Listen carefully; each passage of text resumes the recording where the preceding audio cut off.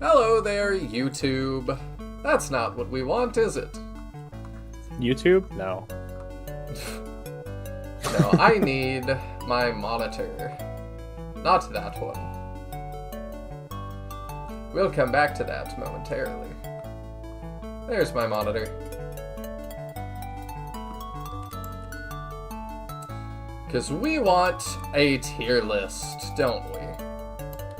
I promised that to you all, and I intend to make good on it.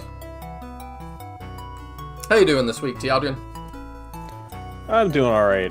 Messed up my shoulder shoveling snow, so I'm taking it easy on that, but otherwise good. I didn't end up having to do that. We are fully out now, though. It was normal roads again today. I hope you all survived the winter storm. Around here, people have called it Dallas. Like Dallas, it's Dalaska. We're supposed to, I've heard, get more snow this weekend, so we're not through it yet. Oh, we're not yet.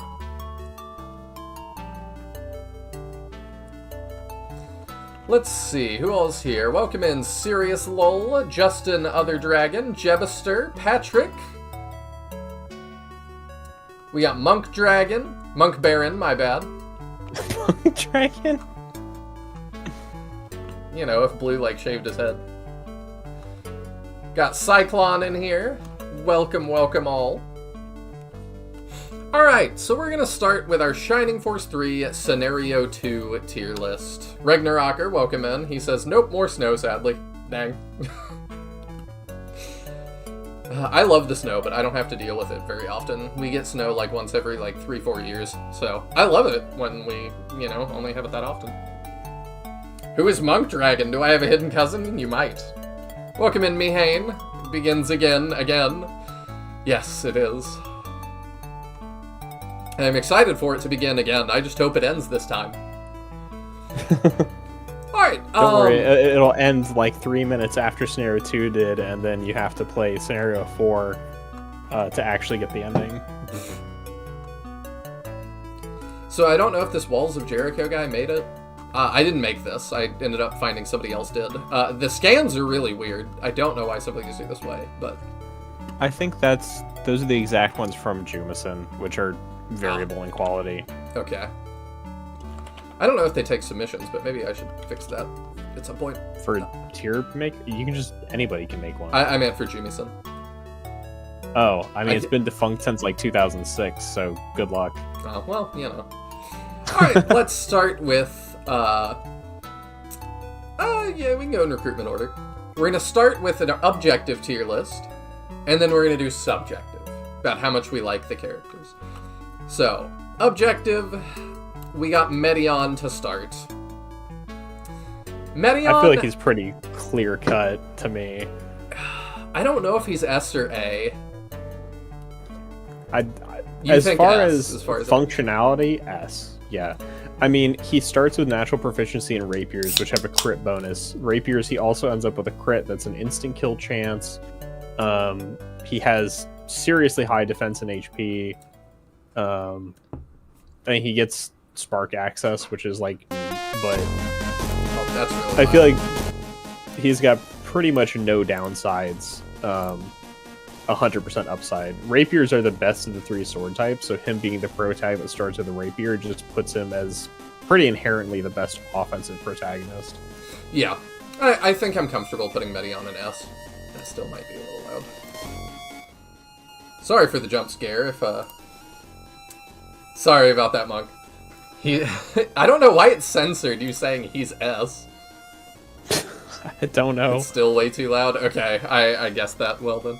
We can just skip this one. If that's gonna be a problem. Because, yeah, that one for some reason seems really loud. Alright, next. Let's just grab Synthesis. Or Synthesis, sure. Synthesis is maybe the best mage we've ever had. She is outstanding. You disagree? I mean, Hedva is also this scenario. Hedva, for me, was not nearly as good. I would argue Hedva's better. Really? Mm-hmm. I didn't feel like she was as good. She does have... We'll get there. If you feel like Hedva's better, because she has more summons... I mean, she's got the option of both, basically. The problem with Synthesis to me is that aside from weapons, which you get some towards the end game, yeah, she's pretty much locked into like AoE damage. And don't get me wrong, regular spells are quite strong. I do think she's S, but I think Hedva is as well, and I think Hedva's better, partially because she gets Zephyrus really, really early, which is a summon with range 3. You know, let's just do Hedva if we're talking about her anyway. Range 3 spells tend to be pretty rare in Shining Force, and I believe Zephyrus is the one of only 2 summons that's 3 range. So she is able to output just insane single target damage compared to most other mages. She then also gets 1 to go, in addition to freeze. But I feel like it's hard to like decide specifically between the 2 of them. I subjectively feel like Hedva's better, but I do agree that the 2 of them are probably the best mages have been in the franchise. Yeah, I definitely think so. And if I remember correctly, I think they're even better than like the mages next scenario, or in the scenario we're starting tonight. I think they're just the best. Period. That doesn't surprise me. They're better than the Scenario 1 ones, I think. And then I thought, you know, we can move on to the next one. I thought Grace was the greatest healer we've ever had, and she may be, but dang does her Yudo come close. He's pretty good. I would even put him above these 2. Let's see, I want to look at his spell list before I commit. Like, the fact that healing scales already makes healers better in SF3, but like, I'm having him attack, just a regular attack, and I'm like, haha, I'm gonna bonk you for 3 damage, and he does like 40, and I'm like, what? Yeah, mages are pretty strong. Well, and also because I believe he was our dedicated Ankh user. He was. And Ankhs are effective against a lot of evil monsters, so he gets weapon effectiveness on a large portion of the enemies we're fighting, which is very useful. It's crazy. And then he gets aura access, and I mean, he's... Oh. Yeah, I feel like we're just gonna end with like everybody in S. the cast of Scenario 2 is just really strong. We are gonna get out of that, I promise. That's true. But not yet, because... Yeah, Campbell. I feel like I would probably put Campbell above the mages, personally. I mean, for my list, I would probably have it look like this. Yeah, I'd say that's fair. Synthesis has a little bit better access. You get to use her more. It's not a... it's about a quarter of the game more. Maybe a third of the game more. Hedva stuck around for a while. But yeah, Campbell... the main thing that Hedva has over a lot of mages earlier in the franchise is when she joined, she has like proper spells to be like on par at that point. That's one of my big problems with Henri and Shining Force 1 is just like, even as early as Chapter 2, starting with just Blaze 1 is really not good enough. Yeah. I don't know. I found myself using Blaze 1 all the way through, though. Like, it's good for just constant I'm not saying it's like... you know, not useful to have, but it's like Tau gets Blaze to it, I think level 3, or like level 3 or 4. Yeah. So it's nice that Hedva joins and she has utility and is outputting similar numbers and spell types to our other mage. Yeah, didn't Campbell kind of fall off pretty hard damage-wise towards the end? I don't think so. We stopped upgrading his weapon for a while and stopped leveling him specifically because he was so strong. Yes. But like as soon as we bought him a new weapon, he was immediately back, like on par. And that's easily. what I was gonna say. Like he did drop off, but we didn't upgrade his weapon for like 1 or 2 tiers. It was a while. And even during that, he still was setting up kills for everybody else and taking tons of damage for them. So, I mean, Campbell was fantastic. He did everything I needed him to do. He was a great Jagan and setting up kills for everybody else. And then the second we bought him a new weapon, he was right back in it. Mm-hmm.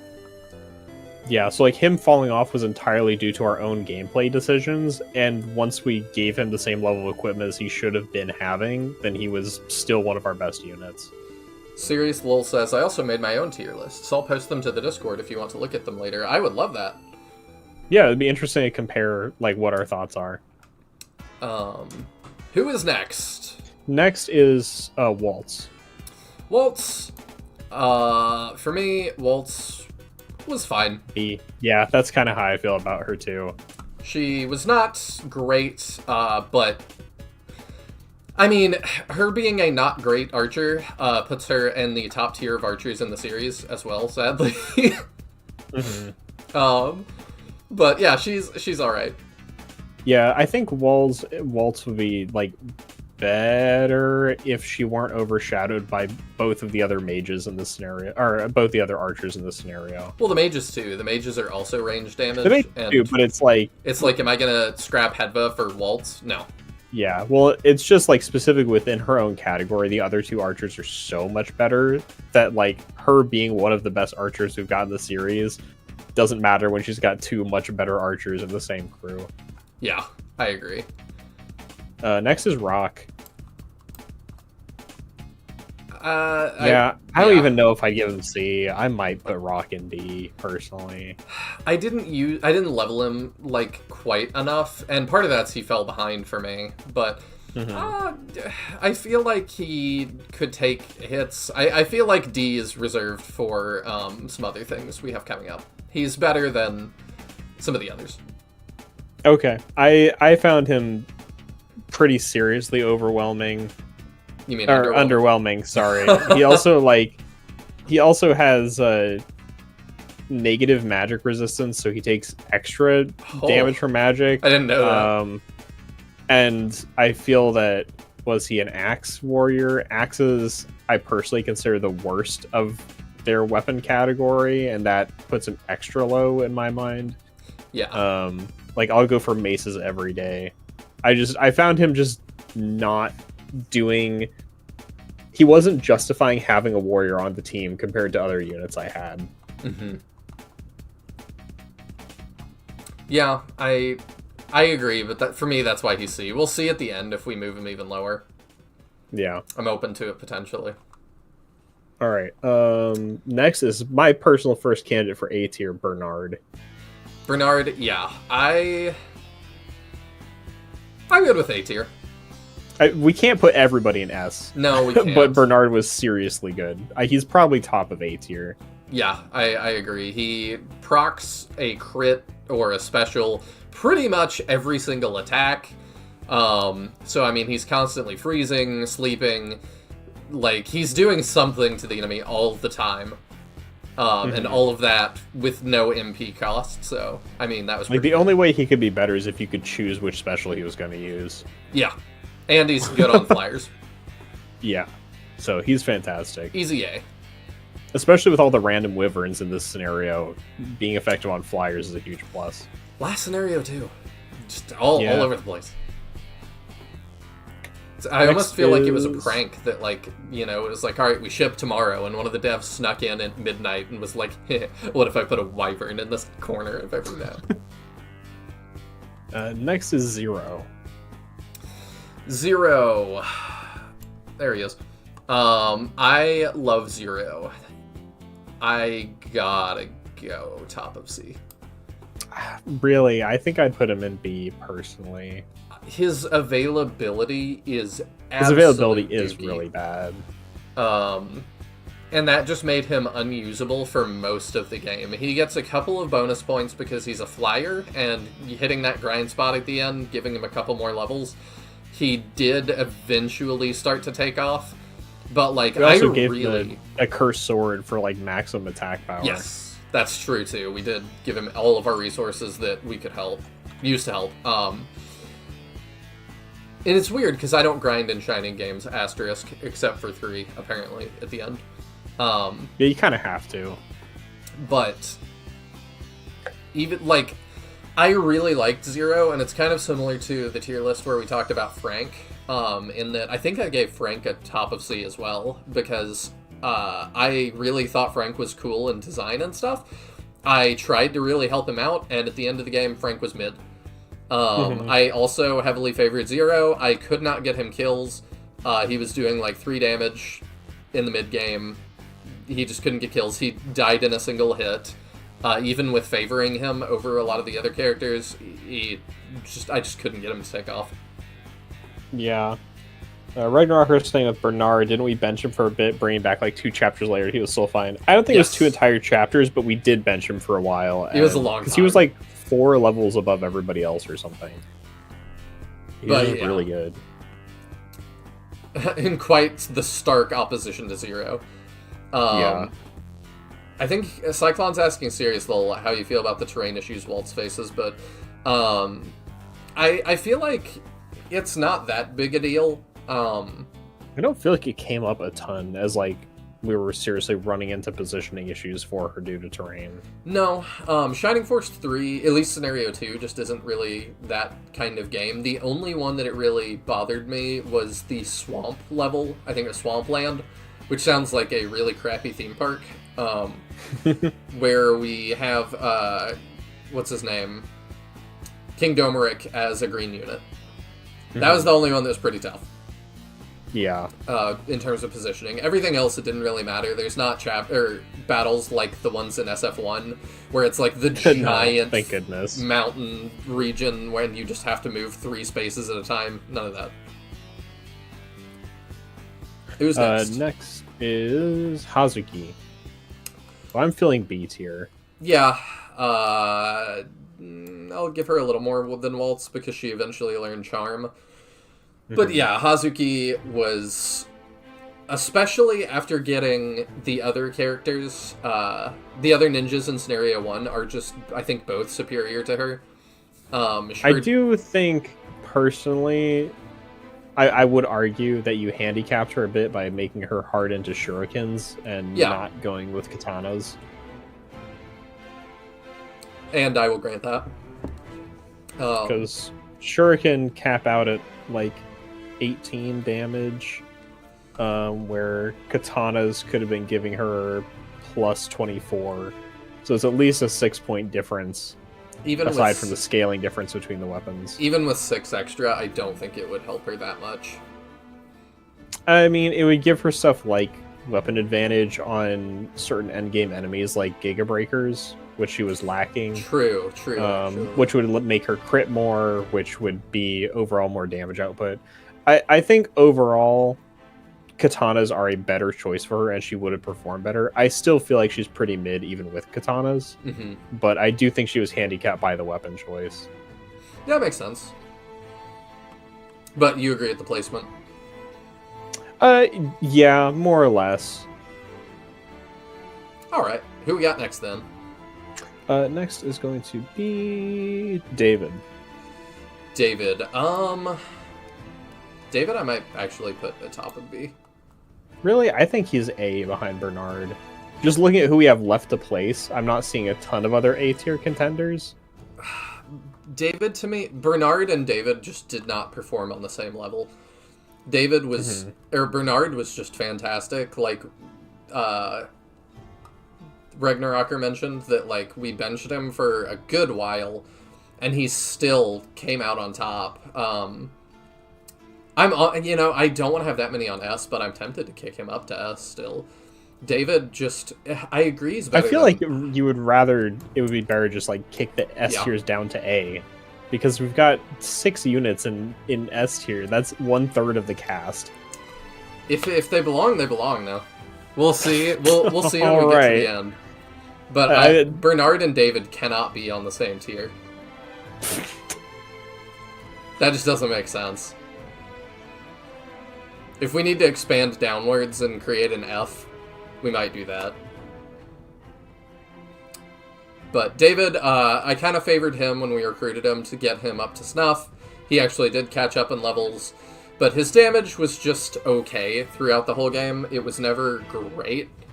Taking hits, it was never great. He could usually survive like a hit. So, I don't know. I think he's better than these two. He outdamaged them and outlived them, but only just. Alright. Who's next? Julian. Julian, I'm putting in didn't really join.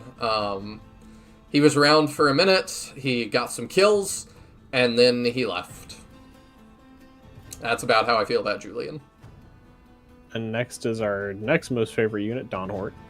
Don Hort's kind of the same thing. Okay, can we put a tier below didn't really join for Don Hort specifically? You want a Don Hort tier? I do. Okay. Part of what makes Don Hort worse than Julian in my mind specifically is the fact that he remains a green unit for the entire time he's on the force. Where Julian at least gives us the decency of we can control him. Yeah. And like make him more of a functional unit. Don Hort not only is not particularly good, but we can't control him. It just makes him a frustration factor for the entire time he's in the force. Yeah, I can't disagree with that. I was really determined to like Don Hort because Taya and you guys were all hating on Don Hort, and then he joined, and I was like, I can either lie to you all, or I can tell you you're right, and he's kind of annoying. And yeah, he's kind of annoying. Yeah. Who we got next? Next is Hera. Hera, I'm pretty comfortable with A. Really? I'm surprised you put her that high. Her support skills, resistance support, are pretty helpful. It's nice to have an off healer. I feel like she's more useful. Like, I was quicker to drop these two than I was her. But man, is she underwhelming. I just remember you complaining about her quite a bit, and I feel like she was on the chopping block a few times and just was never quite the one that you were dropping. On the subjective tier list, she shall be lower than A. She's just really boring. Okay. I won't bring it up too much, but Don Hort is actively a problem on Insane, unless you don't care if he dies. Why would you care if Don Hort dies? Yeah, I'm not exactly sure why I would care. Because even, like, playing, I'm tempted to try, like, I don't know if I could do an Insane Iron Man. That does sound like a miserable experience, but... I mean, we tried Battle 1 of Scenario 1 on Insane, and it was just, like, unplayable. It kind of was, but I'm like, the way that Shining Force 3 works, like, you can't really get soft lock, so it's like, could I beat it? Yeah. Like, if I just bash my head into that wall enough. Right, but in the case of an Iron Man, you would 100% lose it. I would think so. A no-death run. That just sounds horrible. That's even worse than an Iron Man. That's a nobody dies run. Yeah, Don Hort would be a nightmare. Next is Robbie. Robbie, bottom of B. Yeah. That's kind of how I feel about him, too. I love Robbie. I like Robbie. He's neat, but he just isn't very good. No. He's a lot better in my mind than he is in actuality. Next is Arthur. Arthur, I think here. I like how I was like, really, I would put Rock in D, and you're like, oh, you'll see where everybody else goes, and literally everybody has been above Rock since then. Yeah, actually. I was like, you know, I don't think he deserves C, and we just have a totally empty B tier. All right. Like I said, we might spread out here at the end. Next is Garrosh and Jade. Well, we got to talk about Arthur for a second. Oh, okay. Arthur, I think, did okay damage. When I was chucking spears, it wasn't great, but it was okay. And then him having access to very low-level spells is just a nice little cherry on top. It's just a little secret spice. You got thoughts about Arthur? I know he's your favorite. I mean, he's able to get AoEs, which is a plus over his Shining Force 1 incarnation, in addition to the fact that magic is good in scales in this game. He gets significantly better with mithril weapons because mithril night weapons actually have magic scaling. So when he gets mithril weapons, his magic becomes significantly better, although I don't think we were using it much by that point. No. But he does actually get a pretty decent power boost to his magic from mithril weapons. So we might have been a little more impressed by his magic functionality if we used it past that point. That makes sense. But otherwise, no, I feel he's a pretty solid unit. He's kind of in a weird spot where spears are probably the worst weapon type to focus on his proficiency in, but he starts with the most proficiency there. So it's in a weird spot where you can choose to put more effort into another weapon type and ultimately have a better damage cap, or you can give him this ranged utility that he starts with. And probably I should have switched him and then made his ranged utility just be limited to his magic. Yeah, I feel like there are a few characters that fall into that kind of their weapon levels / choosing which weapons to go with can significantly impact how effective they are. That's kind of how I feel about Hazuki between shurikens and katanas. Yeah. Where it can have a pretty decent impact on the usefulness of the character, and Arthur's definitely a character I feel impacted by that. Yeah, I would agree with that. Not that he was bad, but it is when he's using spears at Mithril tier, he's locked to C magic scaling on 2 of 3 Mithril spears, which is it's less than ideal. Yes. I think if I remember correctly,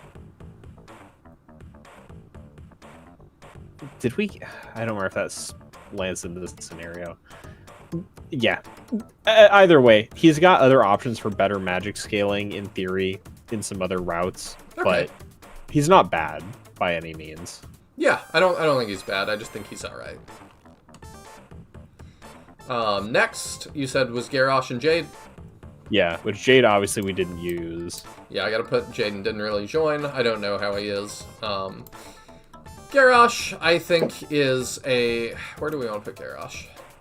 I would put Garrosh above David, personally. I think I would, too. Because, he and Bernard were kind of 2 sides of the same coin. I do think he's worse than Bernard, though. Yes. He's definitely worse than Bernard, but he was still, putting up serious damage numbers in the end game. I'm thinking we can spread out a little bit. We could do that real quick. I'm thinking, yeah, okay, we can drop Rock down to D. Really, I just think we move every tier down and then bring the mages and Bernard down to A. Yeah, that's kind of what I'm feeling, actually, exactly. Jade and D for dead, yeah. Oh. Yeah, I'm okay with that. I feel like that's a decent spread and more or less accurate. I'm happy with that. Yeah, I feel like there's some flexibility within tiers depending on people's builds, and there's one or two characters that could bump around because I feel like Katana Hazuki probably ends up in low B tier. Yeah, that makes sense to me. It's not a huge jump. My David I would have put lower with how he functioned for me because my David was trash. Yeah, I feel like Lance Arthur could maybe be higher tier B. Yeah, Lance or Halberd Arthur could be higher, but having spears gave him some utility as well, and so who knows, All right, next, I think it's the Penguin. Yeah, Penko's next. Yeah. Penko was, I memed Pen pretty high, but Penko was absolutely awful. Having access to the Orb of Elbasum for Pen makes him just objectively better. He gets access to an AoE that he can use infinitely that doesn't do a ton of damage, but man, does it make it easier to level him and pick up kills. Penko, it is a nightmare. So that just sucks. Penko, to me, was not even fun to use. Yeah, Penko's real bad. And then that leads... Pappets. Yes. Pappets... I find Pappets hard to rank. You have him for, like, 2 battles. Yeah. Plus the grind spot, and then a lot of his, like, functionality is based around the whole monster capturing mechanic. He's kind of mainly a defensive unit aside from that, so he's in a weird spot where most Shining Force characters you can rank pretty easily by, like, their spell list and their attack damage. Pappets' utility is, like, entirely different. I kind of am feeling Pappets around mid-B because his availability is terrible, so I can't put him any higher for sure. He does okay damage. He has decent survivability. If you get that Love Whip, which we did, he can buff other characters, which is great. Super useful. And then the most useful thing, I think the probably biggest boon, is the monster capturing thing, in that if you missed characters, he can, like, shore up your forces and, like, double the size of your force. Which is just... Nobody else can do that. Right. So, just for in that the history utility, of the series. Yeah. Just for that utility, I think he's gotta be mid-B. Yeah, I can see that. I find him hard to rank, but mid-B I'm happy with. I don't have any arguments with it. He, like, floats somewhere between, like, low A and high C, so right in the middle of B is the average of that. I appreciate it. I'm glad y'all are liking my taste in music with the Sonic Spinball and Telia stuff. I'm surprised you didn't comment. Kid Chameleon was in there. I can't hear your music. Ah, dang. Discord foils me again. Alright, so this is the objective tier list we were going off of. Now it's time for the subjective. So, let me pull everybody down here. Can I do that? No, I can't do that. Reset. No, I don't want ads right now. Okay. Oh, it's gonna make me do this again. Add a row below. We'll throw in... I guess I can't call it missed. Didn't. Join. Really. And then, yeah, I'll throw in one more for Dawn Hort, because, surprise, surprise, in the subjective, there's still going to be a Dawn Hort here. Yep, this is Phantasy Star 2. Alright. Subjective tier list. Medion. I'm feeling...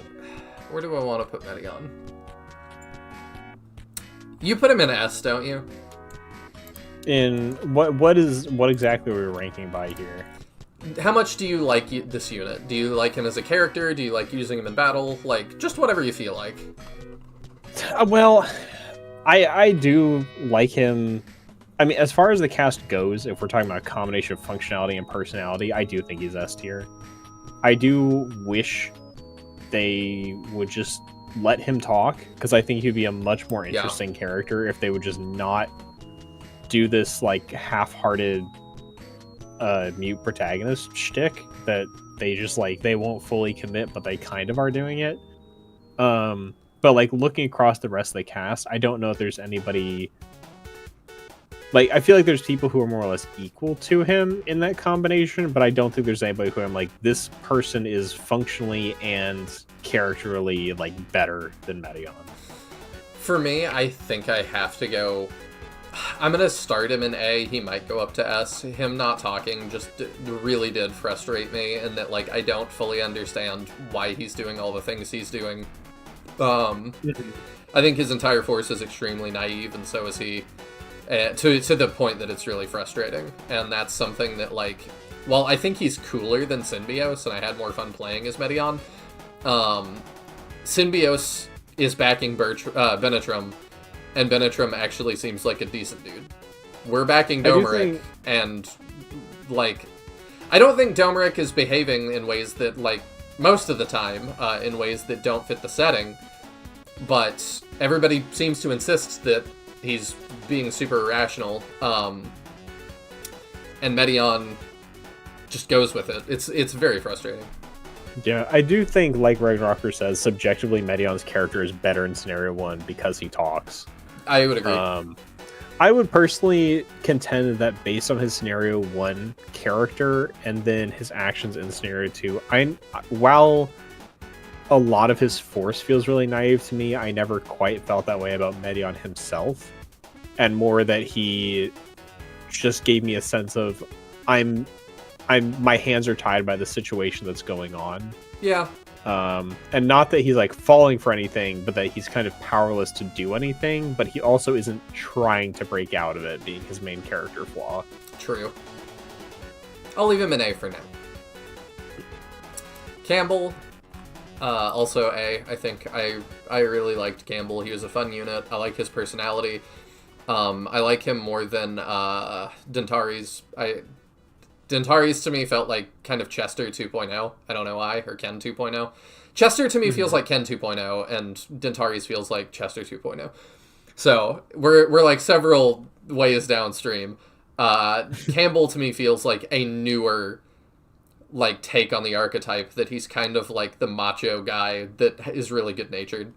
Is that the end of my I think it's probably partially due to the appearance, but to some degree, Campbell feels like a spiritual successor to me of Varios, who obviously we never have in combat, but he gives me that feeling of like a Varios type character, and the physical resemblance doesn't hurt. I actually totally agree.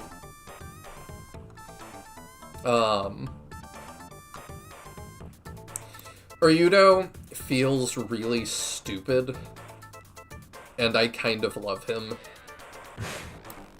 He was one of my favorites. He's very low-coded. Yeah, but low is like, I'll keep you healed, and then he's terrible. Ryudo is like, I've got you, and then he can res you from certain death. Yeah. And Synthesis, I actually really liked her too. These two as a duo, I thought were great. Yeah, they're kind of the heart of Medion's squad. They are. They're goofballs, they get themselves into trouble, and I love them. Go ahead and take care of that.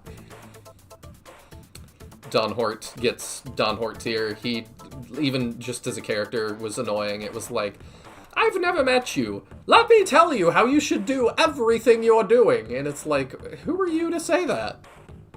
Mm-hmm. Like, I don't know. It just frustrating. It felt like it was like, okay, here is, it feels like we're setting you up for Julian's Peter. A little bit. Mm-hmm. That it's like, I'm going to talk, and you're gonna listen.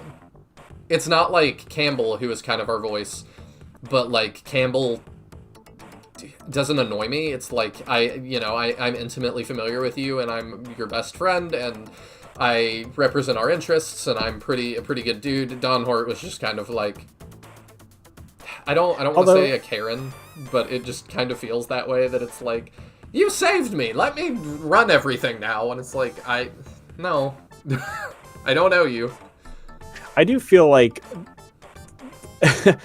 while Campbell spoke for us a lot of times, to me it almost feels like Synthesis and Ryudo are our voice, and then Campbell and Grantak are two dads who are telling us what's actually happening and is going to order for us at McDonald's.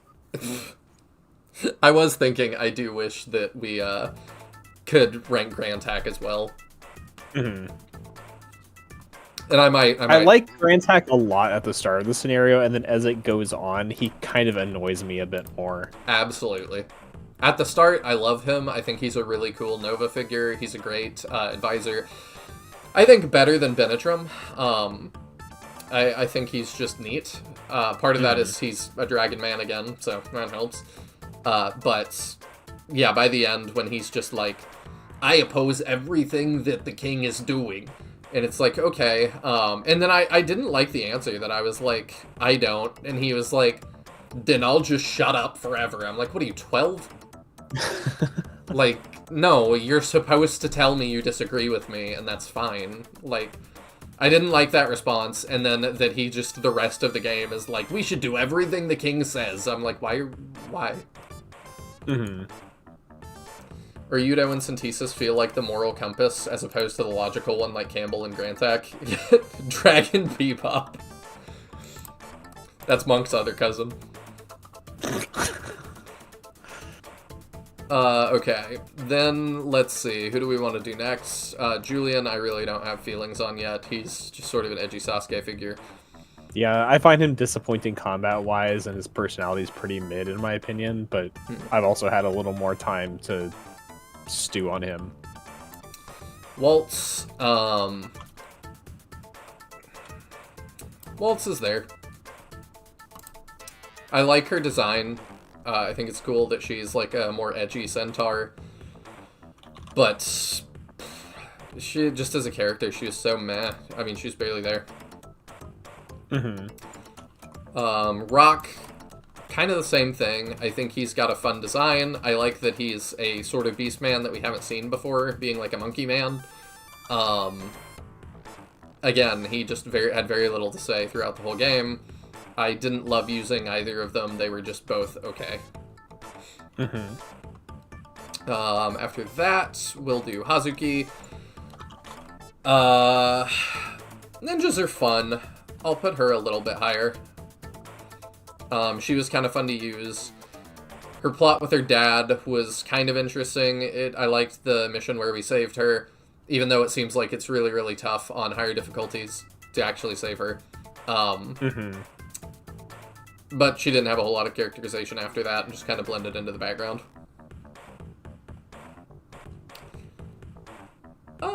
Who should we do next?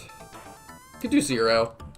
I really love Zero, actually. He is one of my favorite Birdmen.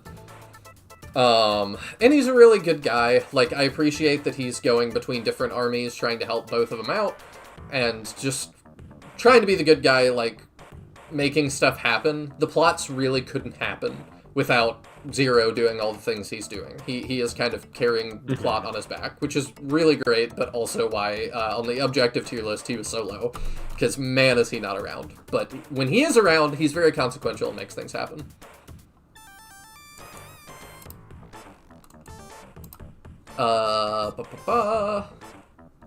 Do David and Hedva.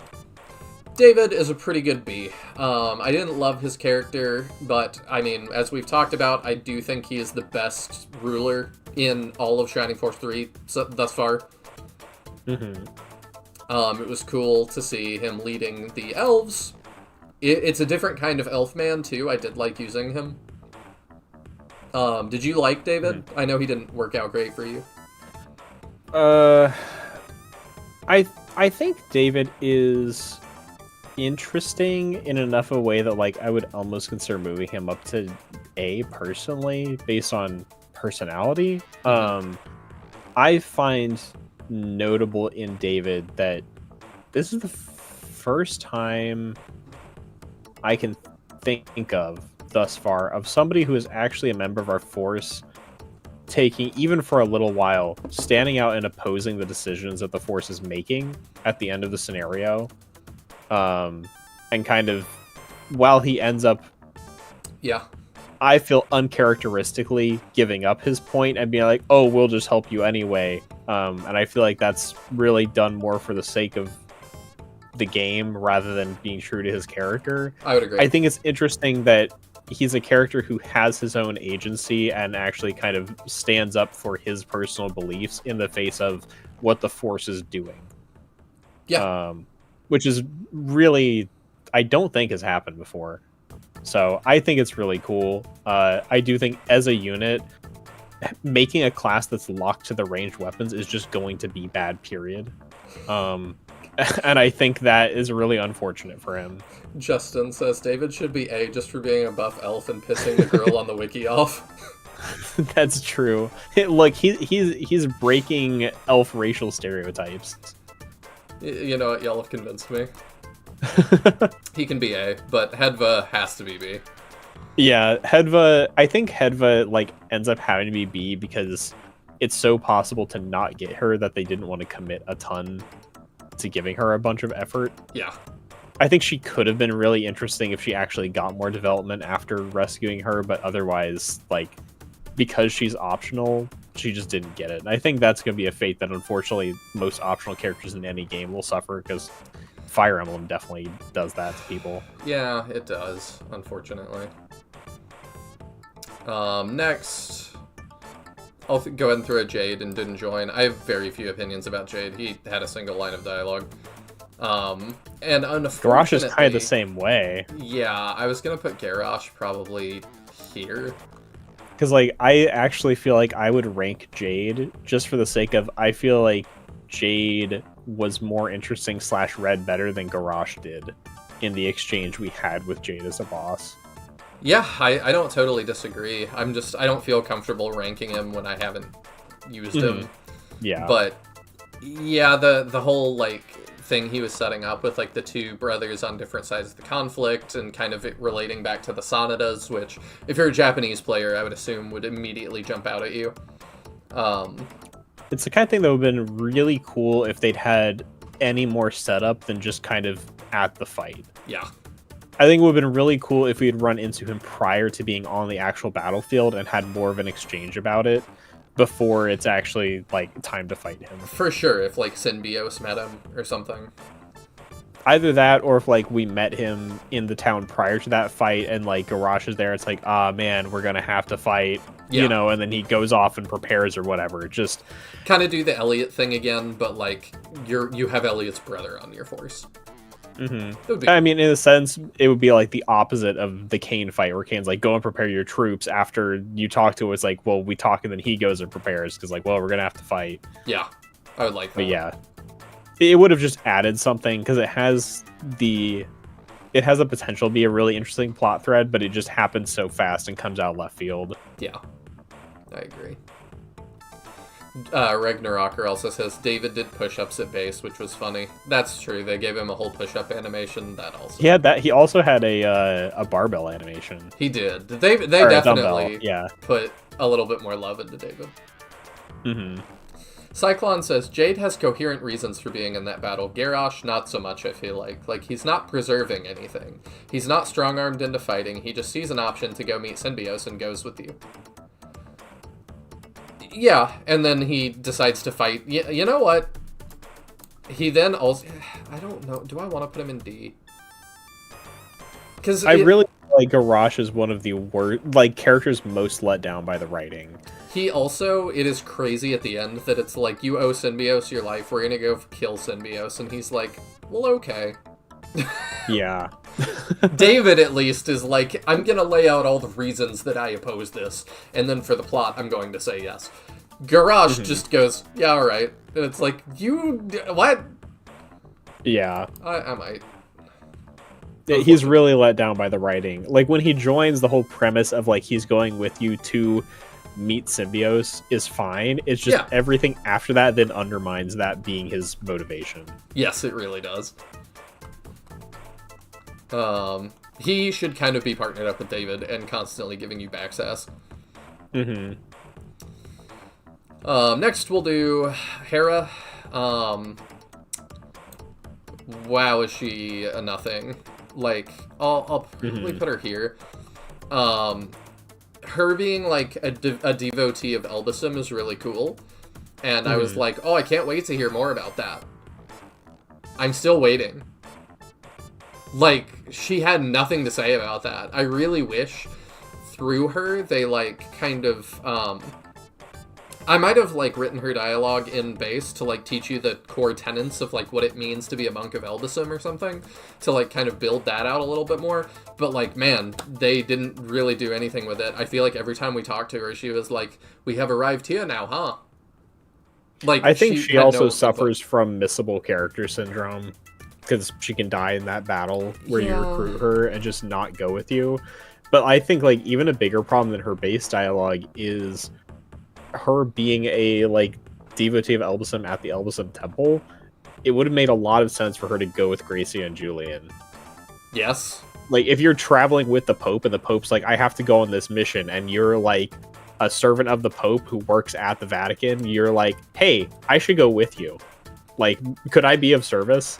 Just like, even if they'd given her at least like a throwaway line where she speaks up and asks about going or something, and then they're like, no, blah blah blah, like they need you more. Yeah, it would have been something. But it feels like he goes off on this mission, and it would have made a lot of sense for her to volunteer to go along too. Ragnarocker says, dude, imagine if there was an ending difference depending on if you had Jade or Garrosh. Jade wanting to kill Synbios because he thinks Synbios killed Garrosh versus Garrosh maybe leaving to warn Synbios. Yeah. Could have been neat. Unless Jade knows Synbios hadn't killed Garrosh at that point. Yeah, but people are not good at talking to each other in this game. Yeah, and even then, like, the plot point of, like, you didn't kill him, but you didn't, like, you should have saved him has been done plenty of times. And, like, that could have worked anyway, where it's like, I'm still mad that, like, you could have saved him and you didn't. Which is factually true, because you can do it in the game or not. Yeah. To jump back though, yes. If I'd also wish she had like a line about that, and it's frustrating that she doesn't. I want to like her and Khan. They're both very interesting characters with very interesting premises, and then they just really don't have anything after that premise. So it's the kind of thing where I'm sure her like world book entry is super interesting and gives you a lot of insight, but in game she's got nothing. I almost feel like after Shining Force 2, they were like, okay, so the monks stole the show. Let's not do that again. And now it's the priests that steal the show, and the monks. I mean, at least Khan was tied into the plot more and was a recurring character with speaking roles. Yeah. But to me, also, Khan just feels like Julian Light so far. Next, Arthur. It's my boy from Shining Force 1. He's not even one of my favorite... It's hard not to. He's not even one of my favorite Shining Force 1 characters, but I don't care. He's one of the Shining Force 1 characters. And I get to wear nostalgia goggles if I want to. And I know what you're thinking. It's not the same character. They just look the same and have the same name and have the same backstory and are from the same place. I don't care.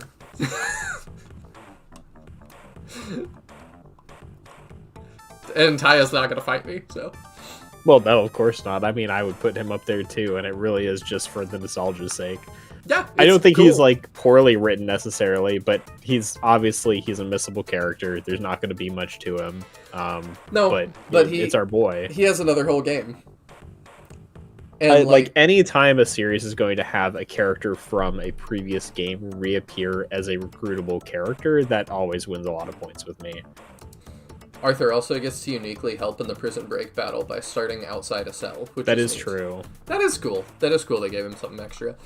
But yeah, like the nostalgia helps, and to me, it's just like a very cool nugget to tie this into Shining Force 1. It makes the whole universe feel more connected to me, and all of that is thanks to Arthur being here. So, S. Robbie. I like robots, man. What can I say?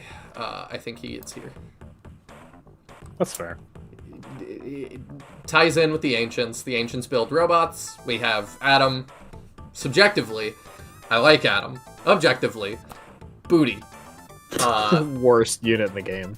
Yeah, absolutely. Then we get, who's the one in 2?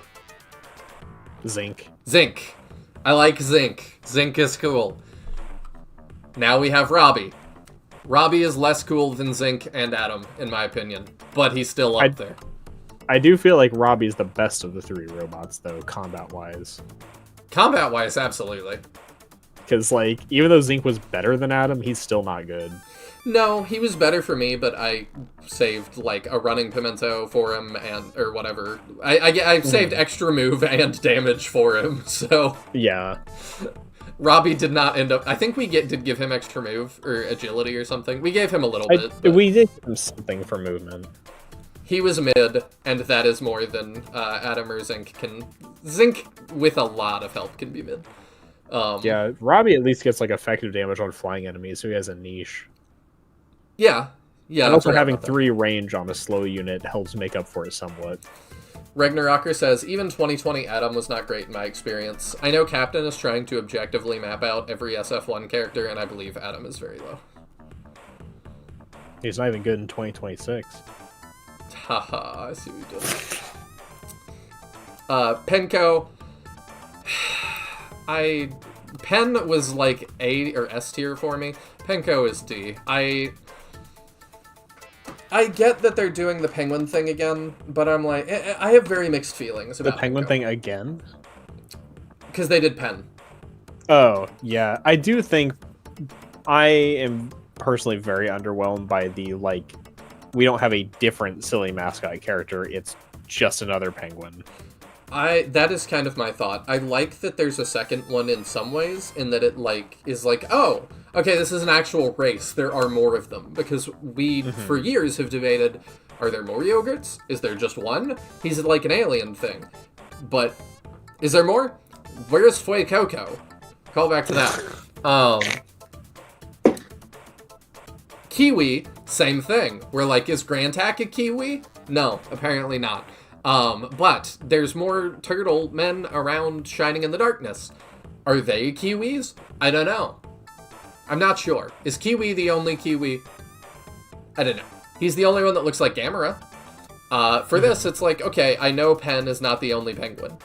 But I still have more questions. They technically aren't penguins, right? It always says they resemble a penguin. Yeah. They're Whatever. like, I think their race is penguin ? But also, yes, I am frustrated that it's like, oh, you did the same thing again, but like, she's worse in every single way. Yeah, I think it wouldn't be as bad if it wasn't so much effort to get each of them. Like, just like it's a 3 or 4 step process to get these terrible units, and it's just the same thing.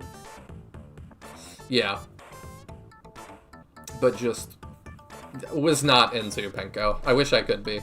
I love the joke characters. Out of Yogurt, Kiwi, Pen, Penko is so far is the worst one.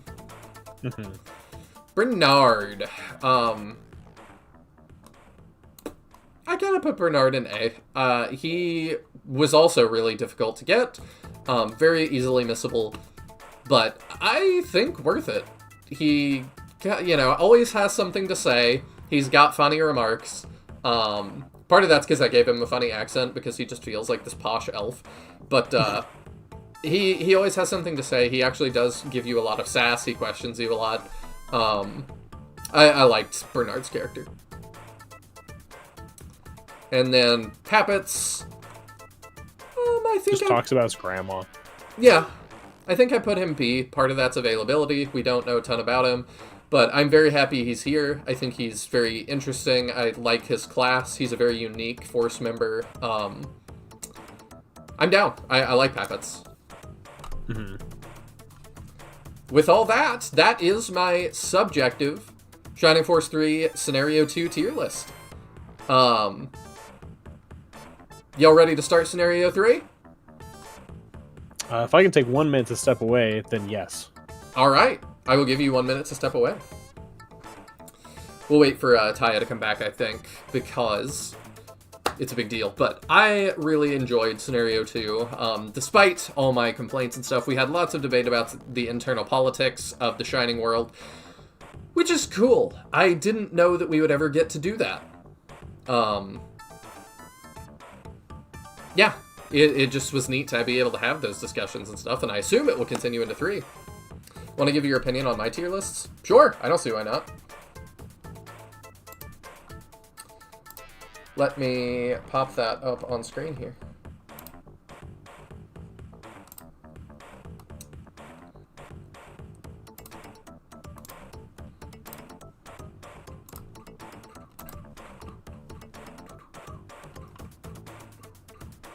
Oh, I like that Captain says I disagree already, but not enough to make my own. Alright, let me swap the music to here. What do we want? I feel like if I leave Hydrocity Zone playing, I'm going to get dinged in some way, so I'm not going to do that, but... Yeah, we'll take a look at Serious Lul's tier list. Yogurt needs to repopulate his planet. Hello, Shining Force World. Yes, he very much does. Alright, so this is viewer Serious Lul's tier list. So for Scenario 1, man, Noon just did not perform that highly for me. But agree on these two. Grace... I'm glad we agree that Grace is, like, the greatest healer that we've seen in the series up to that point.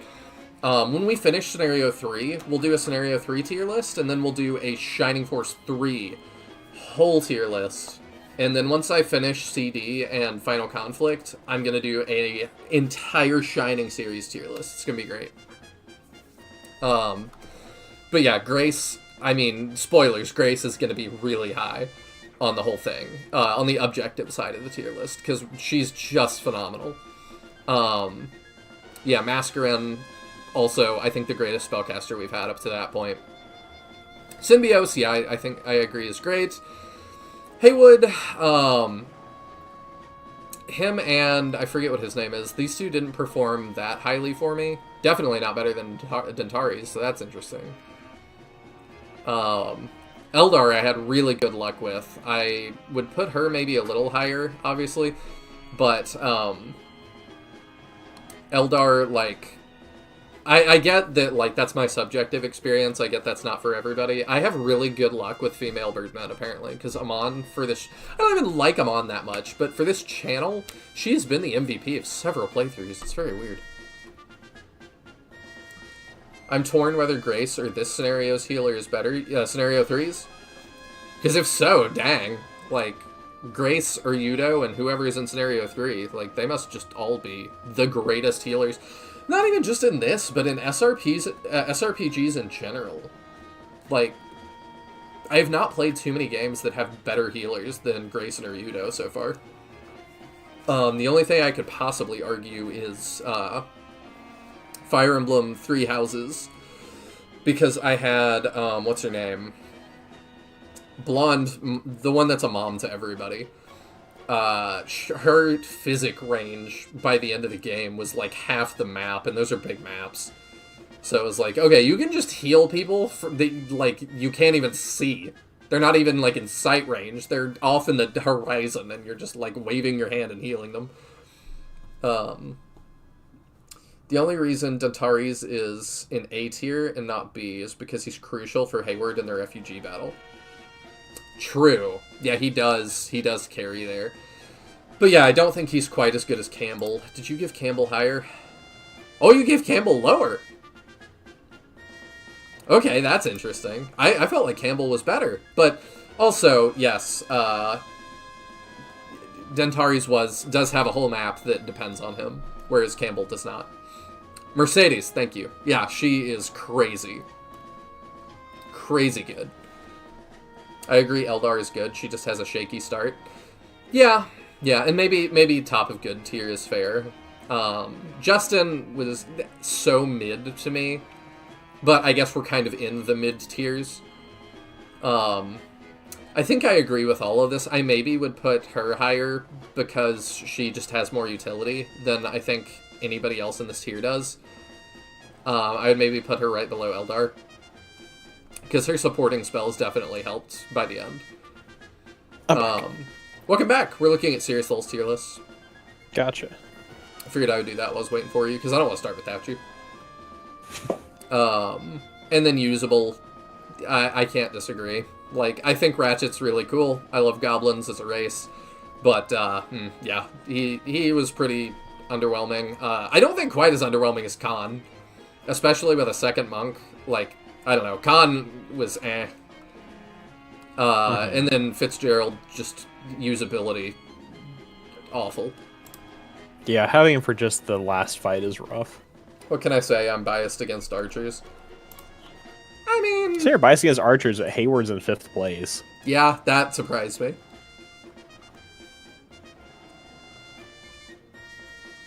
But then Scenario 2... Really, Hedva at the very top. I get she's like, good, dude. She is, but like, to me, Yudo just is crazy, and it might just be I'm biased because I'm not used to healers being this good.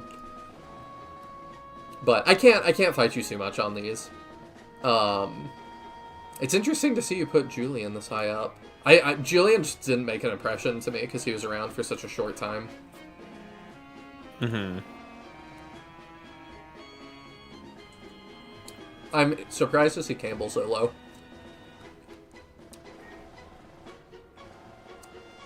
And then I can see usable. It makes me sad that Jade is all the way down here. I know you've played the game like a billion times. So, the fact that Garrosh is up here and Jade's down here, I'm like, oh, it just gets worse, huh?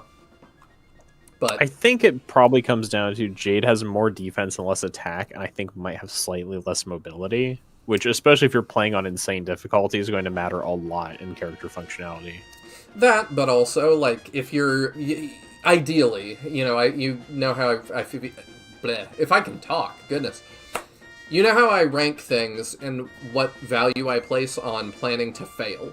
If your archer has high defense and low attack, you are planning to fail. Your archer should be a glass cannon, and ideally, they should never be getting hit. So... Yeah. Julian catches up super well when you promote him. I just didn't even feel like I had time with him. That's true. I don't think we even promoted him. We did. Oh, did we? Okay. Yeah, he's Julian the White now. Gotcha. But yeah, Don Hort, 0. They just don't feel the most like Julian. They're just kind of there, gone. And then, yeah, Penko. You gave Pen and Penko their owns here. I still think Pen is a higher tier than Penko, but... Alright. Although, to some degree, I think that's less an aspect of Pen and more the respect of having the Albusum Orb. Yes. Because I feel like if Pen were in Scenario 2, he'd be just as bad, more or less. I feel like we get Pen earlier, too, though. And I might be wrong, but it felt like it. And Sirius Soul says, Jade and Garrosh just overlap so much with Bernard and Robbie that they become redundant. I can see that. Yeah, I can definitely see that. But... Because Garrosh is kind of Diet Bernard, and then Jade is kind of Diet Robbie, because Robbie's also a defensive archer. In my subjective list, I probably, in my replay, will put Jade higher, because he's the only brass gunner. And so that at least gives him something, because Scenario 1 also doesn't have a brass gunner. It is a shame we missed out on a unique class by saving Garrosh at the very start of Scenario 1. Yeah, I wouldn't have done it differently for my first playthrough, but also, yes. Cyclone says Pen does join earlier. I'd have to check how much, but just you saying I'm right is enough. Yeah. Unfortunately, it doesn't, like, fix his functionality. No, unfortunately not. But, are we ready? I think so, as long as you'll screen share with me. I sure will. Thank you again so much, Seriously, for sharing that. I greatly appreciate it. And if any of you would like to make tier lists, we can discuss them in the Discord. I am always down for that. But it is finally that time. Let me share screens with you here.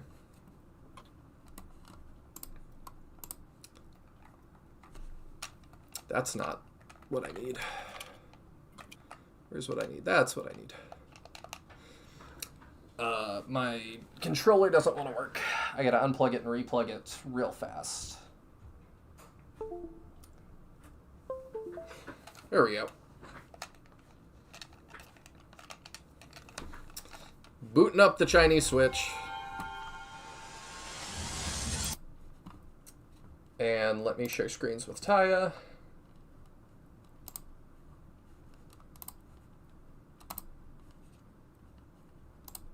There we go. Hopefully it works without me. Nope. Nope, I gotta restart Discord. Yep. Okay, wait. What if I do this?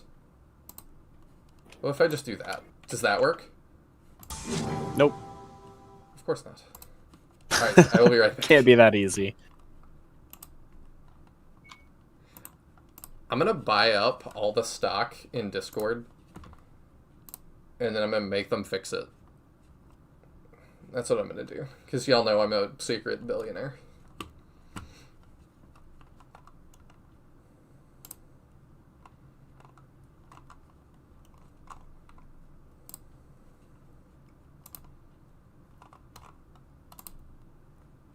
There we go. Alright, we good? Yes. Sweet. Alright. I'm also going to shamelessly promote for 2 seconds. I've been working very hard this week during the snowstorm on a new song with my band, and it will be out hopefully this weekend. I have to finish mixing and mastering, but I'm very excited about it. Here we go. I haven't watched the intro to this yet, so I am excited. This is all new to me.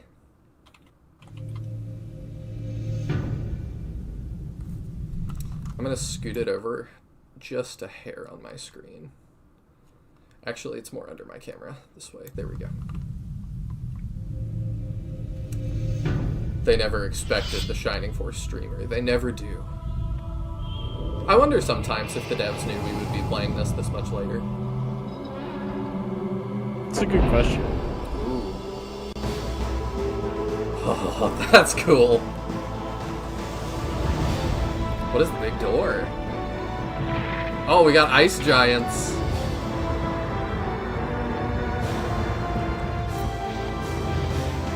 What is that run cycle?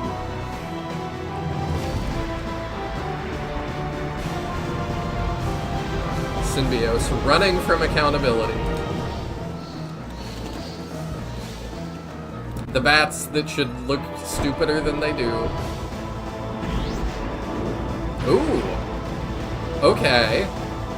It's very Lord of the Ringsy. Not sure who those two are. Maybe that was supposed to be Synthesis and Masquerade. I believe so.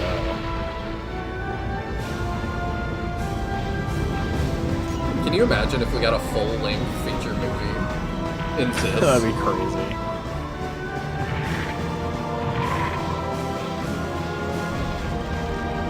Dang, ice giants are going to be a big part of this, huh? Oh, there's a mushroom in here. There is. Shining Force 3, Scenario 3, Volzome Rising. Other translation, screw you if you didn't pick up the other 2 games.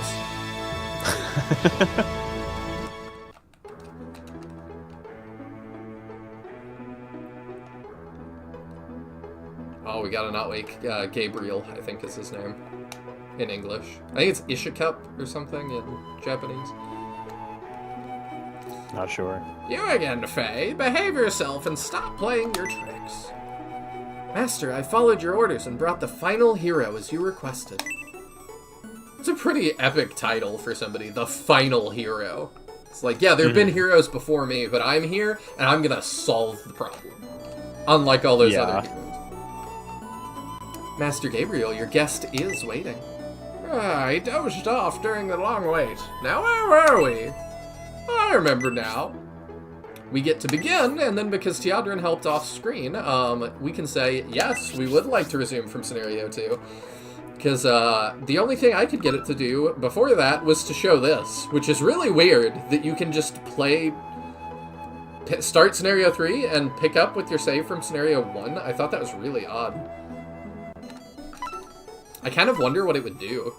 Like, I guess it would count like the It would keep your decisions from Scenario 1, but as if you'd never had a, like, didn't have save data for the Scenario 2 choices. Yeah, it's just kind of weird.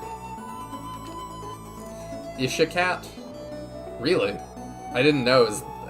How weird. But what if final hero means humanity gets killed under your watch, so there are no more heroes? I am built different. How dare you? Wait, are you telling me that, like, this is a prequel to the No More Heroes franchise? Maybe it is. The plot thickens. Then Phantasy Star comes after that. It's been quite a while, so I sent Faye for you. At last, you've returned. I knew you would make it back. Master is so impatient. Things are not developing as expected. That's why I'm a little anxious. I love that she says he's impatient is like the time wizard.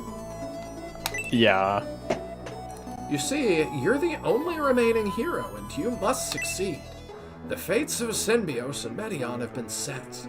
Now we depend on you to return us to our proper destiny. Master Gabriel used his great powers to alter time. Now Julian is the only one who can save the world. However, my control over time is limited. I can grant you enough time to drive your fate onto the right track and stop what does that say? The invasion of evil. It's time for you to go now. Fare thee well, Julian. Albusum speed. You are our last hope, Obi-Wan Kenobi. The future of the world depends on you.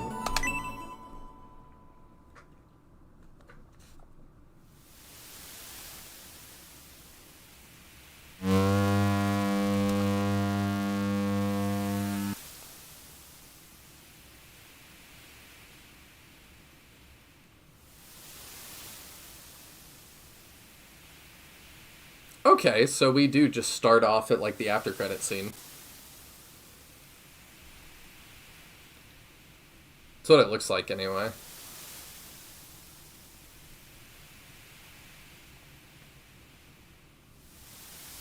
Captain Domino? Who could have predicted Prince Medion would become such a great leader? Who should Kate be?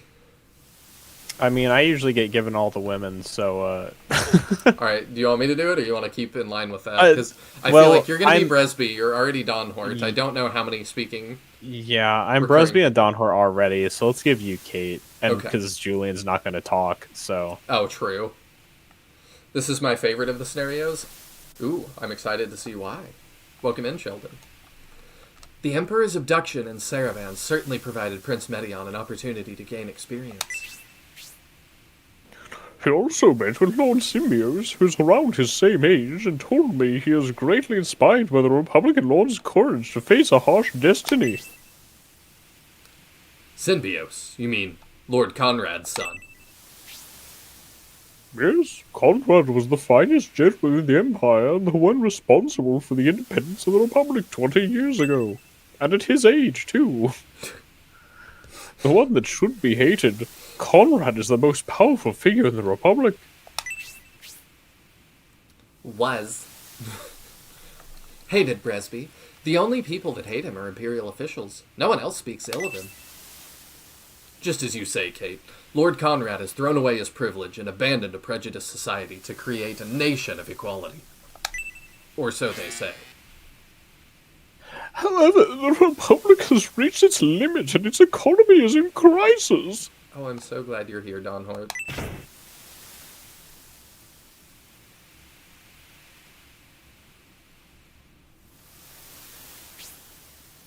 How did that happen? Was it the drought and resulting poor harvest that caused the economic crisis and civil war? That's part of it. However, the actions of government officials were what really sparked the war.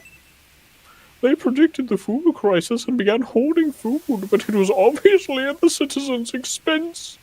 Who began hoarding food? Because we sure didn't find it. I think that the implication's probably Tybalt. Maybe? Based on his, like, section being the one that fell, but I don't know. I know somebody was mentioned as hoarding food. I just don't remember who. They told us it might have been somebody we killed. They told us it was Benetrim. That, like, Lord Triscuits thought that Benetrim was doing it, and so did, what's his name? But I do think there was one Republican who actually was. Okay. I don't remember who. The Lowell might remember. I could be entirely off my rocker, but I thought there was one that actually was. I don't know. Definitively. I just remember, I think several of them accused Benetrim of doing that, and we know... Yeah, there were definitely accusations going around. I can see both sides. I was surprised to learn a discontented Republican general joined the Empire. He's just talking about Tybalt. Okay. So Tybalt was at fault there. Dang. Tybalt was responsible for a lot of our woes, huh? I mean, it's his mismanagement of his, like, domain that caused the entire conflict that led to the peace conference that led to everything, basically. At the beginning of Scenario 1, I said he reminded me of Elrond. I take that back. So there. Because the revolt in Barond happened because of that. Ah, okay. Mm-hmm. You must be talking about General Edmund, who aided General Garzel in his plan to trap and murder the Republican King Benetrim. You know, if you didn't play Scenario 1. If a loyal general such as Edmund could have grown a seed of discontent in his heart, I can only assume he was tricked by a cunning individual. It must have been a trap conceived by Cruirt and his associates. After all, he called the flagship a pile of trash, so he certainly can't see true substance. It is said one can gain information about a general by investigating his subordinates. The true intentions of General Cruirt and his commander have been revealed. It's Prince Arrogant, isn't it? He certainly is overambitious. General Cruirt made a pact with the Bolzome sect and was very likely involved in the Emperor's abduction. However, there's nothing we can do now. It's still the same old empire. It hasn't changed since the old days. Criminals get away with bribery. Even with all its problems, the Republic is still better than the Empire. Excuse me, Don Hort. You sound as if you're coming to pick a fight with the Imperials. We are here to help them.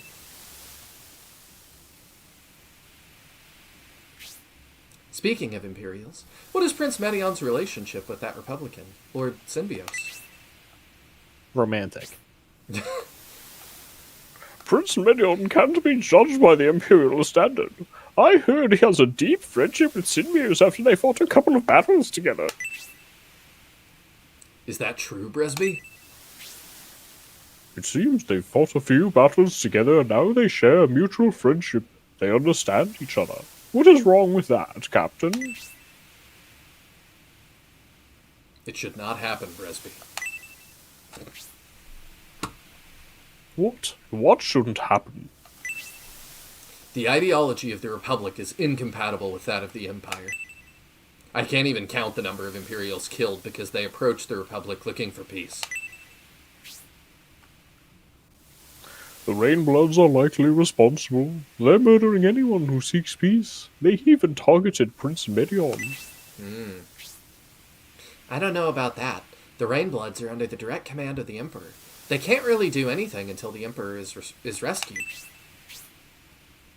Not so! The Rainbloods are still active. Actually, we just fought against them in Elbasim. Is that true, Don Holt? That couldn't have happened. Absolutely not. Are you saying I'm lying? Ask Julian and Gracia. They can verify the events. I know you have a lot of faith in the Empire, but ask the edgy guy who throws himself off of high surfaces and the child.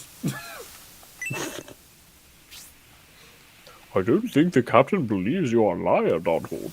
If what you say is true, that means they are being directed by the Emperor even while he is captive. Or he just gave them a directive before he was captive. That's like, if I'm ever not around and you don't know what to do, follow plan XYZ. I feel like that blow would up Elbasan Temple. Yeah, I feel like that would be more logical. Mm-hmm. That also means Emperor Domeric is still reigning supreme. I really think that's a large leap in logic. Yeah, it is a bit of an assumption. It seems you are having an important discussion. Okay, I can't remember who was him, but if you want to take it, that's fine. Yeah, I was Gracia. Okay. Given he had 2 lines before. Gracia, I hope we didn't wake you. I awoke rested. I believe I'm fully recovered from my ordeal in Elbasan. I've been watching the sea from the window, and I wanted to get some fresh air. Speaking of that, Gracia, you were born on Elbasan Island. You must have enjoyed the sea during your childhood. That is a harmful racial stereotype. No, he actually does say that. I didn't enjoy much during my childhood. I was born in my father's late years. My mother fell ill, never to recover. They were both gone before I was old enough to understand, so I barely felt parental love. Wow, you were born on an island. You must have enjoyed the beach when you were younger. Both my parents are dead. Okay. I barely felt parental love. Like, you clearly have not, stewed over this at all. The monk who remained after my parents passed obeyed my father's last words and administered harsh training throughout my youth. During those times, the sea was the only thing that comforted me. So yes, one might say I did enjoy the sea. I can understand, Gracia. You've had a rough childhood. I could never have endured that. Ah, another orphan, Ragnarok says. At times, I have cursed my destiny. However, after hearing Julian's life story, I have reconsidered. Julian is from a faraway nation called Enric. He lost his father at a very young age, murdered by a vandal. After losing his father, Julian followed in his footsteps and became a mercenary. Julian set out with his father's friend, who became his guardian. Eventually, even his guardian was lost to battle. Ooh, I wonder who that was. I don't know. I don't know if there is any more information than that. Vandals only appear in ancient times. When I heard that he was seeking revenge against a vandal, I honestly doubted his sanity. Ancient tales. Oh, tales, sorry. Which is even crazier. I'm so done with everybody being like, that's not a real thing. And I'm like, I know what's going to happen. You're going to, like, have two sentences that it's like, no, it's real. And Bresby's going to be like, oh, how could anyone doubt that it was ever fake? Yeah. Sheldon says you voiced Gracia like Dragon Ball Z Bridge Dende. I'm glad. I actually was kind of aiming for that, so that makes me really happy that you felt that. Okay, there is an NPC in Holy Ark who's his guardian, apparently. Really? I don't know that I caught that. I didn't either. I'm gonna have to look that up. I don't remember a lot of the like random NPC dialogue too clearly, so it's very easy to have read over that, I'm sure. Yeah, thank you guys for throwing that in. Don't blame yourself, Sir Bresby. Many have dismissed vandals as fantasy and denied their existence. That's very true. Actually, even the existence of innovators is, please forgive me, denied among many. Sadly, innovators such as myself have disappeared from this world. I'm an original, an OG, you might say. Everybody else is just a copy. The Bullzome sect seeks to revive the Vandal Bullzome and the 1,000-Year Kingdom. This event is... What's wrong, Gracia?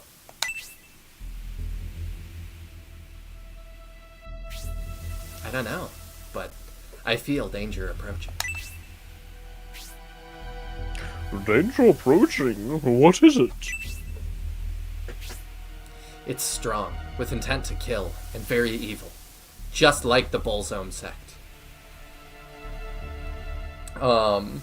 Sirius Soul says, Alan talks about how he'll take care of Julian to honor his partner. Interesting. Okay, cool. Actually, I just realized I wrote characters that you only get real information about from a separate character, so I can't complain. Oh, I see. Why not have Julian say this? Yeah, I mean, it happens. Why not have Julian say this? Because he doesn't have a voice in this, I'm sure. Yeah. Are they planning to ambush the flagship on our way to protect Estonia? Also, I dislike that it's called the flagship. It's supposed to be a flagship, and you're supposed to name it something. I shouldn't have to explain this to a captain. We sailed abruptly, so we don't have many soldiers aboard. What should we do, Bresby? Well, we did receive a few soldiers from Prince Medion, the Julian force, and you, Kate, and you, Captain. He suddenly gains a portrait. That would be crazy. That would be like such a random fake out, just playing on your meta knowledge. What about me? Are you going to stand idle while we're under attack? Attack! Attack! I'm struggling with the Dawnhort voice tonight. Part of it is like I'm trying to keep Bresby and Dawnhort separate, but they're very kind of similar sounding the way I do them, I feel like. So I'm like pushing the Dawnhort voice, and it's hard. Yeah, do you want to respond to Cyclone?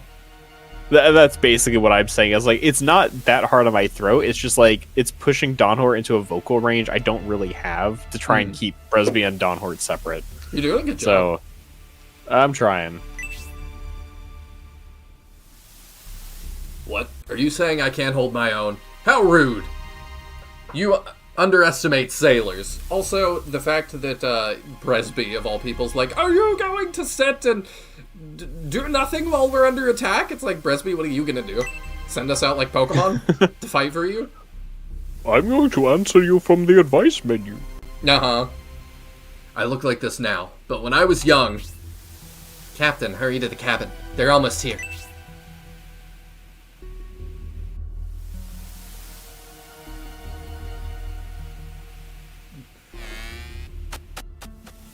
I knew he'd walk away. Julian, we have to call our leader. He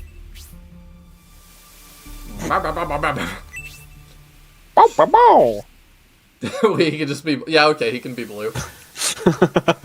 Watch out, they're here. Starting on a boat map. Mm-hmm. Bold. And they knew they had to do one eventually, so they're just getting out of the way at the start. So this is the flagship, the Imperial vessel which escaped the Balsam invasion. Stupid. If you would have kept running, you might have lived.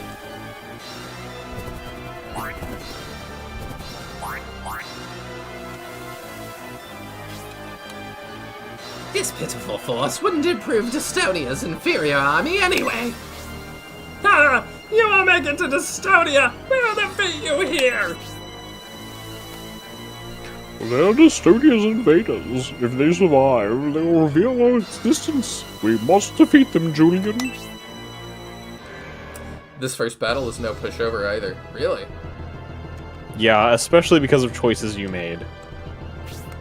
Which, I think you've given the okay on talking about characters you've missed? Yes. Once we're past it? Yeah. So if you had made different choices, you would have Edmund in your force during this battle, in addition to the squad. Really? Yeah, General Edmund, who got waterfalled. Yeah. He would be in your force. Wow, okay. As an additional character. But due to choices you made, you just don't get him, which makes this fight significantly harder, in my opinion. Dang. For the rest of the game? Yeah, I mean, well, not for the rest of the game. Okay. You will get a different character due to the choice you made, but they don't join here. They join significantly later, which is really interesting, because I think every other, like, either-or character, it joins at the same time. You either have Edmund here, or the other character is not even in the first chapter. Okay. So, it's kind of an interesting oddball one, but the fact it starts you off, like, on the back foot is a little bit rough. Oh, he's got a freeze... Oh, they all have freeze orbs, okay. New music, I dig that. Let's take a look at what we've got real quick. So we've got Julian, the hero level 4. He is promoed into Julian the White. That is what I feel like with the white like jacket. Can I see your stats again? I'm comparing to the stats you would have if you started without Scenario 2 data. Oh, cool. So with the white ring, so assuming you didn't have the white ring, you'd be at 24 defense. So you're 2 defense below expected, 4 HP below expected, 1 MP down. You're 1 level lower, and it seems like you're about 1 level of stats behind where you would have started otherwise. I'm just that good. So you're closer than my Julian was. I don't think my Julian was even promoted at the start of the scenario. So did you have Edmund? No, I made the same choice you did relevant to this. What is Edmund? What class is he? Edmund is a general. Oh. Alright. Yeah. You never had one before, so. Dang. We finally get to see Gracia. What? He's a godchild, level 5 Holy Light. Consumes all MP! Yeah, you won't be using that much. I would think not. Does it do damage? Yes, it's a damage spell. Okay. Sorry, Light and Edmund's dark. promoted class is general. He starts as a commander. Okay. That casts Shining level 2. Okay, well, I can just use my staff to do it. That seems a lot better. Then we have Kate, the sniper. I thought she was going to be a mage. Interesting. And Don Wait, Horst. the staff you can use for shining? Yeah, the staff of Bessem. It says, No, it grants you shining level 2. Oh, okay. All right. Yeah, Edmund has Antidote early on. 34. So he's like a weird sub healer. 22. 23. Okay. Julian is our tank. Jebster, it's all your remaining MP. So like you can use it to dump your last MP. I don't remember, but the damage might scale based on how much MP you have left. I don't recall. Okay, Silence says yeah, it has base damage plus how much MP it spends, basically. Okay. That's kind of what I was guessing.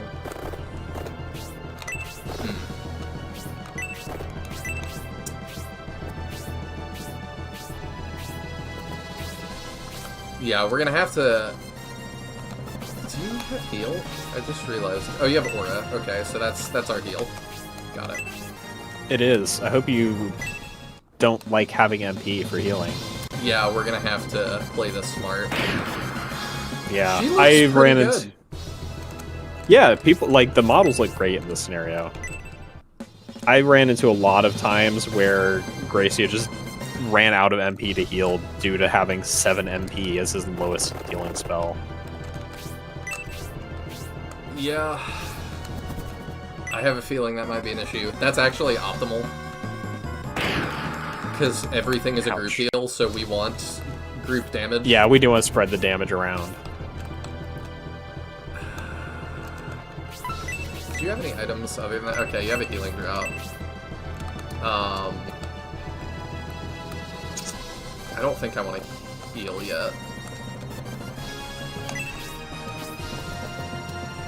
But yeah, this is a weird... Oh, that's really not ideal. I see what you mean about this is no pushover. We're gonna state here so that if we do have to replay it, we don't have to go through all that dialogue again. Because that's... Yeah, this battle was a surprisingly tough open to Scenario 3. I was not expecting it to start this difficult.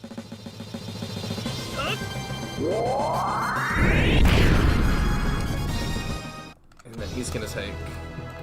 Oh my gosh, so much damage. Well, never really had an issue with Gracie running out of MP. To be fair, your Julian was also probably higher than like level 12 unpromoted like mine was. Okay, so we're gonna do that. The next time... Okay, she's got a healing drop. Okay, yeah, now we're gonna have to aura. I want to stay kind of away because they all have freeze AoEs. That's quite the animation.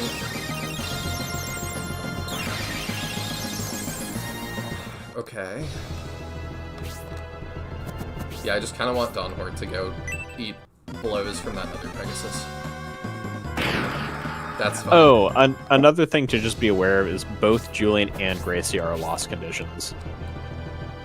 Good to know. Just as an FYI. Yeah, that's very good to know. Okay, we'll keep Dawnhorde close, I think. If you lose, you don't have to replay the opening, you respawn below the deck. Okay, that also is helpful. That's a bit merciful. I don't think I want to know too much about Gracia yet.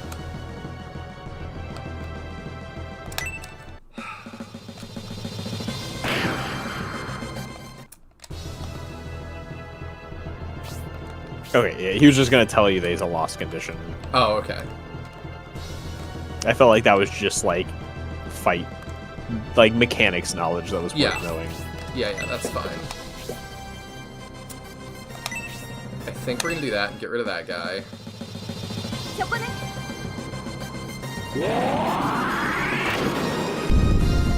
And then we might potion Julian.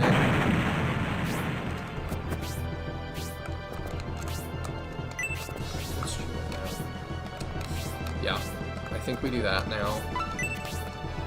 No. No, we can heal both. If we can get double healing, we should do it. Because that's going to make it worth it economy-wise.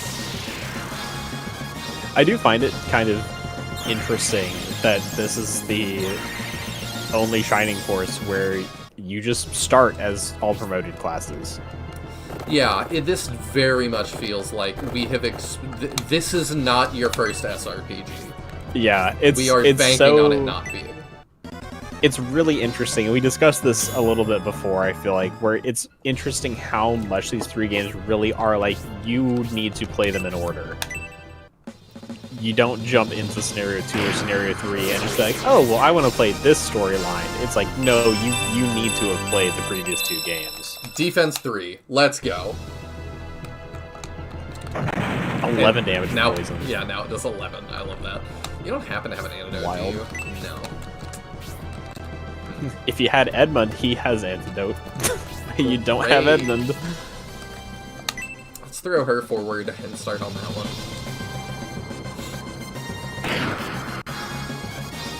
Because even if she gets hit, we'll be okay. Attack and defense too. I like that.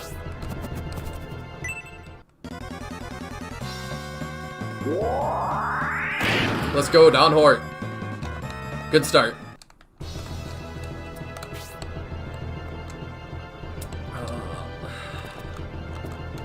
I think I'm just gonna keep Gracia. What does that give you for move range? Not good. Okay, let's move you there. Don Hort, you fight that guy. Let's go, Don Hort. Thank you. Barely got the kill, but you know what? Actually, good first impression, this scenario. 3 HP, 2 defense, let's go. I'm curious. He also would have started at level 5 if he did not have previous data. Man, this music is so good. It really is. That's really not ideal. Just poison them all. Now! If only we'd stuck some antidotes on Don Hort and Julian in Scenario 2. Really would have helped. Imagine if you cast Egress this battle and it teleports back to Scenario 2. That would be insane. It goes to the last church visited. He hasn't visited a church since getting on the boat, so... Let's go! Also, our pro tag starting with Bolt is crazy.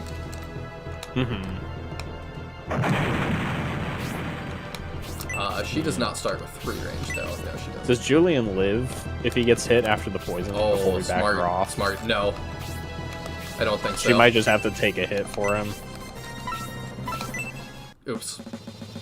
Oh well. Yeah, she definitely dies. Yeah, she does. That was a misclick. Don Hort, go! Oh no, she's Unless somehow... Oh, okay. Yeah, good. Good turn order. Yeah, the music is great. Also, having an innovator on the team, again, is very cool.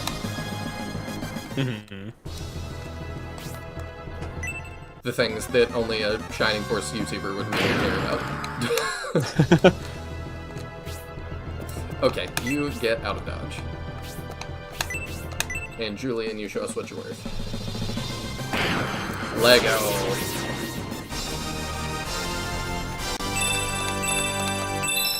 Attack 1, defense 2. We take it.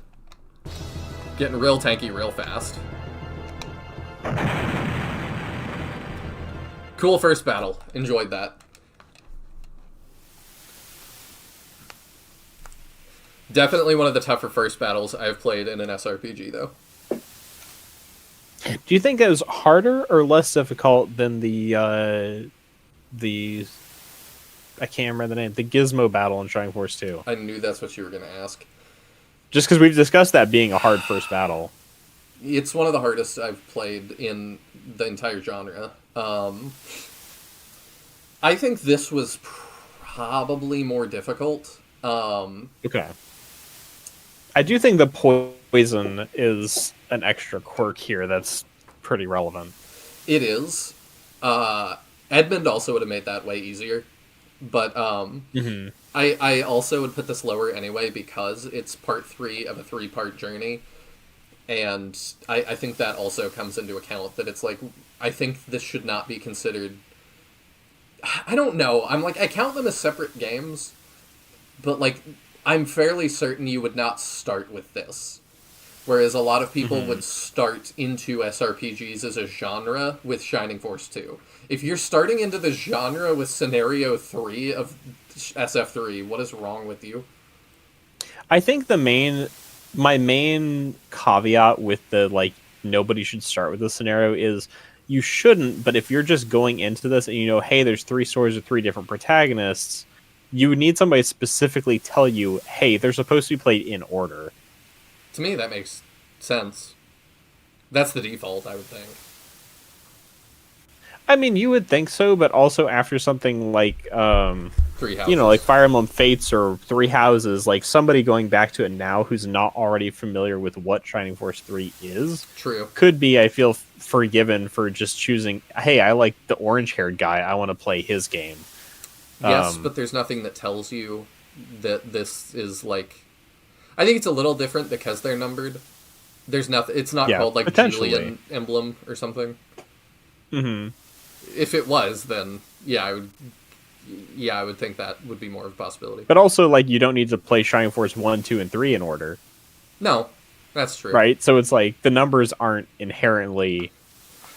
Yeah, that's fair. So, I don't know. It's complicated. I do think it's unlikely that this specific game is somebody's first Shining Force in this day and age, but it is possible. Because it was the last one, so somebody just went to play the most recent one. Inventing fans of things that don't exist. Yeah. If you want to play the most recent ones, you would play Shining Force Feather, if we really want to pick somebody that doesn't exist. Okay, one that you can actually play in English. Hey, there's, like, a script translation, maybe? I don't know. Nah, I haven't found one. Okay. We'll we were looking forward to consider streaming at some point, and I was not able to find one. That's true.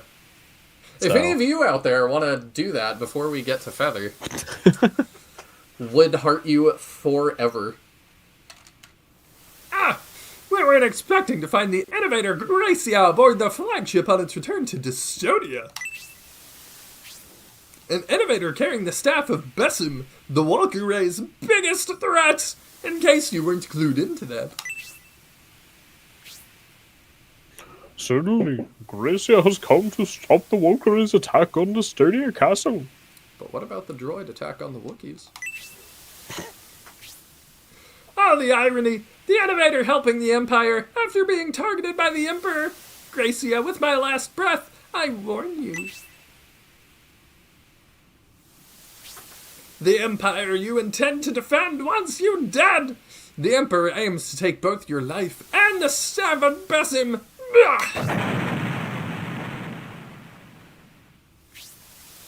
Is this a trick? What that monk said can't be true if the Emperor is being held by the Republic. It seems the Bullsome sect has created this rumor because they are worried about us aiding Dystonia. Otherwise, we... Is that so, Sir Brisby? What about the Rainbloods? The only explanation is that this is all the Emperor's doing. Chat's filling us in here. Cyclone says, unfortunately, Feather doesn't have anything. There was a project on SFC a long time ago, but alas. Sheldon says, there is a menu patch, and there's a script which is not patched.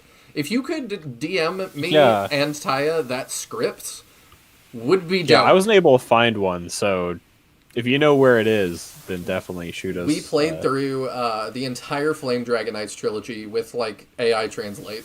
So, if I'm not opposed to doing that again. I know they worked on it, but the brick wall they ran into is that all of the text was stored as JPEGs instead of text files. And they were like, yeah, that's what I'd heard, at least. That makes it way harder. Which is also just insane to think about. Like, I don't know why they would do that, but who knows? What studio made that? Are they still around? I don't know.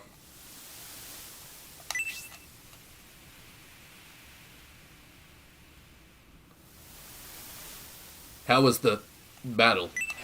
I was doing that thing I said I wouldn't do and hiding in the closet.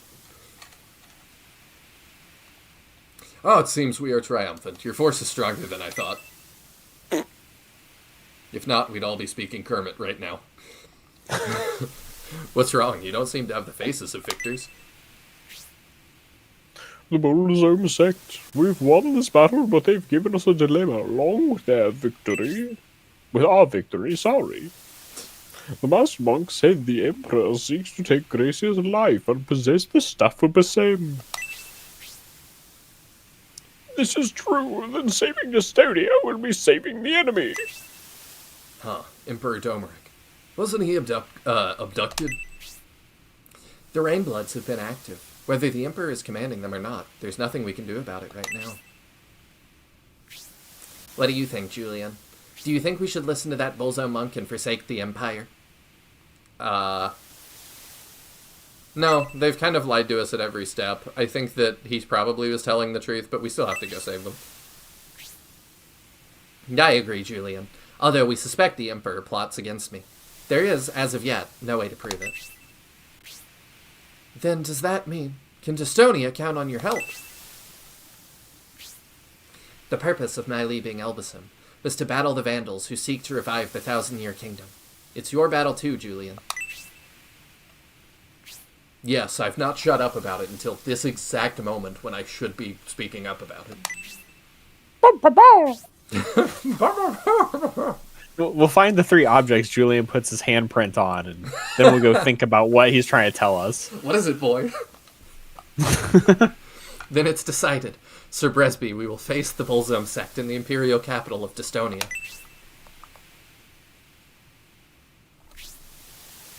If it's the wish of Julian and Gracia, who am I to say otherwise?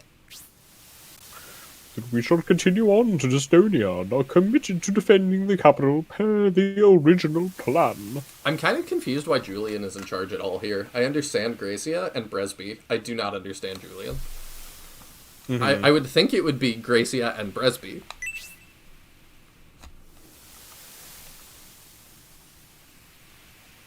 We will reach Destonia shortly. Please rest until our arrival.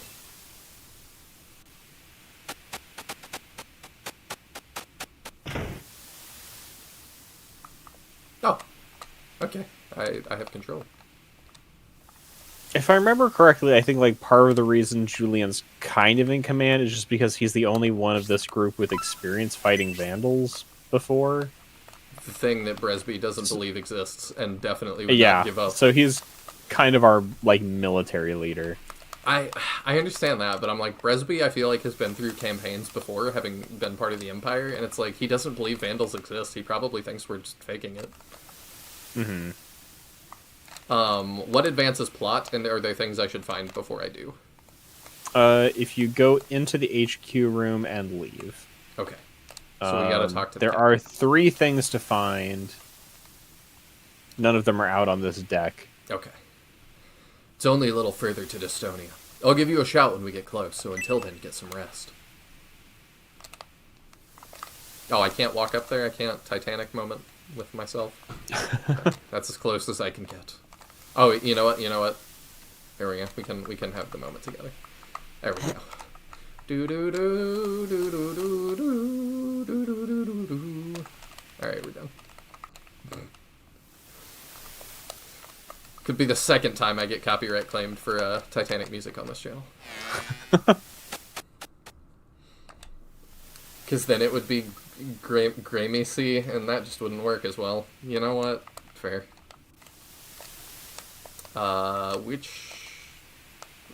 Which door is HQ? The one I don't know. The sign? Okay. We just save state, and then if we go in before we're ready, we do the thing. Is it this one? Yep. Great guess. State. There is one haggle here. Really? Mm-hmm.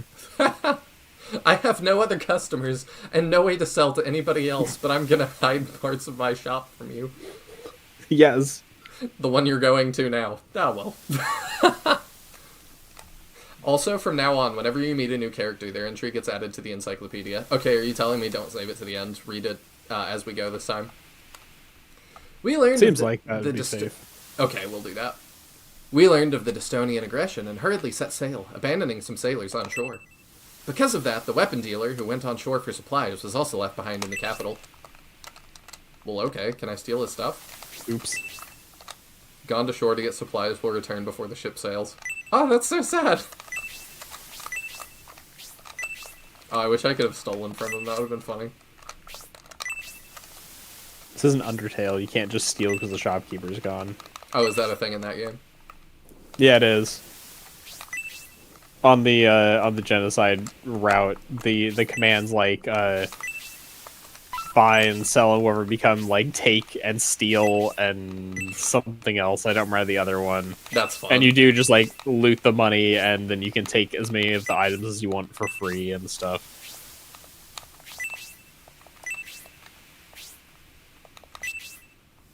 Ah, military man. Okay, what do we got? The potion. Oh. Yeah, it's nothing super exciting, but now it's in the deals if you ever want it. Maybe we should buy some antidotes. I was unironically already on the way to do that.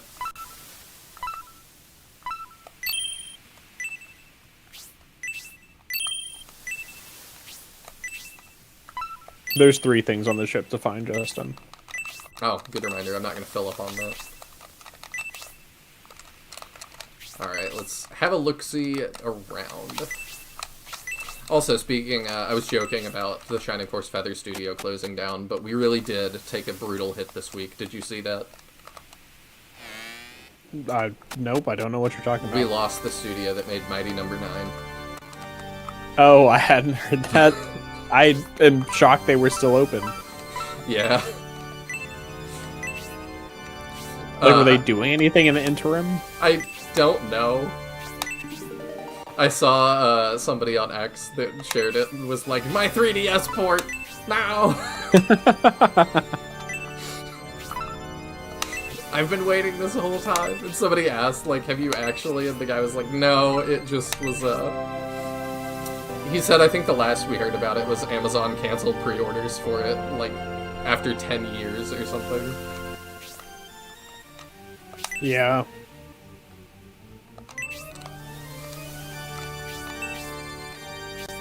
For Grace, he had to be on this ship. I couldn't even meet him when I was training to be a priest in Elbison. This is a rare chance to ask him for teaching.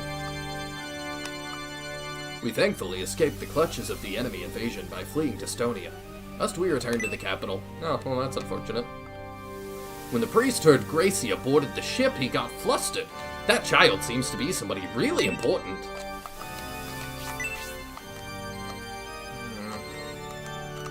This looks like it might have a secret. No. No. I think there's 2... Oh, wait, yeah, I read that. Wonder if Inafune just retired? I have no idea.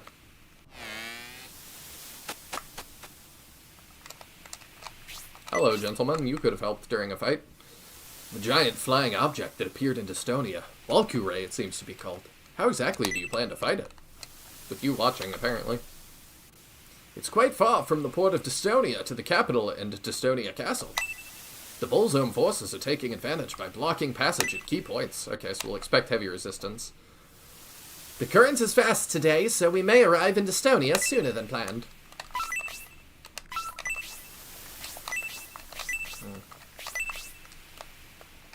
We gotta check your bunks. Is that where I find stuff? No. Is it the table? Oh, I can't really check that. Oh, yes, I can. No, okay.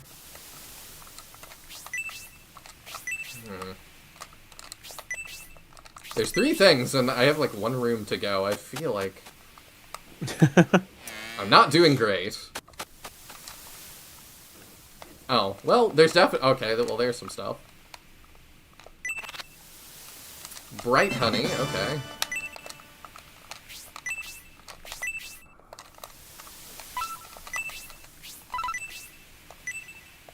Shut tight. Okay, well, there's 2. Okay, I feel better already. Look under the bed. No. Oh, he had left that studio in 2024, apparently, already. Oh, dang. It's kind of weird to me that, like, the Mega Man guys, it was like, yeah, we really can't figure it out. But then the Castlevania guys, it feels like that was, like, instant. Bloodstain did phenomenal. I was just looking at a Reddit post about the My Number 9 studio shutting down. The top comment right now is shut down how they lived, like an anime fan on prom night. I forgot about that. Yeah, that was a terrible ad. That was crazy. Steam engine ship navigation. Steam engine navigation requires completely different techniques than sailboat navigation, which relies on luck and wind. Sounds like a gamer, a Steam supremacist. Let's not talk about the Sonic guy. Oh, what?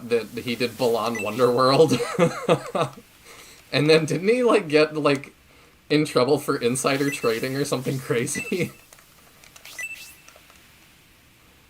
Like... Balan Wonderworld is so bafflingly bad. It really is. Like, it kind of feels like he, like, did Billy Hatcher again. And, like, just forgot everything that made the quirkiness fun and interesting. And just... Yeah. I've only really watched Donkey play Balan Wonderworld, but, like, he doesn't really have to say anything. The gameplay is enough of, like... Yeah. Why? Why are we here? Why are we doing this? When the cutscenes are like fever dreams. Yeah. Alright, where is the last item? What room? In the HQ. Oh. Well, I would have not gone to HQ till I found it, so I'm glad I asked. I was thinking we could just, like, wander the ship for the rest of the stream while you look around. You know I would do it. But if you insist. You know. And a younger, more naive me would have done it, but...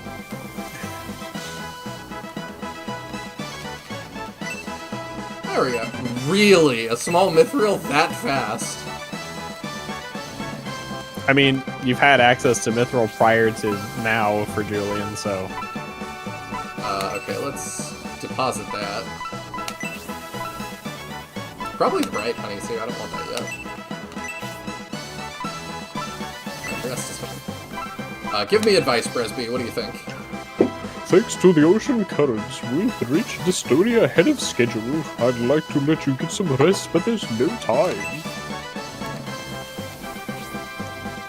I like that you're saying, I guess only politicians can do insider trading without punishment.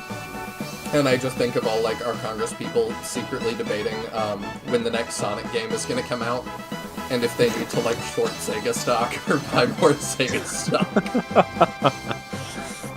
They're just on the floor of the Senate, like, I heard it's going to be Sonic Forces 2. We have to bail now. Sell, sell, sell. Really? But hey, if it's another Sonic visual novel coming out, then that's when you buy. Did you hear they're doing that? Sort of? Yeah, I did. It's not a visual novel, it's a podcast this time. Oh, interesting. They're doing, the Chaotix crew is doing a true crime podcast. I'll have to check that out. I like the Chaotix crew, so... I do too, I'm actually, like, really down. Whoever is over there that's just like, what if we did this? I'm like, you're my favorite person over there. Yeah, like, as far as, like, the Sonic Games department, meh, but their PR team is killing it. Oh, yeah. I mean, what else can they do? Right. If Prince Majoron holds the fortress, we'll be able to aid Dystonia. To use it as a base, the enemy will want to take it without causing too much damage. It's okay, I'm sure we'll make it in time. Having 3 text boxes is crazy. I hated the class-based society of the Empire and helped to establish the Republic. Ironically, I'm now on my way to help the Empire. I'm sure the Imperial capital has changed much in the 20 years I've been gone. I hate you. Anyway. Blah, blah, blah, blah, blah. Yap, yap, yap, blitter, blitter, blitter. What can we expect to find in Dystonia since it's been occupied by the Bullzone forces? Things could get very complicated.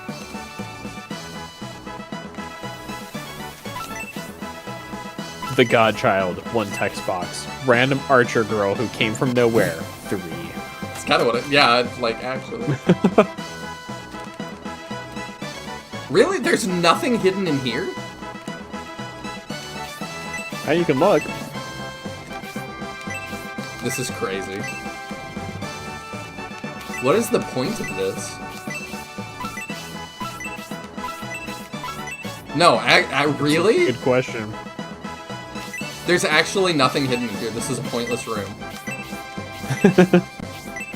If I found this, like, I would be like, oh, it's an achievement room. Is that really pointless? Yeah. Wild. Alright, so we're done in here, yeah? Yep.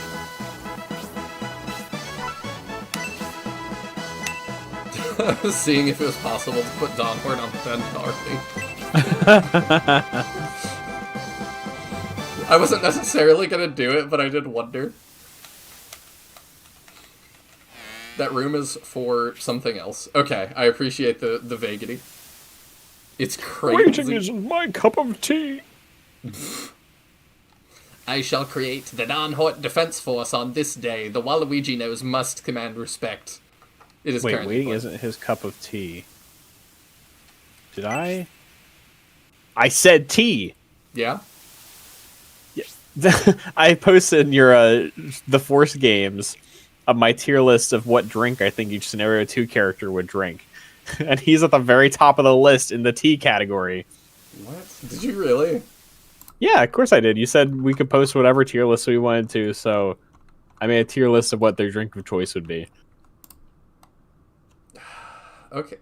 Alright, we do that real fast. I didn't mean to sidetrack. It was just the fact he, like, just referenced tea. No, you've done this to us now. I was like, wait a minute. I said tea for Don Hort. Only on the Night Hill channel will you get the drink tier list. Where is it? It's in the Force Games channel. No, I found that. I'm trying to find... Okay, here we go. Oh, gotcha. Alright, so we've got tea for Don Hort, Medion, and Bernard. I agree. Apple juice. Yeah. Got the root beer tier. Definitely a root beer kind of guy. Coffee. Red wine. Definitely classy. The dude bros have to have their beer. Gatorade. Yeah. And Garrosh would say something about, like, I need the electrolytes. Julian would be quiet about it. Coke, for sure. The Ramune for the ninja. Can't drink. You're not going to do motor oil? I didn't think about that. And then, yeah. There's a difference between, like, lathering yourself in something and drinking it. Whoa. Is there, though? I don't know. I might not go out drinking with you if you don't know the difference. Well, that's for you to find out, I guess.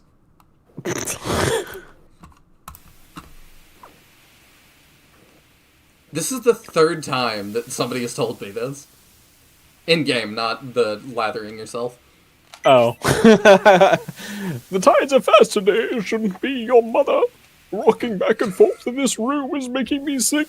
I'm going up to the main deck to get some air. That light. Could it be land? Did he say a light? It must be a lighthouse. That means land. You already saw this in the post-credits scene of the last game. Land. Yes, it's that thing of ground you find in the water. What? Did someone say land? Yeah, I did, right next to you just a second ago. Sorry, my hearing's going. He rotates his head 360 degrees. Everyone, it's a lighthouse. Land is in sight. It must be Dystonia. Have you ever noticed that he's an owl, but he never says who? Sounds like we're finally close to Dystonia, Julian. Let's go see!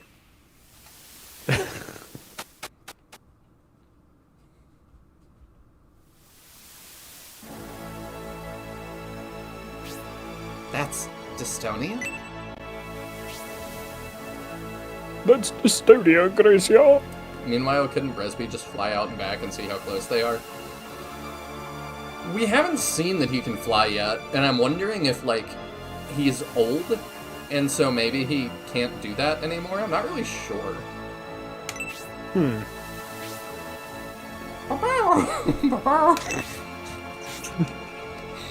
Julian Skidoo, we can too! So there's the capital of Estonia, a land filled with greed and treachery, unlike the Republic. A place I despise. Yeah, Donovar's really annoying with that. It's like, have you been to the Republic, my man? He's like it's just all about equality, and I love it there. And I'm like, spoken like somebody who has not been there for any meaningful amount of time. Yeah, he's so deluded by his patriotism. Non-Holt, no matter how much you hate it, it's the nucleus of our nation. He's just a Republican weeb. Like, he doesn't live there, he's never been there, but he's like, it's the greatest nation on earth!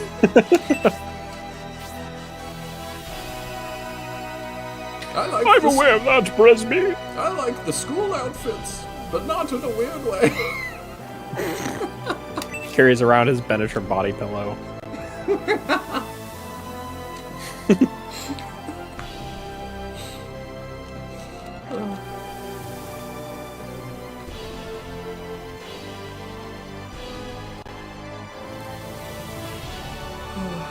I should say Presby doesn't have wings on his back, Mahane says, but also he's wearing like big robes. Oh, real quick. Chapter 1, recapturing the Imperial capital. Interesting that we had the first battle before Chapter 1. I don't know if that's been the case before. Yeah, sure. Yeah, I don't know. It could also be Presby's wearing a cloak, it could cover his wings, and also like owls tuck their wings in pretty close when they're like standing, so I would assume he has wings that we just can't see them. I almost feel like it could just be his arms. He might be different from the other birdmen. I'm not like other birdmen. Presby, this isn't... We passed the port of Destonia. I mean, we are kind of fugitives. They probably don't want us. Kate, I anticipated the Bolzos to have an ambush set up at the main dock, so I chose to dock here. You know what? 5 points to Presby. Smart, actually. Yeah. So you've been reading their movements and want to surprise them. You're certainly a valuable advisor. That probably puts him above, like... Astral doesn't do anything. He just constantly is like... Astral sucks. A battle? Fight for me! Go, my Pokemon! This one, he's like... there might be a battle there, so I took us somewhere else. It's just like Nova is, worthless, but we never have any indication that Nova should be more than worthless. Astral is like the most powerful wizard in the land, and he's like, go and deal with it yourself. Yeah. We're indebted to you, Captain. Do you think they modeled a doorstop for something else, and that's the ramp that was put out? Oh, I was only following orders. I'll leave the Empire's protection to you. We are between the port of Destonia and the city. From here, we can follow the road to Destonia. Lead the way. Alright. Maybe it's just me, but as a character design choice, I'd have made his wings be his cloak. Maybe, but also, I love the way he looks, so I can't fault him. I mean, the thing is, the robe he has gives him more of an air of nobility than having his wings around him would be. Agreed. Having his wings around him gives you the message of he's an owl.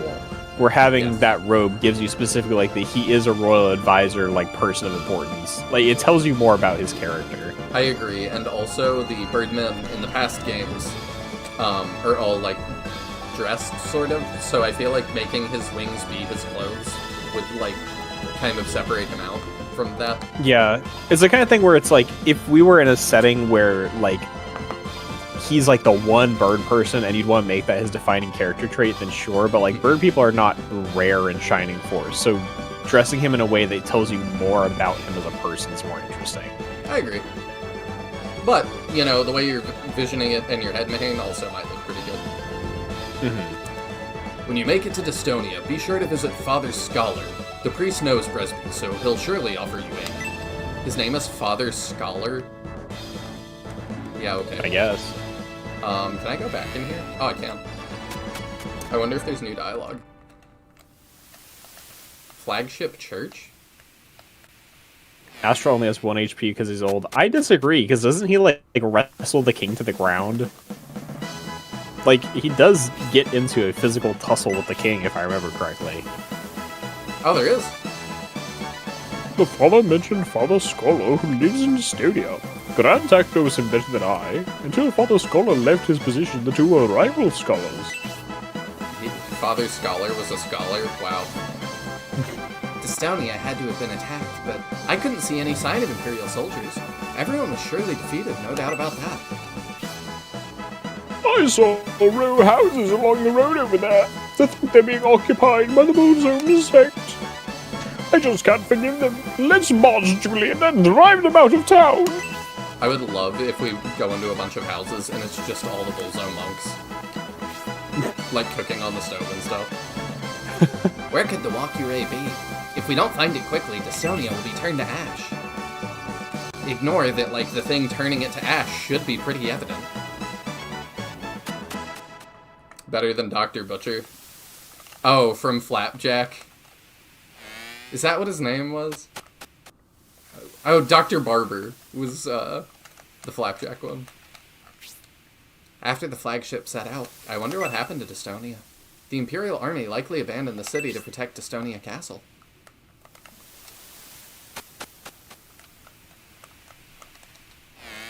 I miss Flapjack. That was such a good show. If the goal of the Bullzone sect was control of Estonia Castle, the city may not have taken much damage. That flying object is nowhere to be seen, but if it isn't around the port of Estonia, where did it go? If you go to Estonia, do you plan to visit the church? Yes. Just between you and me, Father Scholar of the Church of Estonia is a marked man by the military. Opposing the Empire's discriminatory society, he created an underground organization called the Resistance. So creative. What if I say no? Father Scholar was originally a gifted academic whose future in the Empire was ensured. However, he's an odd character who suddenly abandoned the Empire to become a priest, so take ample caution. You tell me he's the greatest thing ever, and then you're like, oh, take caution around that guy. Kinda weird. After the army disembarks, what do we intend to do? Don't tell me we're just gonna wait here on standby. You're an NPC. That's what you do. I'm sure you've heard, but if you leave the ship, you could head to the capital city because the port is too dangerous.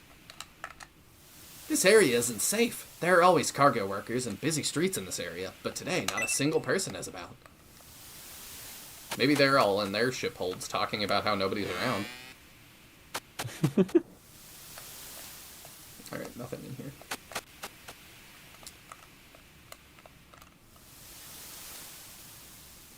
I'm not controlling that. It's kind of weird that it puts you on that path if you start on the stairs. Yeah, it's a little funky in places. Docking a ship here requires a high level of skill. Captain Domino is amazing. A port where there's a chance of ambush is too dangerous. Docking here was the right decision. You can follow the road to town. Be careful. Julian reads the sign. Until further notice, passage to the port of Estonia is prohibited. High Priest Goriot. Oh. Well, it didn't take long for Goriot to start showing up.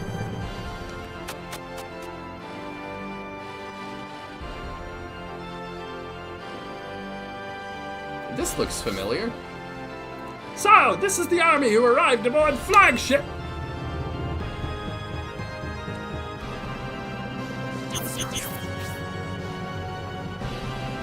Master Monks! We learned Prince Majorion's advisor, Bresby, was coming with an army to save the capital. We were curious what opponents he would bring for our enjoyment. However, these opponents are not up to our expectations. This army is way too small to challenge us, much less the ultimate weapon, the Walkie-Ray. The High Priest instructed us not to initiate a battle, but since we're not a defensive battalion, but we can take care of this pitiful group ourselves. There's no need for the High Priest to bother. He's just an old man and a female attendant. We will dispose of them easily. How rude. Well, let's just see how quickly we can take them out. Interesting. They're delusional as well. Kill them all. It seems they've decided not to call for the High Priest. This is most favorable for us. If they don't call reinforcements, then our victory should be secured. However, we still shouldn't underestimate them, Julian.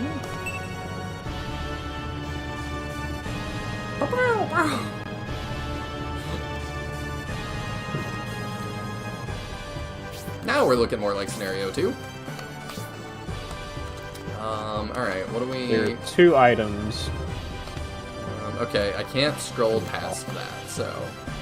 Nothing that way, I guess. We'll destroy the barrels. I don't see anything secret. We'll get the items. What do you have? Spark and Confuse. Oh. Steel swords, steel arrow. Do you still have the... Yeah, you do. Okay, you still have the ability to do freeze. You have to be careful about that. Alright, I'll just step away for a bit. I'll be back in a minute while you do this fight. Alright. Our greatest nemesis, barrels. It's like PewDiePie back in the day, screaming about barrels all the time. Feels like a lifetime ago. Oh, wait, why did... Oh, right, that's an archer. I keep forgetting she's not a mage. Welcome in, Jack Madrox. It is Scenario 3. We did lots of, tier listing, including the what drink would, each member order tier list. That was fun. But now, we are doing Scenario 3, which I'm very excited about. Just bonk him. Oh, we... do effective damage? Okay. That was a decent amount of damage.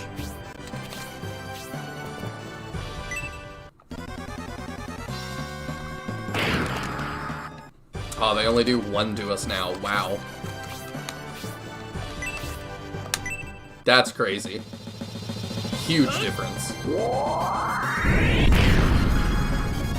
Gotta watch those replays. Yeah, it was fun. We did our, how good are they tier list, and then we did our subjective, how much do we like them tier list. Child hits hard? He sure does.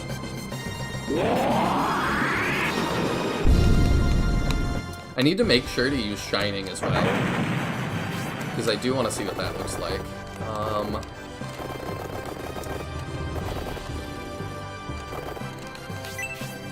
Yeah, I'll get that kill with Dawn Horde, and then maybe I'll have him go get the barrel. We don't have a lot of pieces on the board right now, so I am going to try to keep Dawn Horde up with everybody else. Plus, I mean, he's making good good impressions so far. Keep Gracia back a little bit, since he's a lost condition. The Staff of Besim has a special attribute, which is very rare, so it's effective against a bunch of things. Okay. That is good to know. Oh, Power Wine. We're getting stat boosters a lot early this time. Yeah, we don't need a freeze orb.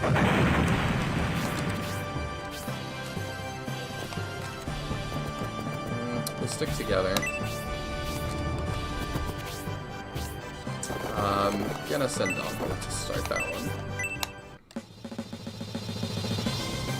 You did yourself a huge favor having that white ring on Julian. Yeah, we just kind of happened to do that, but it does seem that way. Okay, we'll keep Gracia coming with us.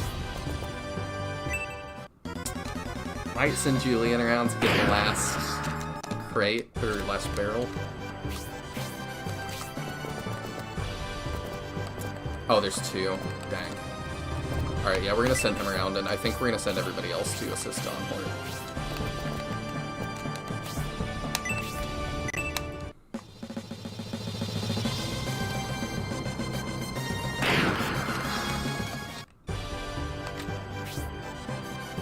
Yeah, he's gonna start taking more hits. He probably needs a heal after that. Yeah, he does. Ooh, really good though.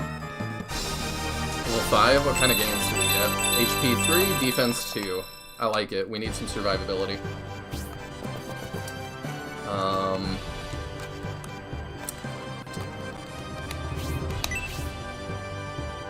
That might be a mistake, but we'll see. Ooh. 26, okay. I was hoping for more since it was a special. HP 2, attack...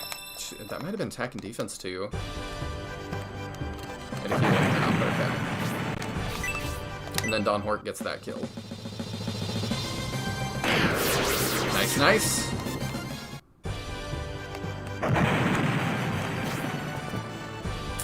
Ah, crap.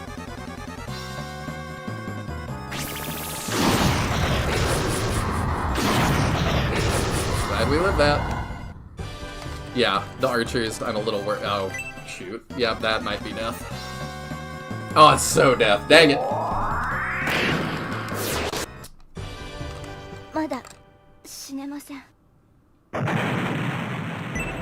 Julian was defeated. Sort of.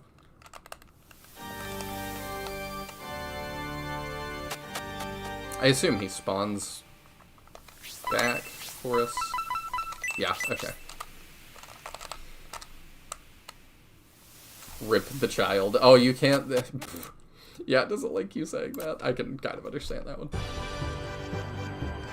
Rip Dende. Yes. I knew that could happen with us going for the barrels, but I want to get all of the things. Okay. Let's pull around this side this time. Go get that barrel. Rip money. Oh yeah, it does take money, doesn't it? Ah, it's not a big deal. We usually have a lot more money than we know what to do with. That's not totally true in this game. I'm just coping. Julian didn't protect the magical girl. Oh, I missed Jack Madrox too, saying, excited for Scenario 3 though. Some of the most interesting characters and classes. Having a plot healer is my favorite trope personally. Interesting. I mean, I've not really had one of those before.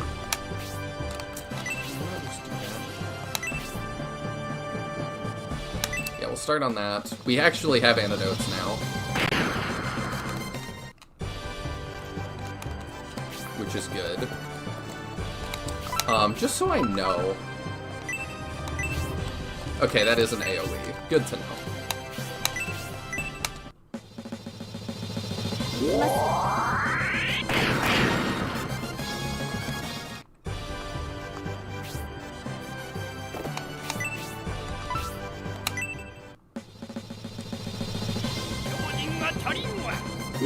I wish I knew what all the dialogue was. Like when Gracia died, what did he say? That felt important. Double defeat condition. It's a rough start when it's 50% of the squad. Yeah. But we've made it through games like Flame Dragon 1, where not officially, but the way it kind of worked, everybody was a defeat condition.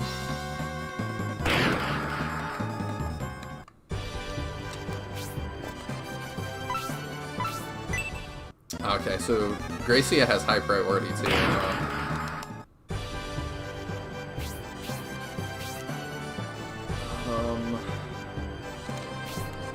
Yeah, we didn't even start damaging you yet. I hang on to these way too much. Let's just use the freeze orbs. I can't die here. Okay, that's what he says. That makes sense.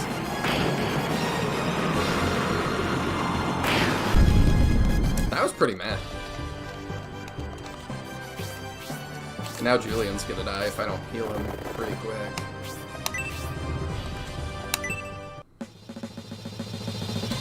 You're not exercising enough from Don Hort? That's funny. You don't have a freeze orb too, do you? No, that would have been too nifty.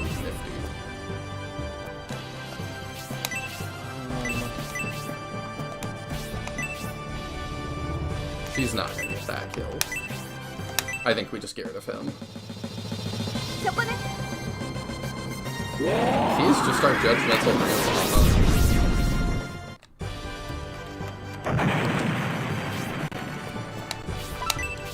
Alright, let's Aura and fix both of us up.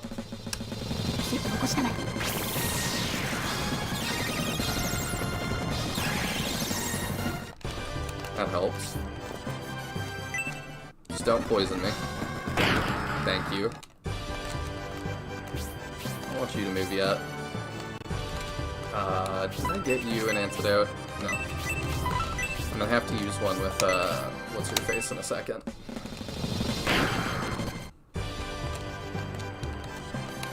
Oh, it's like, okay, I think that was the last item, but I still want to break all the barrels, because 'tis what I'm used to at this point, being important.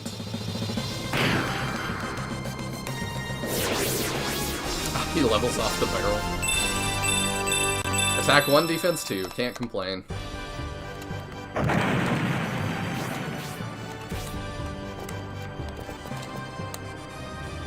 Alright, let's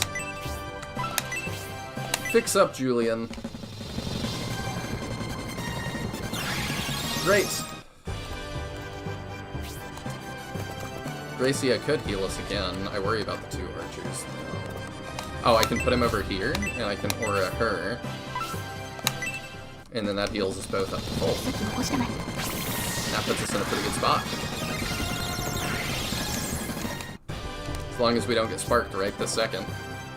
Or re-poisoned right here.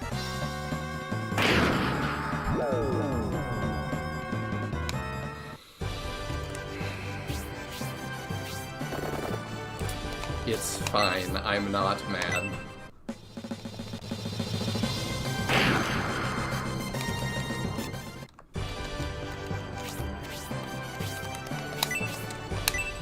I'm not mad, you're mad.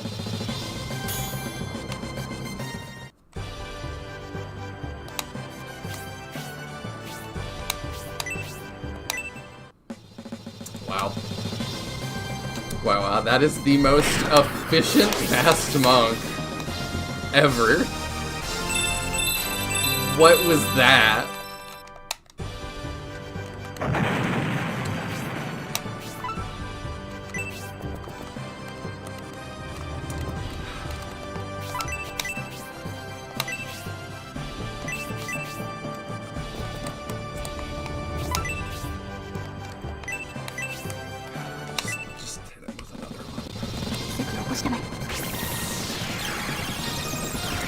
Like I said, I'm not mad, you're mad. Why are you mad? I'm not mad. Sure. Why are you mad? We used an antidote on Julian, and then he immediately got re-poisoned. And then gotcha. I was like, it's fine, we can just kill the guy off at least. And then he blocked our hit.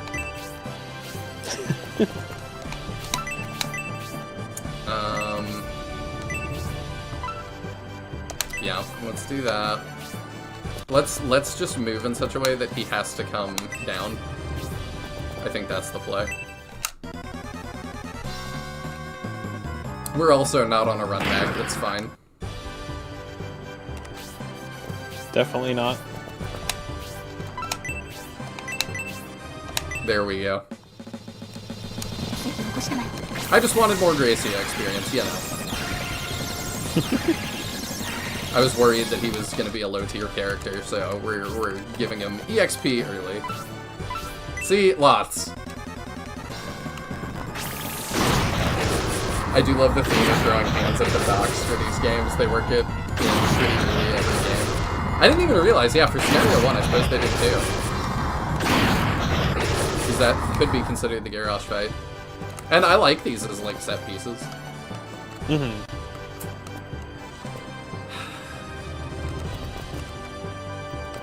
You're out of MP now, surely. Yeah.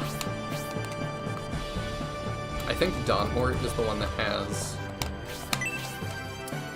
our detoxes now.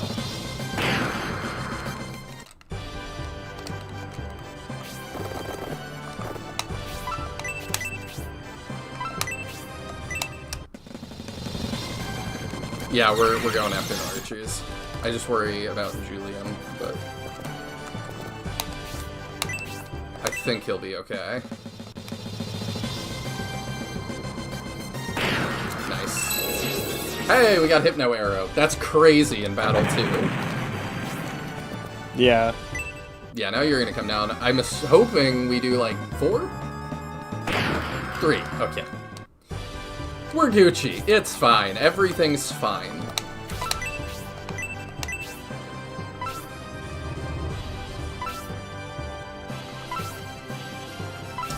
We don't need to heal Don Hort.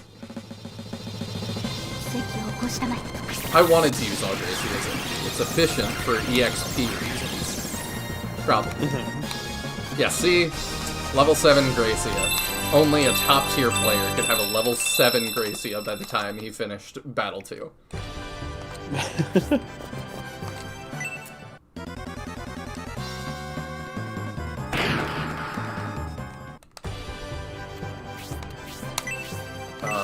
Actually, like, no joke for EXP reasons, I actually do want to get all of these kills.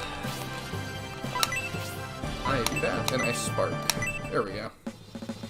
And then maybe our archer can do that. I don't know if she'll do something great. Or is crazy useful for friendship, too? Yeah, it does seem like it. Okay, Don Hort can make it around. And we're already getting that support going, so he should do or not. Spreading the EXP around, that's what we're going for. Plus extra friendship for Kate.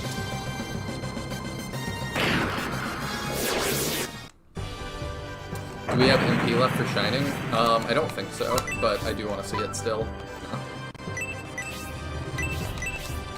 But we have MP left for Punch. You'll need the gold early? Okay. No, it's fine to say to have money. Yeah, I also like their melee attack. It's pretty great. You're level 6. You're level 6. You're level 7. You're level 7. Okay, so it's fine.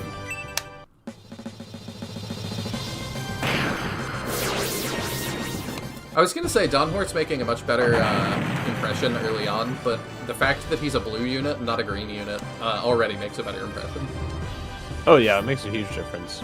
I'm flat now! He looks really, really pancakey. Since we thought your force was weak, we underestimated you! High Priest Goriot, please forgive! Goriot, High Priest of the Bullzone sect. He must have been in the city. It bothers me so much every time you say Goriot. Goriate? Yeah, well, because his name's a transliteration of Goliath. Oh. Okay. So that's like his actual name. So it like, Goriot bothers me every single time. Okay, that makes sense. I will try to change it. Unfortunately, the main Bullzone force is marching towards Dystonia Castle. Conquering Dystonia Castle was our main priority, but we left the city defense weak. We should have left more soldiers here. Your luck will run out soon after High Priest Goliath and his force conquer Dystonia. You will be by the Valkyrie. It seems they were the only Bullzone force left to guard Dystonia. If the entire force had still been here. It seems luck was on our side. If we can continue to defeat the Bullzone sect battalions one by one like this, the size of their army will gradually decrease. I really wish there was a zombie game like that, where you could just kill the zombies over time, and their like forces would actually get lower and lower, and eventually you could like exterminate all of them from the world. Just a thought. I have always wanted that. Let's prepare ourselves in the city and hurry onward. Not even the strongest castle can withstand the Valkyrie's attack for long. Oh, I can't. Okay. Is there anything to find here? I don't think there's anything else on this map. Okay. No. There's tons of stuff to find before the next battle, but I don't think on this map. We'll have 1, 2, 3, 4, 5, 6, 7, 8, 9, 10, 11, 12 things to find. I was not expecting a new city theme.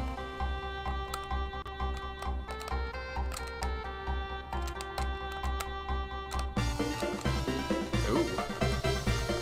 That's... looks like a little dragon car thing. What is this? Some kind of cart. Oh, weird. Okay, I guess we just start here and work our way. Yeah, we'll make sure we have some gold pretty quick. We could sell the early mithril we found.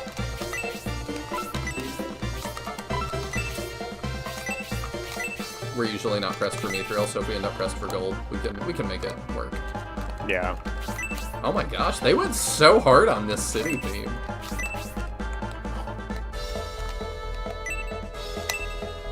Like Lowell pointed out, it's not a new theme we did here in Railhead. Oh, did we? Mm-hmm. Though it has been a fat while. It definitely has. They use it for like technologically advanced cities. Dang. It's kind of funny to think about, like... I wonder the city that I live in, like, what the, I'm an NPC, so I can't hear it, I guess, but I wonder what the, the theme is. I hear an even larger factory is under construction further inland. I wonder why the Empire needs so much iron plating. There's 300 gold coins, that's one thing. The large building on the harborside corner is the metal refinery. This town is proud to have it. The iron plates made there are fitted together to build warships and the like. Well, I think that you just answered your wife's question.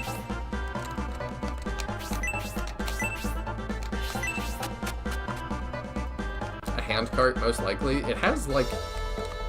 The back of it looks like exhaust ports. I don't know. Maybe it's a wood chipper. Maybe. You put wood in one of the tubes and it sprays out the other. That seems highly inefficient. Just spray you in the face the whole time. Yes, well. I guess they did just invent it. Beggars can't be choosers. Dr. Croc is working on it. Are you perhaps an acquaintance of Prince Medion? Do you just ask this to everybody that comes in your house? Because if so, fair. That's a very weird thing to do. It's very entitled. Because Prince Medion isn't egotistical. He's the most popular of the princes among the people. Is that so? You're a friend of the prince? Please make yourself at home in this town. You can't see it, but Medion autographed Julian's sword. That's why she's asking. Ah, okay.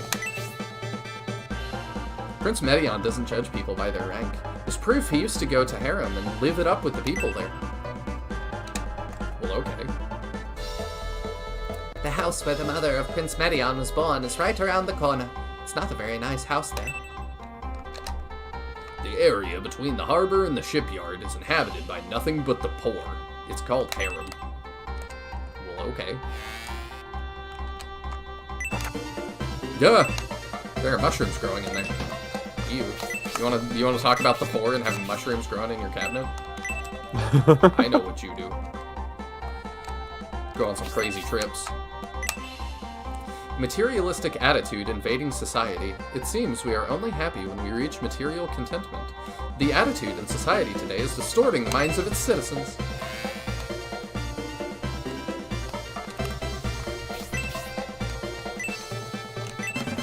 Yay, an angel wing. More money, I guess. Maybe a steam forklift for unloading goods from the wagons? Yeah, I do remember it's where Synthesis and Ryudo grew up. I thought religion only helped people, but I see there are other motives too. I've never seen this sort of thing before. If the Imperial Army is putting priority on the castle defense, then the ones who protect Estonia are... the Resistance. Those who the Empire is suppressing protect us from the Bullzone sect.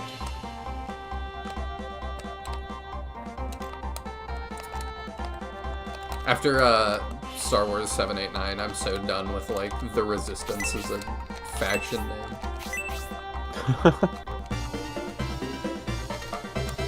What happened to the princess born of the Emperor's third wife? On the day the Bullzone sect invaded Estonia, I'm sure she went to the church. Is that Medion's sister? I believe so. Oh. That's how lineage would work. I just wasn't sure he was the son of the third wife.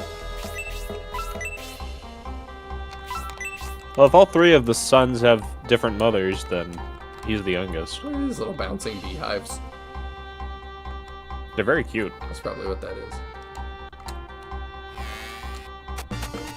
Half-sister? Oh, okay, so he's not the son of the third wife? I don't remember which one his mom is. I almost said his wife is in the line. Oh, there's a lot of exercise equipment. I can tell, look at this guy. Since the Bullsome sect closed off the harbor and the shipyard, we've had an easy time since we haven't had to work. Oh, you chased them away? I guess that means it's back to work. Me after the snow.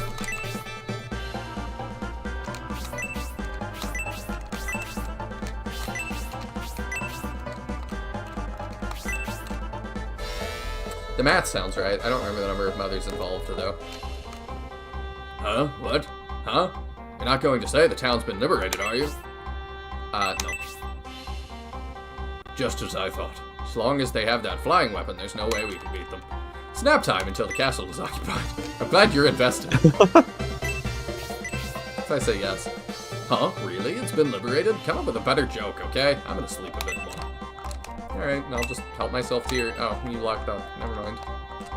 Alright, rest well. Oh.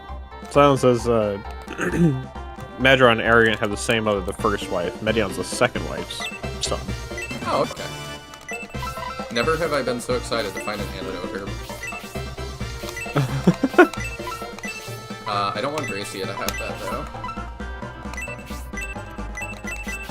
We have been needing Gracia to heal on his turn pretty consistently.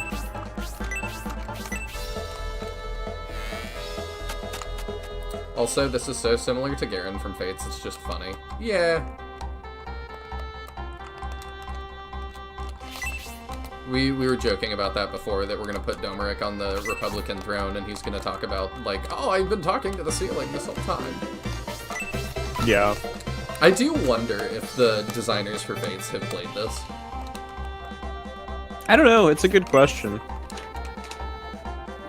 This is a recently constructed metal refining factory, but the Bullsome sect have stopped operations and turned the factory into a prison for Imperial troops. You're the Julian army, right? You defeated the Bullsome sect. Oh, I forgot to release the Imperial troops!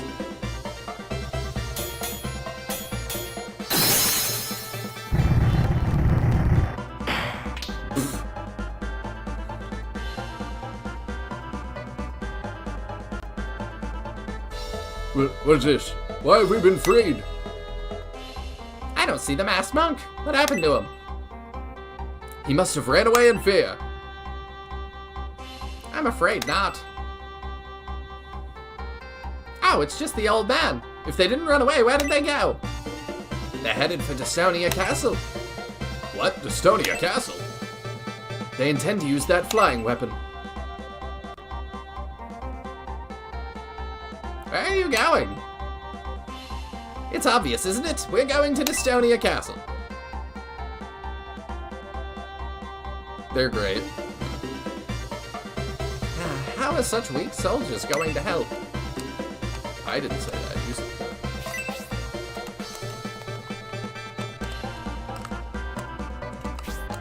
that. See, I wish I could just drive this into the next battle. Well, now the refinery can reopen. Preparations can begin with relighting the furnace. Rip that dude. Rip dude, that's gotta hurt. Yeah, that did look painful. What did they leave before going to the castle?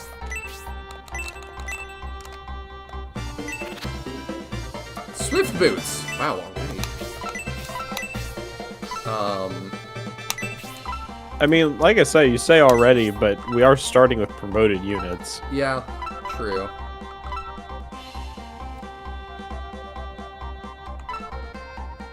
I don't know who I want to have that. I mean, I would kind of think, since agility is kind of a meh stat, just like, who do you think might want to burn a turn to cast support? That's kind of what I'm thinking, Dawnhort. Yeah, it's a reasonable choice.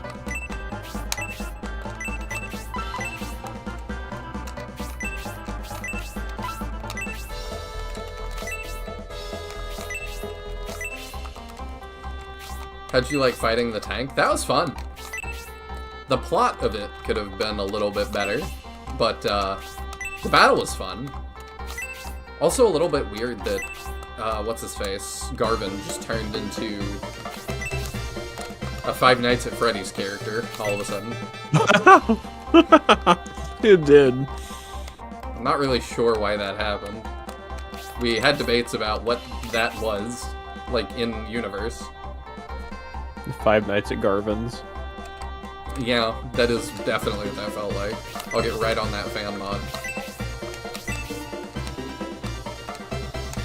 It would actually be hilarious if somebody like went like 3D modeled like the Vandals and made a like Five Nights mod that's just all the Vandals for no good reason. I would play it, but I would definitely be like, this is something for this person specifically and really no one else. Yeah. It's kind of like Monk Baron has been modeling the characters from Code Lyoko to make them compatible with Shining Force, and I'm like, I watched that show growing up, that's cool. I feel like I'm the only one that would want to play the Code Lyoko characters in a Shining Force game, but whatever. If there's two people that appreciate it, there's two people that appreciate it. Father Scholar was angry. Instead of rescuing Dystonia, the Imperial Army returned to defend the castle. During the panic of the siege, we were able to save many lives thanks to Father Scholar's guidance. I can't wait to hear the reason that Father Scholar doesn't join us. Princess Isabella's mother is... Well, before becoming the Emperor's third wife, she was a nun. That's why Isabella likes the church so much. She often comes to visit Father Scholar. Okay. Cyclops of the Resistance is from a rare tribe who carries the blood of dragons. It seems he can speak to dragons. Interesting. Talk to the rest of the people outside before we move on. It was very frightening during the Bolzham Sex invasion. A huge thing was floating in the sky above. Everyone was panicking, except Father Scholar. Oh, okay. We talked to you already. The Empire doesn't tell the public the things they don't want them to know, and they punish those who do spread information. Young people will be shocked to find out about the Bolzham sect's heresy. Jess was asking, you said to tell you if you're looking to miss something. You did miss something in the factory, I'm pretty sure. Oh, okay. I think it was just something you failed to, like, hit the right spot on something. Oh, okay, yeah, then thank you for telling me. There's another Mithril. Should I sell the Mithril to gain money quickly? I mean, I would wait and see what we need it for. I don't remember what it is that you would want gold for, so, I mean, I would just hold on to it until you see what you need it for and then sell it. Okay. I don't want y'all to clarify too much, but the way you're talking, I'm like, is a character gonna ask me for, like, I'll join you if you pay me X amount of dollars, and I gotta make sure I have it. That's kind of what I'm nervous about. Oh, I'm glad I can reopen that.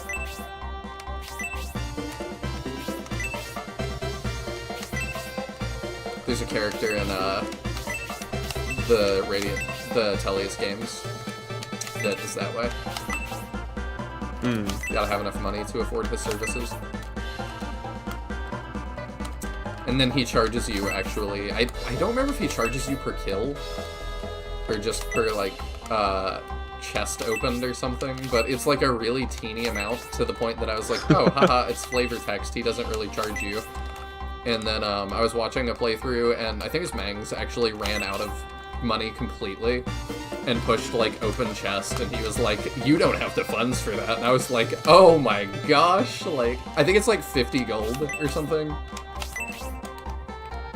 That's great that he actually, like, refuses to do it. Yeah, he actually does, and I was like, wow, like, it's kind of like this, like, nothing is, 50 gold, like, that is so inconsequential. Right. Is it one of these chests or something? Or, I'm sorry, crates? Do you want to be told what you should look for? Sure. It's one of the white piles. Okay, I checked those. Yeah. The guy just says inspect the pile of white stuff. Great. It's like one specific tile on these, I believe. Farina and FE7 does that as well. Oh, she's a lump sum? Okay. Ah! Okay, yeah, we're could definitely generate funds if we need to. Yeah. 5 Nights at Garvin's, that doesn't look right. No, it really doesn't. To be fair, I want to play everything Shining Force style. I do too. But I understand that Code Lyoko is probably not a lot of people's first, second, or 18th choice. I've never even watched it. Might be their 13th reason why, though. We're gonna do all the dialogue before we go in the church, because I feel like the church is where Father Scholar is, and that's gonna be plot. Aren't you in the same army as Bresby, who liberated the city from the Bullzome sect? Before you leave town, be sure to meet Father Scholar. He's waiting for everyone. Please visit him at the church. I kind of start to get annoyed when everybody says, like, the same, like... We are building up this character so much, I'm just like, alright, I'm already done with him. Yeah. It's not like you'll walk into a locked room and an old man will demand your money or your life. Okay. I hope it's fairy powder. In quotes, that would have been good. I think the mithril makes sense, though. That is so obviously searchable. That is criminal that it's not.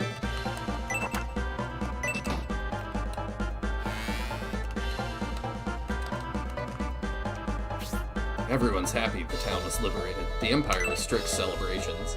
When Imperial rule is restored, I'm sure even conversation will be restricted, so we're enjoying the freedom. Okay, this is, like, actually showing me, like, that the Empire does bad things. Finally. I appreciate that.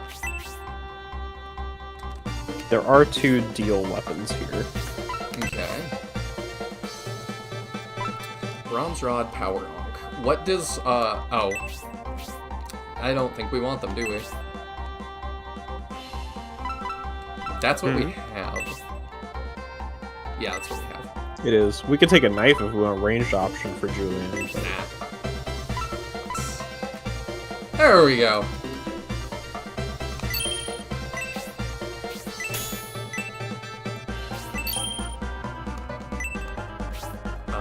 Then Kate uses arrows, I think.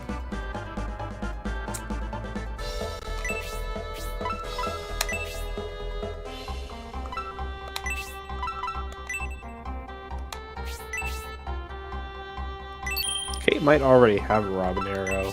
I don't remember. Or no, wait, she was only shooting at 2 range. Never mind. Yeah, we really want that. So I'm like, if we sell one of our... I think small mithril is worth like 1,000. Yeah, I was kind of thinking, oh. Oh, no, not even close. Well, that's 900. How much is it? How short are we now? No, we're just not going to get there. All right. We're real short, yeah. That's probably because I took that death. I do Code Lyoko. I didn't see the last season, but I know the plot. It was a cool show. Yeah, I only saw it on TV, so, like, I saw it super out of order. I have no idea, like, what really happens in that show, so I'd love to rewatch it all in order and then play that.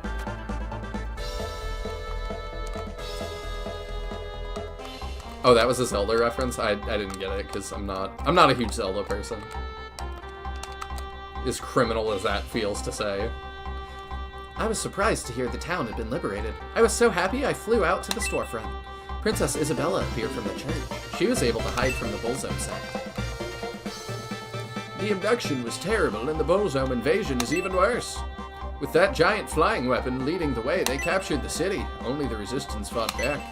Somebody should double I know you're not a big Shining Force. Zelda fan, but did you play the Zelda Warriors title? Because you're a Warriors fan. I have 2 of them. I have Hyrule Warriors 1, and I have 2 copies. I played it on Wii U when it came out, and that was one of the best co-op experiences I've ever had, because I played with a friend, and like I laid on the couch, and I had my screen on the gamepad, and then he played on the TV. And it was so cool playing co-op with somebody, and we each have our own screen in the same world, like, next to each other. Adored that. And I'm so upset that, like... if Nintendo made a Switch 2 peripheral that was like the gamepad and let me do that again, I would buy it day one. Because I love gaming next to friends. But then, like, having the same different screens, like, so cool. It was such a neat thing, so unique to the Wii U, and we'll probably never see again. I know. But I'm hoping. I know Sony's working on something with the PS5, 6, whatever, that maybe could be that too. If it could use... I don't know. Even if you just let me connect to somebody that also has a Switch, would be down. But... yeah, Hyrule Warriors 1 is one of the best Warriors games to ever be. Fantastic game. And then I got Age of Calamity, I think, the second one. That sounds right. And played that with a friend. Have not finished it yet. It runs like Dookie on the Switch, which is unfortunate. But it's still kind of fun. I like it, but not as much. Hyrule Warriors 1 was just really special as, like, even though I'm not a big Zelda guy, just the celebration of that whole series and the love they put into it with all the different costumes, weapons, characters, the plot that ties it all together that's actually not half bad. Very cool. Love it. I actually ended up with Daniel co-hosting a Zelda podcast for a week.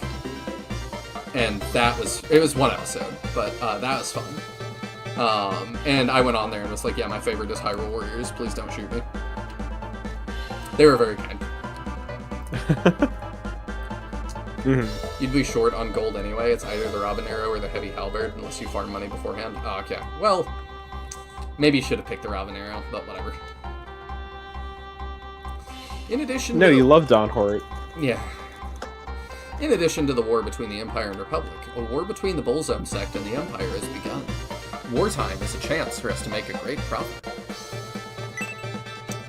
Is it a war if they're allowed to just walk in and invade? Not so sure. I definitely think they are in cahoots. Want to hear about the resistance that arose after... Okay, yeah, sure. If someone was deemed to be a rebel and they were being taken away, the resistance would appear and save them. While that sect was chasing the resistance, many innocent people escaped. What if I say no? Since the resistance's numbers put them at a disadvantage, they never challenged... You just tell me anyway. They never challenged the Bullzone sect to battle outright, but all the people of this town are grateful. Most autistic NPC. It's always weird to me whenever there's an NPC that you tell them no and they tell you about it anyway, but they tell you information they don't tell you if you say yes. Yeah. So it's like, I feel like you should share with me that information in addition if I say yes to what you did tell me.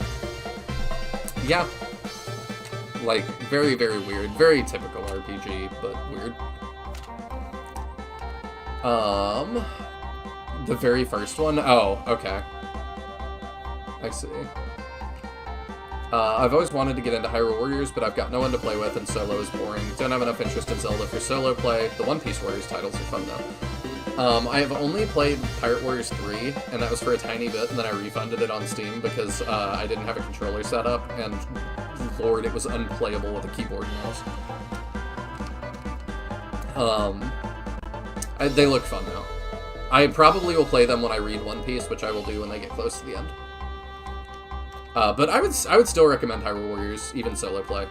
Very fun experience if you like Warriors. During the occupation, we were not allowed to drink and we were closely watched. It was a shameful time. They had prohibition? Oh, the Empire's gotta go down. Emperor Domeric and Prince Arrogant are leaders the Empire depends on. The Emperor was abducted by the Republic and Prince Arrogant leaves to save him. We are certainly unlucky. Dang, in all the saving we've been doing, we've not seen Arrogant yet. There are mushrooms growing here. Are you looking for the mushrooms? My makeup, where did it all go? That girl didn't have any interest in makeup. There must be someone among the masked monks into drag.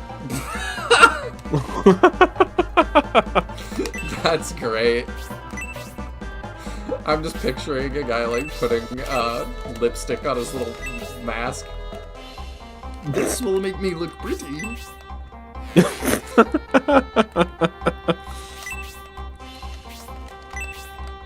This will impress Monkina for sure.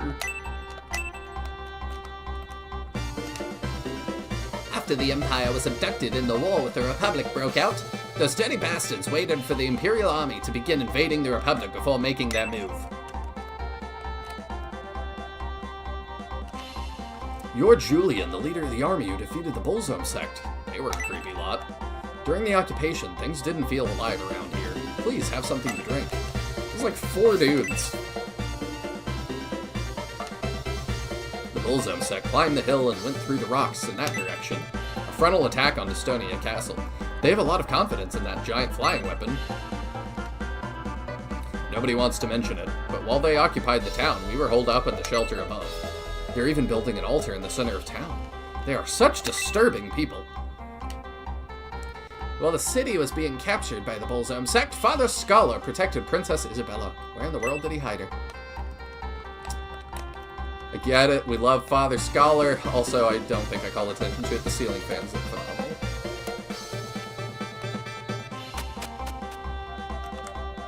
Fiale, when he dressed up as Honesty.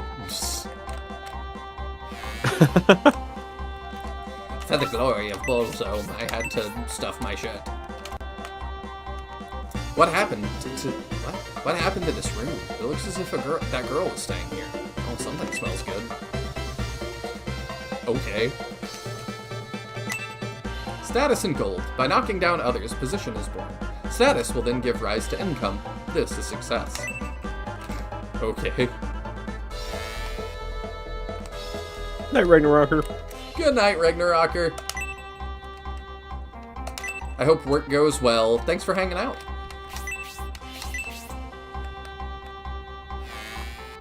Speaking of Hyrule Warriors, I finally managed to get all the level 4 weapons. Now I don't know what to do in it. Beat the adventure mode or whatever on the map.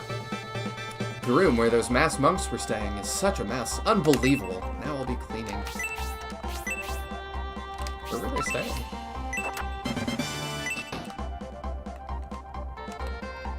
I don't see a room that's a mess.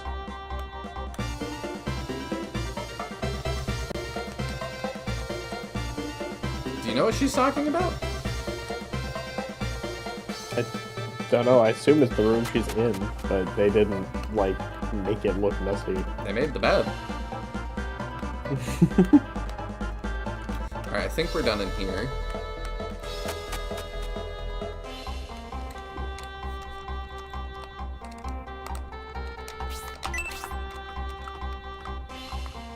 Oh, I guess that's the altar they were starting to build. For what purpose? I don't know.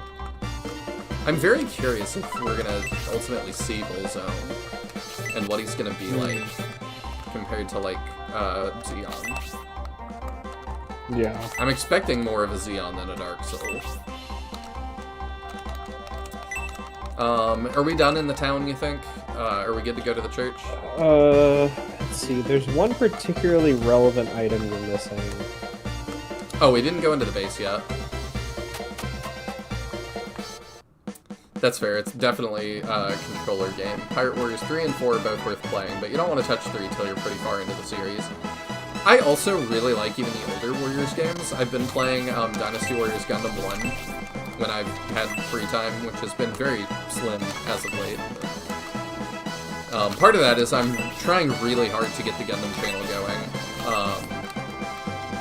And it's doing pretty well. My most recent video is like it might be 2,500 views, which is pretty good for a new channel. The Baku Ray could be Bullzone's ultimate weapon. If we don't act, Estonia could be turned to ash. So this is the famous capital of Dystonia. You've seen many countries, Julian. Are you impressed by the technology of the Empire? Not yet, but we'll see. My memories of Dystonia are 20 years old, before the Civil War broke out. The city was well developed, and the machine revolution that came from Cereban was a great help to the Empire. There was less damage to the city than I thought. The Bullzone sect has put the conquest of Dystonia Castle above all else, so the castle is in greater danger. We must hurry. I mean, I would too. Like, if the citizenry were not super eager about their leaders, and then I still have access to this room. Okay. No boxes this time. No. So as Lowell said, there is one house you haven't been in, and there's something near the inn that I think you missed. Okay. There may be like one or two other items lingering around, but those are the two most important things. Okay. Something weird, didn't Dawnhorde just imply Cerebrand was around 20 years ago? I don't think so. I can double check. Let's reread that, but I think he's just saying, like, that's something that's changed in the interim. 20 years old before the Civil War. This was well developed. I don't know. Maybe. I imagine he's just saying that happened in those 20 years between now and his old memories. Yeah, it definitely could be. Because we know for a fact that Cerebrand's only 5 years old. I do think it could be worded clearer, though, for sure. Yeah, it could be something where, like, it's a poor translation choice, and maybe it reads better in the Japanese. I don't know. Oh, I hadn't been in here yet. There is one haggle here. Alright. The next time I'm at Walmart, I'm gonna talk to the cashier and then just walk away and then come back. And when they're like, hi, I'm gonna walk away again until they ask me if I want a discount. You try it like 8 times. You're like, are you sure you don't have anything for the military man looking for a special magic item? Ah, I got a steer. I don't need that. I might should buy another detox though. 200 gold. That helps.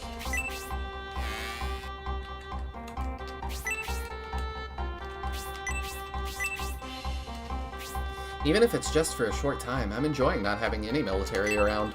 Destonia is shining, but if I think about Destonia Castle being taken, it's hard to be happy. I go to the baby and be back. Alright.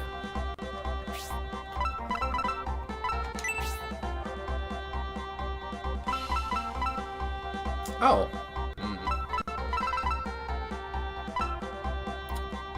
If we had more gold to spare, I'd buy those, but I will keep that in mind. Throw her another one. I think we'll be okay now.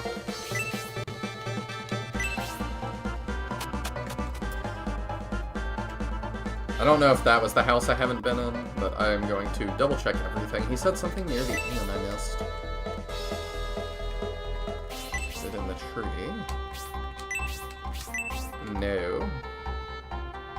Seemingly not. The trees are so hard to search. Because they make you turn.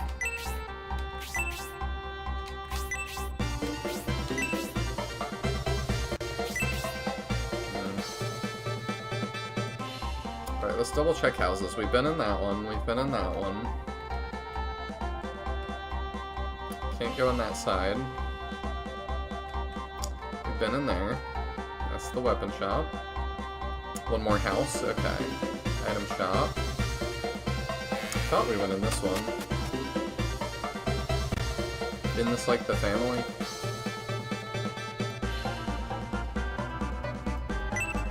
Yeah.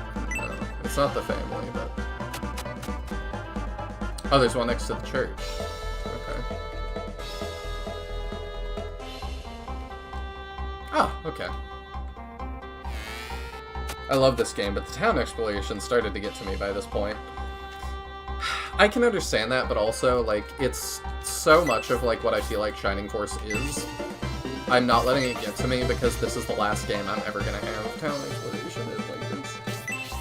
Till a couple of the fan spiritual successors come out. Oh. I feel like I'm only gonna get to open one of those. I wonder if my daughter Melinda and grandson Medion are well. Melinda was taken by the Emperor. Oh! Medion used to visit once in a great while, but Melinda has never returned. The Emperor's second wife, Melinda, was born in this house. I'm looking after her parents who received gold from the Empire. They could live in a better house, but they're simple people. Oh, these people seem so nice. Melinda became Emperor Domeric's second wife after he saw her working at the shipyard. The man who loved Melinda lost hope and cast himself into the sea. Such an undeserving end.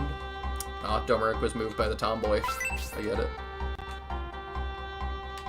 Like, consistent angles, please. Yeah, it is a little bit rough. I only felt that way on, like, my third playthrough, to be fair. That makes sense. Mass production equals large sales. You can only sell as much product as you can make. Switch to an automation to make more and profit.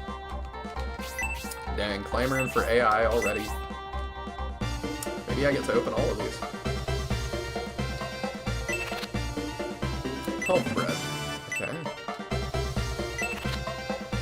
Goddess tier. Fairy powder. Nice. Very cool house.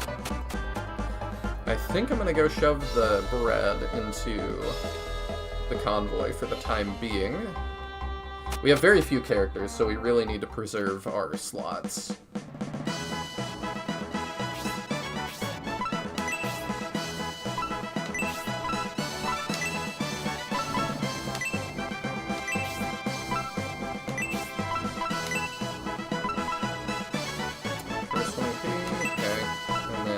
That cures like anything, yeah. There's still a very important item. I wonder where I could find that. Is it the thing near the end I mentioned?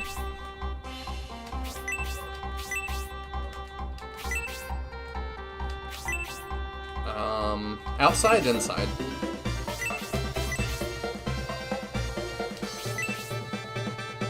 Looking at this from multiple angles now.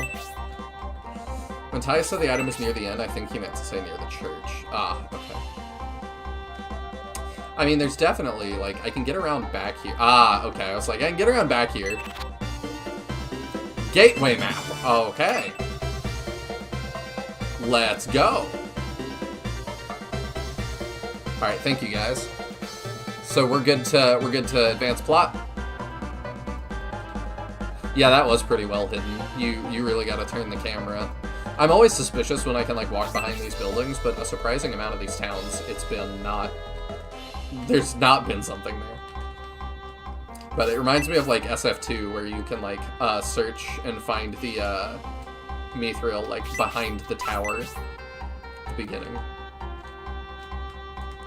Also, just looking outside, what is this construction? Like, there's just this, like, little mini wall next to this wall that, like, the enemy can climb up on and then have a better platform to assault you over the wall with. It's crazy. I can save state, and then we can advance plot. And then if y'all tell me it's not time, I can revert.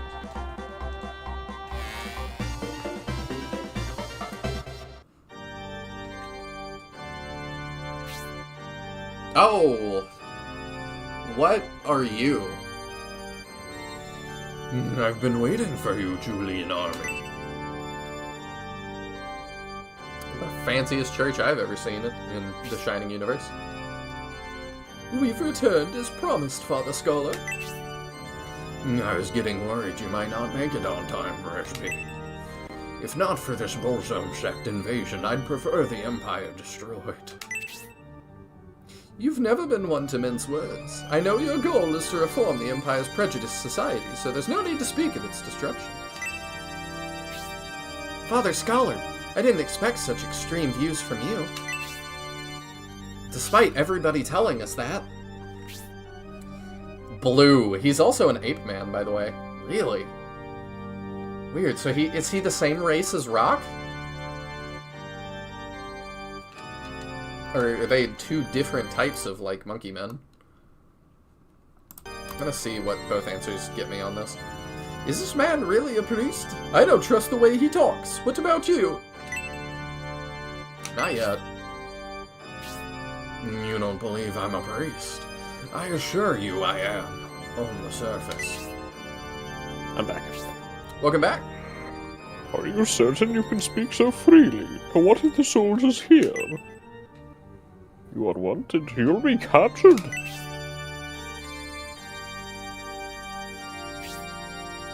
I came here risking that. I heard Gracio was with you and I wanted to speak to him. Also, it's weird to me he has pointed ears in his map sprite, but in his portrait he doesn't. Mm-hmm. If you stop us from going to Destonia Castle, it will be taken.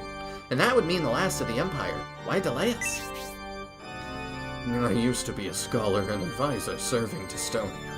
Grantak and Bresby were my contemporaries, and we were rivals. Scholar was the best among us. When he was working in the castle, he discovered how prejudiced our society was.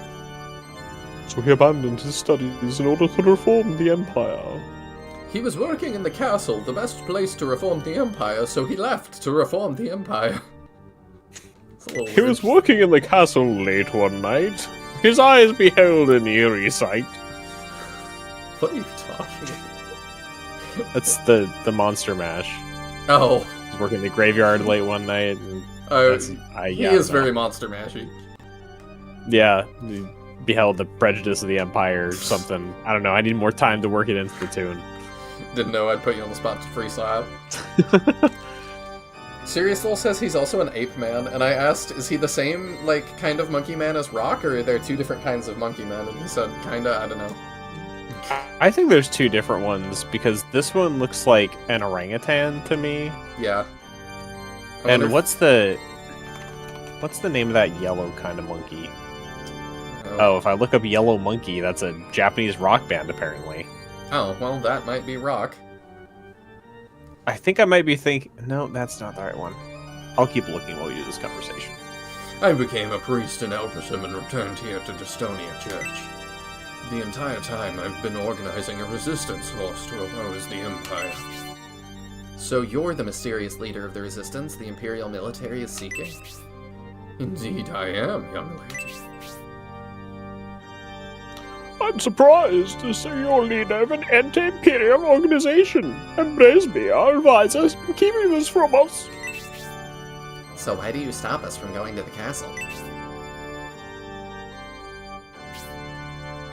What are you? I'll take him if you want, since you took Scholar. Sure. We've received information that the Empire is plotting against you and plan to take the staff of Besem. Actually, it's an elite force known as the Rainbloods. Tell us something we don't know. You've already fought them in Elpersham. Then you know how dangerous it would be to march on Destonia Castle, right? No? Why? Were they there? So you believe Bolzome and the Vandals are more dangerous than the Rainbloods, Julian? I mean, yeah, that's kind of his entire character. They're aware of this. They still wish to march on the castle. There's no way to stop them.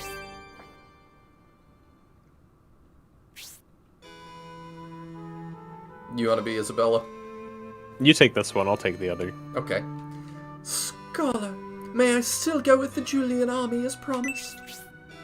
Isabella.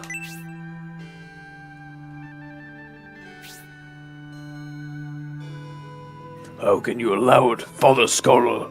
How can you allow the princess to go to such a dangerous place? I can't agree. Please don't try to stop me, Cyclops. I'm concerned about Aunt Melinda. Why is Princess Isabella here? Oh, that's right. You often visit the church in remembrance of your mother. I appreciate that she has her own little theme. Prince Merion's mother, Lady Melinda, raised you as her own daughter. I understand how you must feel. I kind of feel, again, like this is a character that we did not create in Scenario 2. We just had this idea, and she just now exists. I have Bridget with me. As long as she's protecting me, there's nothing to worry about. It appears Princess Isabella is set on going with us to Destonia Castle. Priest, you're not thinking of making us babysitters for Princess, are you? What? How dare you? Sir, what kind of behavior is that in front of the princess? I won't tolerate such rudeness. Isabella has inherited her mother's talent. It seems your army is in dire need of soldiers with healing abilities. She should be a valuable asset for the Julian army. Then, I have your blessing. To protect your honor, I will allow it. Julian, will you allow Isabella and Bridget to join you? There is no way this is a choice. I imagine not. No. I guess you won't give in, even after being rejected. Your determination is as strong as your mother's. If you don't agree to take us, I'll do my best to stop the Julian army right here. You want to fight me or take us with you? You decide. I believe she is serious. We should take them with us. Isabella the Princess joins the force! I'm coming, Aunt Melinda. Before your castle is taken, I'll come to your aid. Bridget the Wizard joins the force! You'll soon realize you made a wise choice. Now that we have that decided, what's the situation with the Empire? The Imperial Army is helpless because the flying weapon controlled by the Bullzone sect is far too strong. That's the Walkure. It's impossible to destroy with normal weapons. You must destroy the staff that controls it. So that's what the Walker is. You must be talking about the staff the High Priest possessed. It seemed strange to me at the time. He stuck the staff in the center and backed away. Is that so? Perhaps even the High Priest has to stay away from the staff because the power radiating from it is too strong. So do we now have a strategy to defeat the Valkyrie, Gracia? Let's depart quickly, Julian. We must defeat them before the castle is taken. You don't have to be so impatient, Bresby. They'll just be displaying their might. They'd like to take the castle without causing any damage.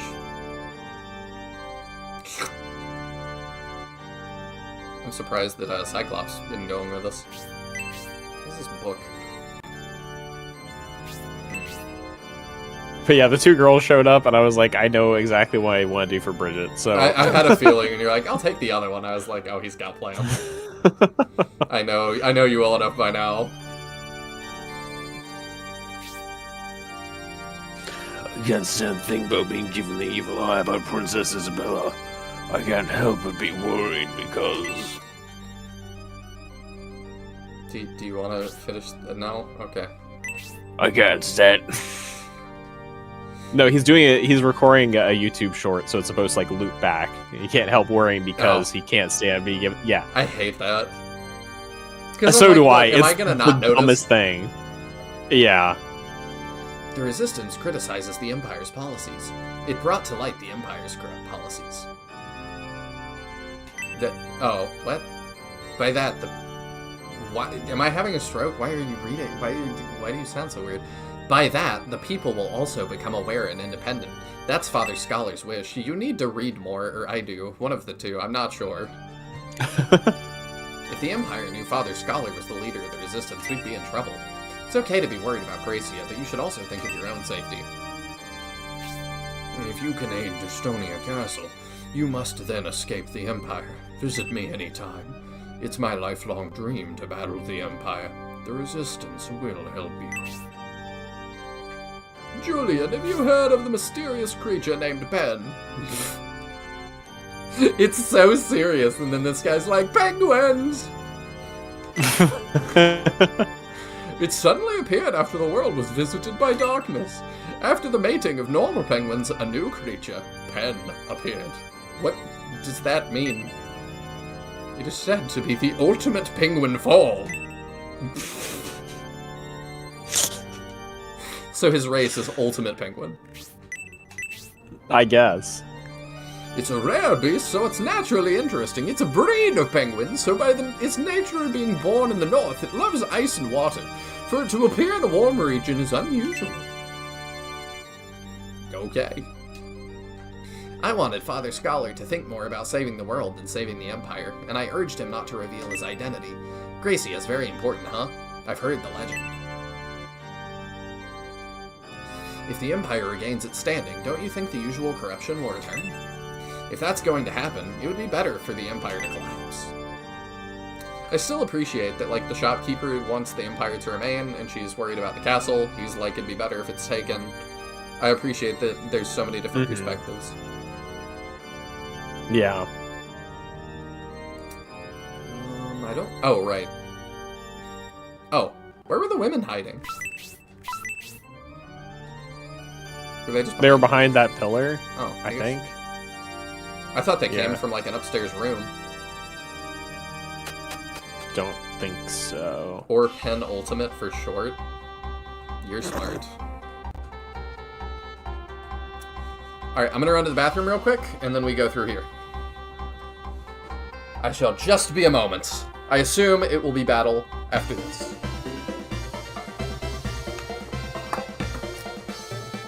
Let me write that in chat real quick.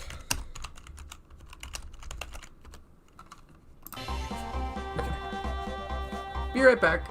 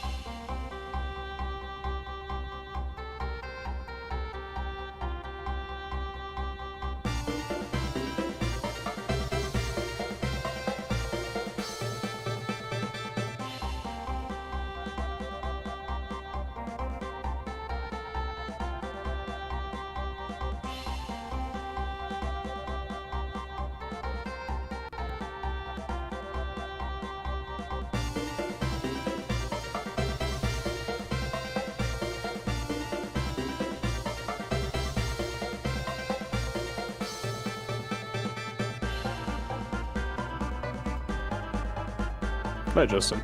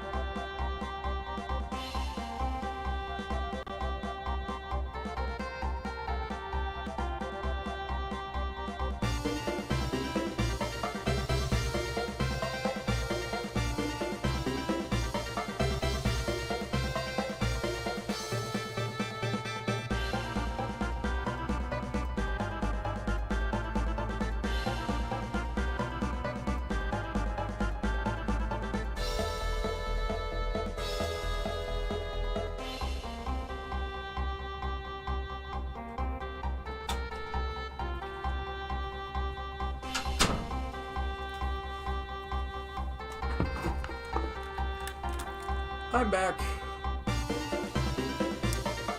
Good night, Justin. Oops. Shifted my mouse.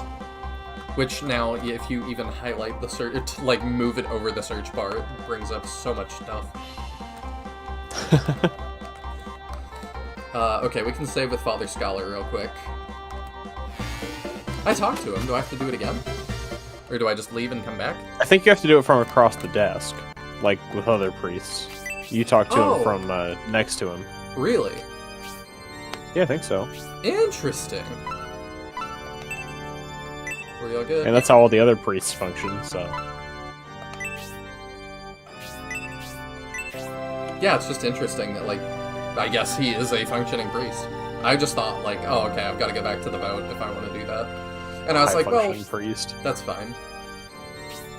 What'd you say? Said high-functioning priest. Be sure to check Bridget and Isabella's HQ dialogue, and maybe their encyclopedia entries. Sure!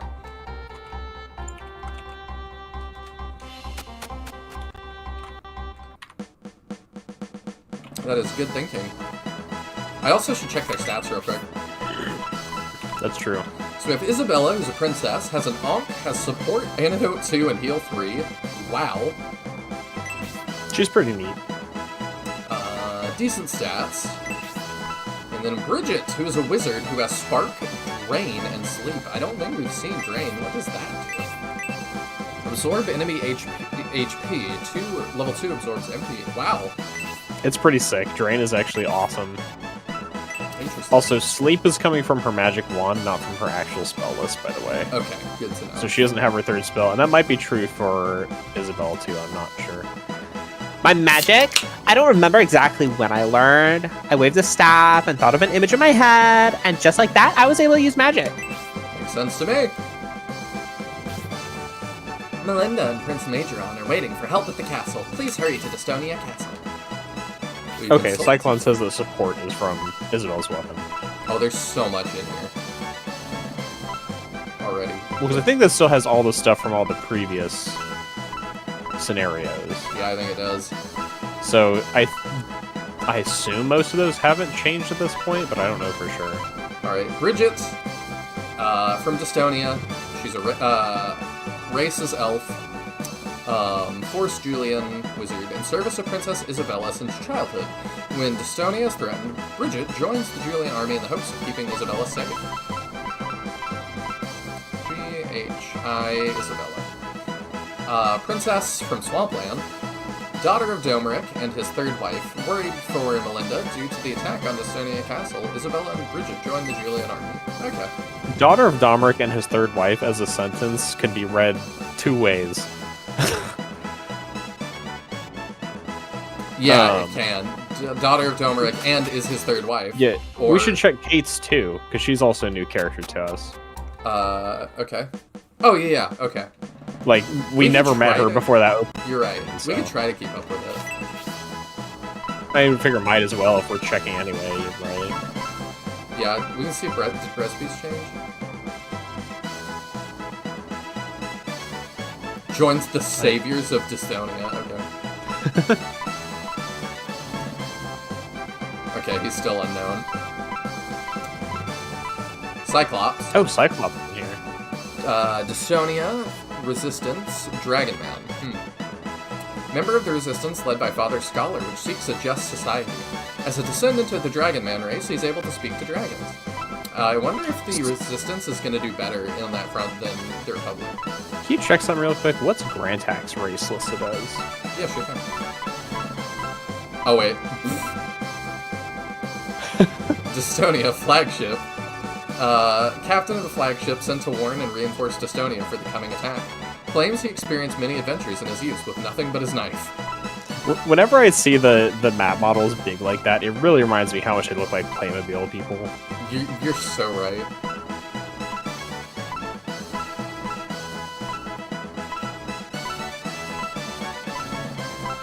Gracia, okay.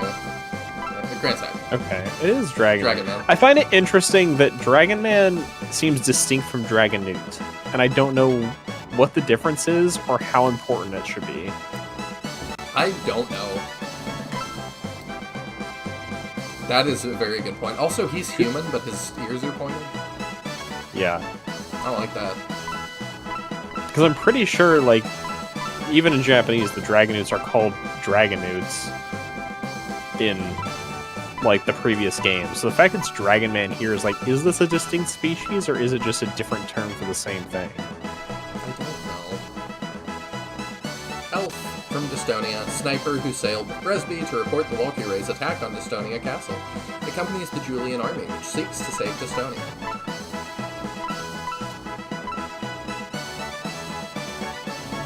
Oh, Melinda has one. That's interesting. Born a commoner, she was first spotted by Emperor Domeric at a dockyard while working and later became his second wife. Their union gave birth to Medion. Cool, we finally see her portrait. I expected her to be more tomboy, working at the dockyards, but maybe she's been a princess for quite a while, or a queen, so maybe she looks New different. portraits for Hazuki and Jane, apparently. I didn't notice. I will double check that as well. Scholar. He's an ape man, yeah. Former tactician of Dystonia, now a priest and leader of the resistance against the Empire. Without regard for his own safety, he counsels the Julian army. Stella looks different. Oh yeah, her portrait looks way better. Yeah, it does. Oh, the Titan has one now. Giant ancient warrior resting in Aspia ruins, awoken by the Bullzone sect and defeated by the Synbios army's clever scheme of using the power of the nearby dam's water. Sega heard me in my last stream criticizing that the Titan didn't have one, so they added one in an update. That was very sweet of them. Former Republican general and Lord of Baran grew tired of Republican ideals and allied with arrogant and Garvin. Defeated by the Medion army. Okay, I wondered what his read now. Also, Lol says in version 25 of the translation patch they changed Grantak's race to Dragon Moon. I need to go look at the world book. Yeah. Things that only you and I are going to care about. Okay, who had new ones? Jane and Hazuki, apparently. Weird. Jane, I get. Hazuki,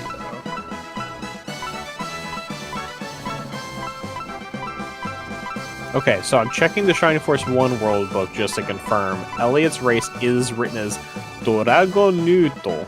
Okay. So it's 100% Dragonoot for Shining Force 1. So now I need to go look at the Shining Force 3 world book. Yeah, Hazuki's is a little different. They did touch it up. How weird. Oh, it is. It's like she's facing the other direction. It's entirely redrawn. Yeah. It's kind of nice. Her original one was just a palette swap, I think.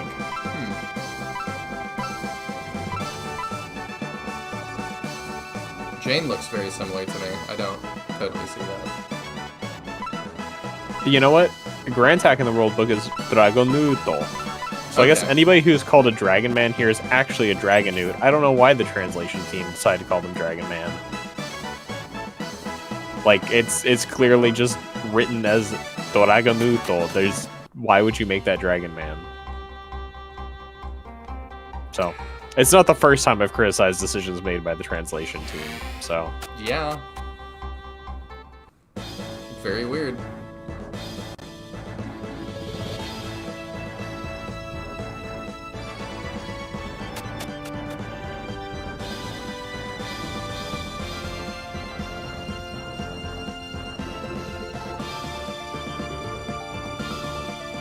Oh, this battle. I don't see a flying weapon. Hurry! Oh, these guys. Do you have to let them out? Nope. That was optional. Cool. No flying weapon. Then has the castle already been captured? If so, heading to the castle is pointless. Don't talk like that. General Steele will protect the castle.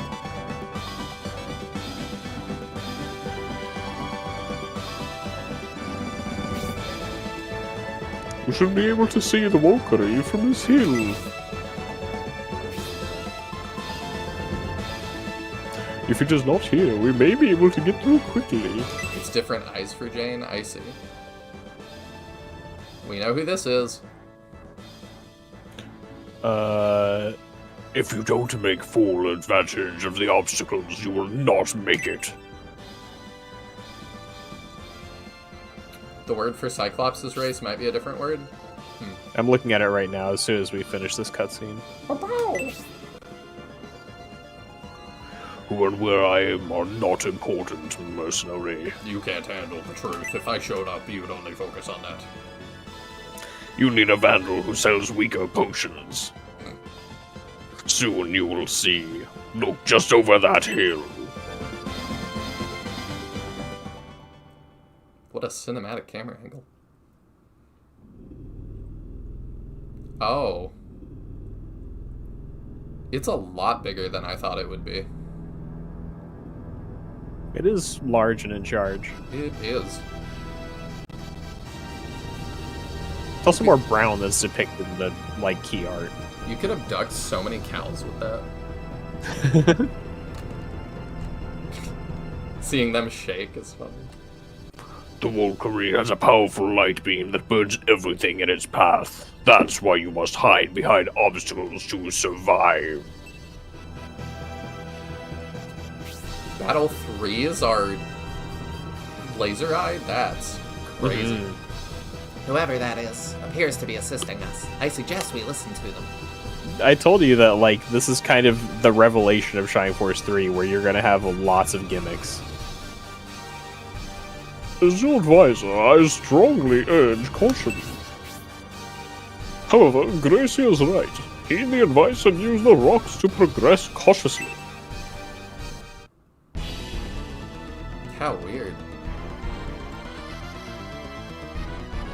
This battle music is fantastic.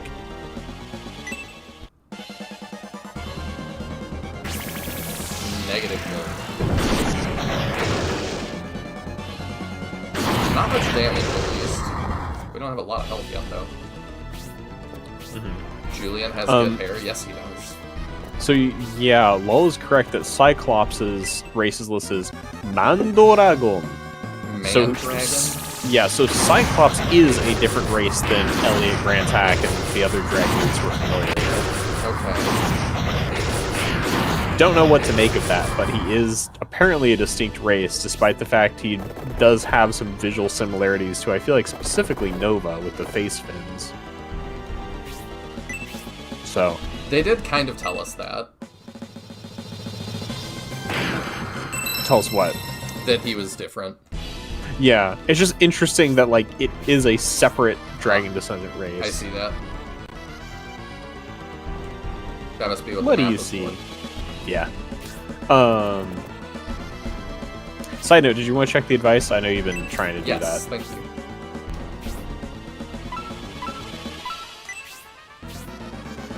Advance using the hollows in the ground and obstacles to avoid the Valkyrie's lasers.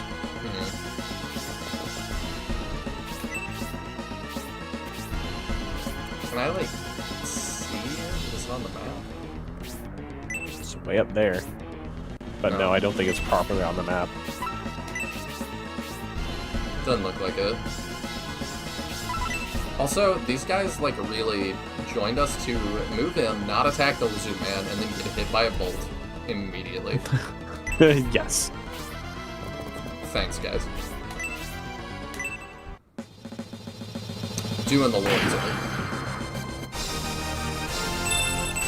HP 3, attack 1, defense 2. I feel like we're getting a lot of defensive growths. Kind of across the board. I'll put Gracie right here.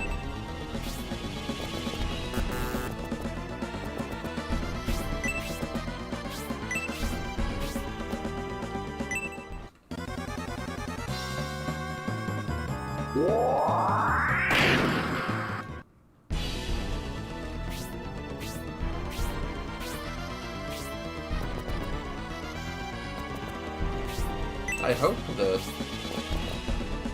I'm okay standing where I am across the board. I guess we'll find out. I love that flying leap from Gracia. Well, okay.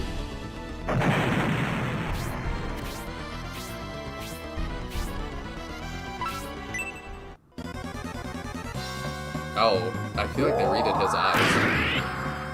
It's like really high. They did eyes. retexture some stuff.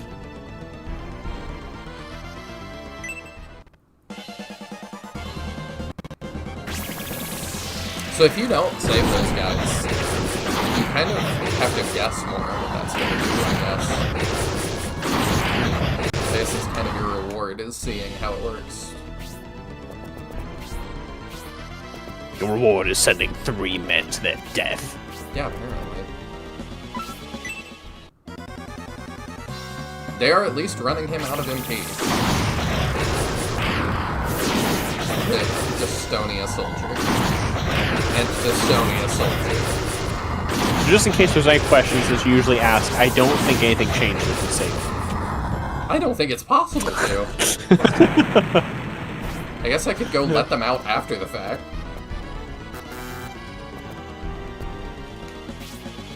Is here a safe spot? Or does it have to be down here? I honestly don't recall. It's been a while since I've done this fight. You should survive one shot anyway, so... Yeah. Fun fact, this mage is not on the map if you don't save the soldiers. Really? That's funny. Yeah, we're just doing optimal experience routing. That's why we won this mage. Definitely. Defense 2 again. Yeah, we're getting way more defense than attack. I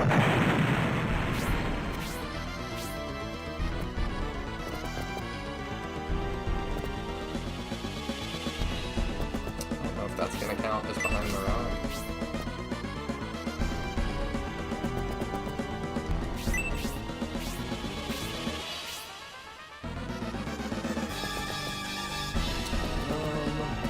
Hack the game, check if you could help them. Not only can you not heal them, you can attack them yourself instead. So they're like technically enemy faction units. Weird. Very strange.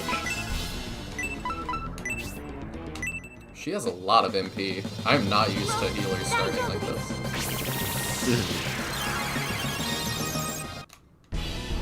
But y'all said she might even be better than her Yudo. She's pretty good. Where's he going now? Okay, Oh. so... You left your Julian exposed. So it is one... You get one tile. Oh, Oh yeah, they can destroy the rocks too. I see. Well, at least I know what their range is, vaguely.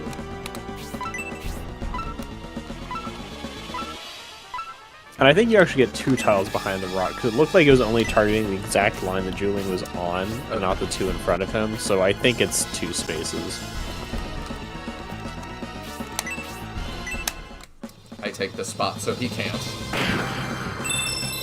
Dimension special attack, okay. I do think this is one of the coolest laser eye fights we've gotten in the franchise. It's cool so far. It's definitely the most mechanically involved of them all. It's not just stay out of this line. Yeah, I'm not waiting like I do for the normal laser eye. Yeah, because waiting equals no progress, because it's firing every turn. Yeah.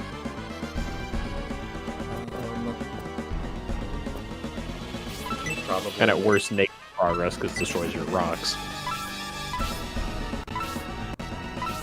Oh yeah, alright, we do that. 3rd special attack already? What can I say? I'm just that good. All choices I've made. We all knew Julian was a little special. I did think that. Does have that hyperfixation on vandals.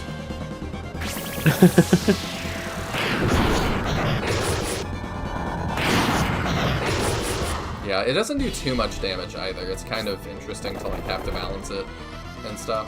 Mm-hmm. I still don't know if this is a safe spot. I do kind of appreciate for once the enemies are actually hiding in safe spots and they're just totally getting blasted. Yeah, it is very different.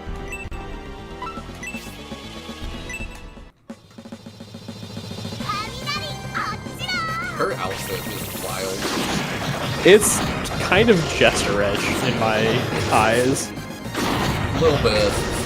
Also, 30 damage off Bolt 1 is wild. It is. That's crazy. I did not think it'd do that much. Is there, outside the ruins, is there stuff for me to find? Let me double check, but I don't think so. No. Not outside the ruins.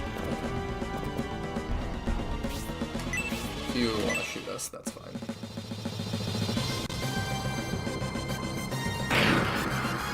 We take 10 damage from the Walkie Ray or that archer.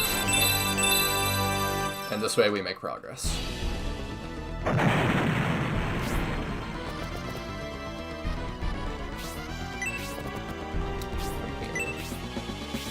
Maybe it'll target him since he's high priority. Destroy the thing. Bridget is awesome IMO. Honestly, every starting mage in SF3 is great. Definitely seems that way. Every starting mage and healer. Even the non-starting mages healer. Well, healers not so much. The monks are a little underwhelming, but Hedva, I mean, was great. Ah, okay, so we get to see if Dawnhorn is safe or not. I think he's safe. Looked like it. Oh, no. Rip. Okay, he has the highest move. So, we want to use him to go in, I think. It was really hard to line that up. I'm glad I didn't fumble that.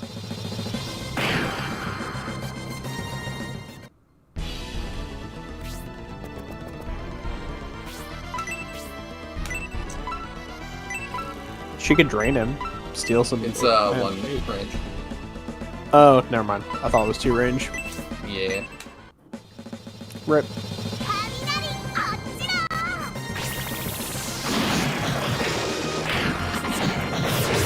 Still got the kill, though. Yeah, we can aura them and then send them in, I think. I want to investigate with Julian here. I think it's already open. You just need a map move. Okay. We can put you... I'll put you here for a minute. And great, yeah, Gracie can have you exposed for a second, that's fine.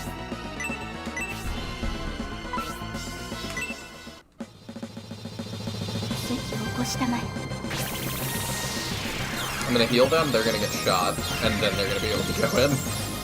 Yeah. I mean, luckily the thieves don't really care to attack you, so... No, they don't. But there often is other things in there. Okay, we can just throw Isabella in.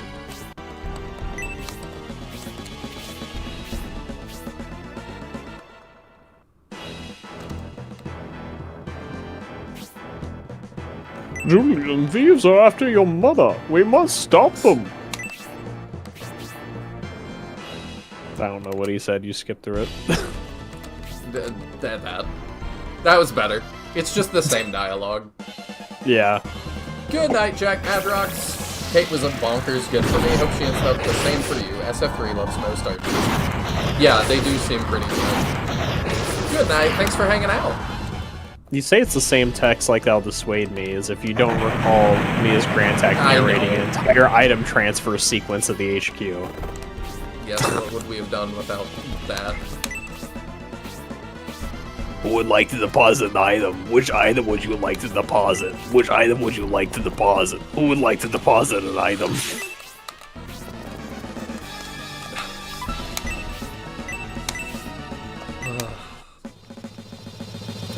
Oh, why is my hair looking like that? Going Super Saiyan. I almost feel like you're healing a little too frequently. You think so? Yeah.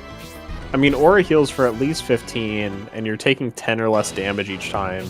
So you're losing a bit of healing, when, like, you could heal every, like, 2 attacks from the Valkyrie. I guess I just wasn't that worried about it. Because we have a second healer. I just don't know now. how much, like, MP Gracie's got left. He's got 3 more auras in him, I think. Yeah, that was like 7 damage, so I probably wouldn't heal that. Yeah. It's like, you healed Kate, who had like 8 damage on her and stuff. Julian also, or I'm sorry, Gracie also was missing health, so I was like, eh. Yeah, it's just that you'll be taking more damage as you move down the field, and there's like mages down there, so you'll want to have some auras left for the actual end of the fight. I always have aura left.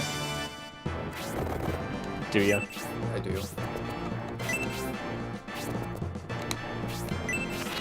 What do we got? Potion. Okay. Then we gotta head him off to get the life ring. You gonna destroy the... Okay, I was like, are you gonna not do anything? No, I'm probably gonna destroy that rock. Oh no, he did do nothing. Okay, we can just bug.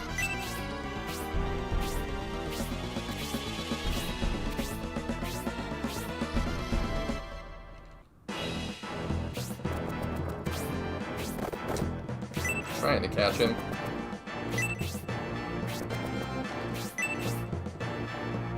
I don't know if we'll make it or not.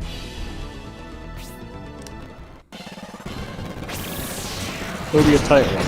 Speeding that up sounds great. What'd you say? So it'll be a tight one. I do think if I was designing this fight, if it can't target anyone, it would start destroying the rocks from the one like furthest to it and moving up towards the end of the map. Yeah, I can see that. Just to give you kind of a soft timer of rock health. I don't think we're gonna catch him. Rip. No life ring for you. Okay. Yeah, we needed to get like Dawnhor in on the first round. Yeah, we So did. the second round.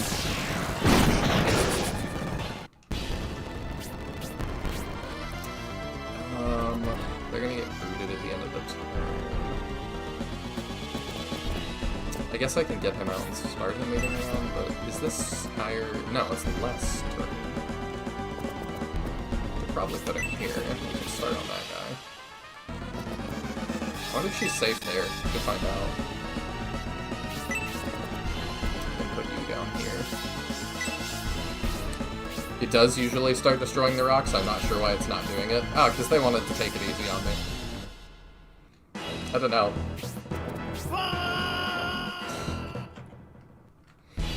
He didn't even die.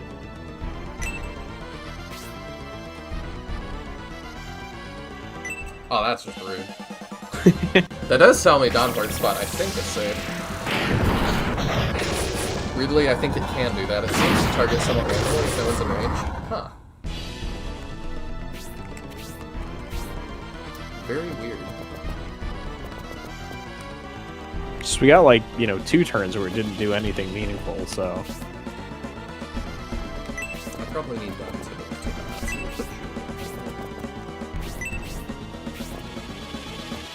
Gracia, your move leaves a lot to be desired. Yeah, I saw that coming. It's nice to know they never fixed that between games. Yeah. I mean, what's to fix? It's a pretty great, like... If they made Shining Force 4, that should have become like the Wilhelm scream for the series.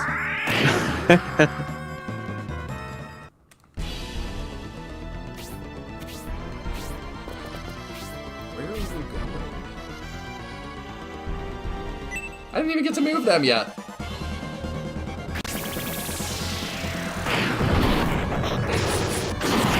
Well, She took damage before the animation started.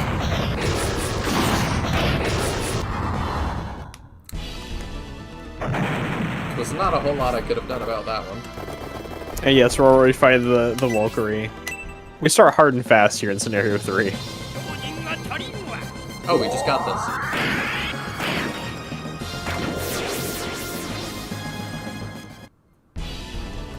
That's a pretty cool one. It's okay. I'm a little bit spoiled from the ones that, like, pick people up and sling them across the map. Yeah. I mean, I found the crits that disappointed me the most, honestly, were the Lance ones. Because it's all just, like... Charge. There's really just attack. one anime... Well, it's like, there's one animation that's a sequence of attacks, and each level lower of the final one is just removing one attack from that chain. So it's just like, it's the same animation, just adding, like, one more hit. Rather than, at least Halberd has, like, Tornado is totally different than Crossbreak. Yeah. Even if it's not the coolest animations, like, at least there was some effort. They made, like, 2 different animations there. Blade is pretty bad, too. I think a lot of them use just that one slash. Because I think whatever the fire one is, I can't remember the name right now, does that same animation. Afterburner. Okay, yeah, I think you're right. She can heal herself. For 16.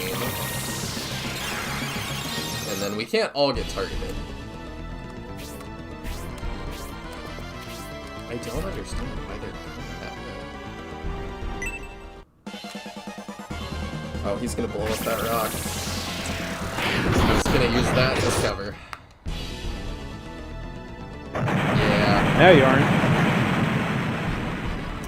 Alright, so we kind of just have to dash for the last ones.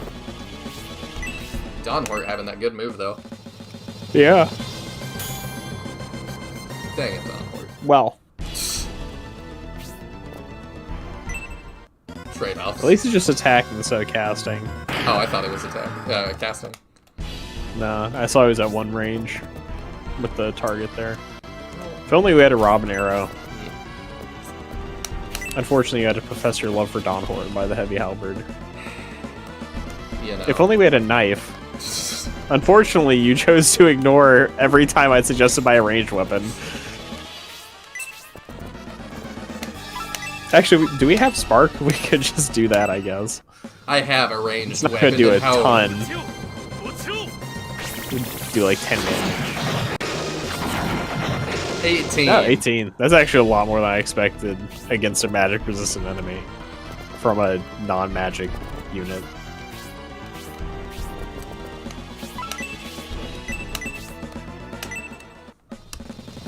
Ooh, we should try and save enough to use, Shine. was it Shining on the boss here? Yeah, I'm down. I'm up. We're the opposite brothers.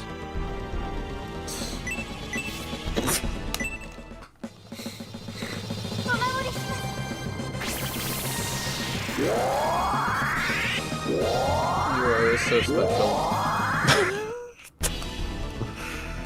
Like Julian special? Not quite that special, you talk. You're not nonverbal.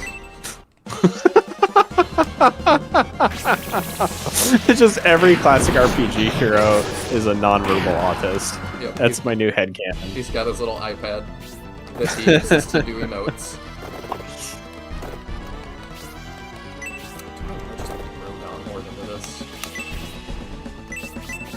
It's interesting how Julian's promoted attire looks so similar to promoted Arthur Holyarch. I mean, I assume it's because they're from the same place, more or less, right? I think Isn't so. Arthur from Emily? I think you're right.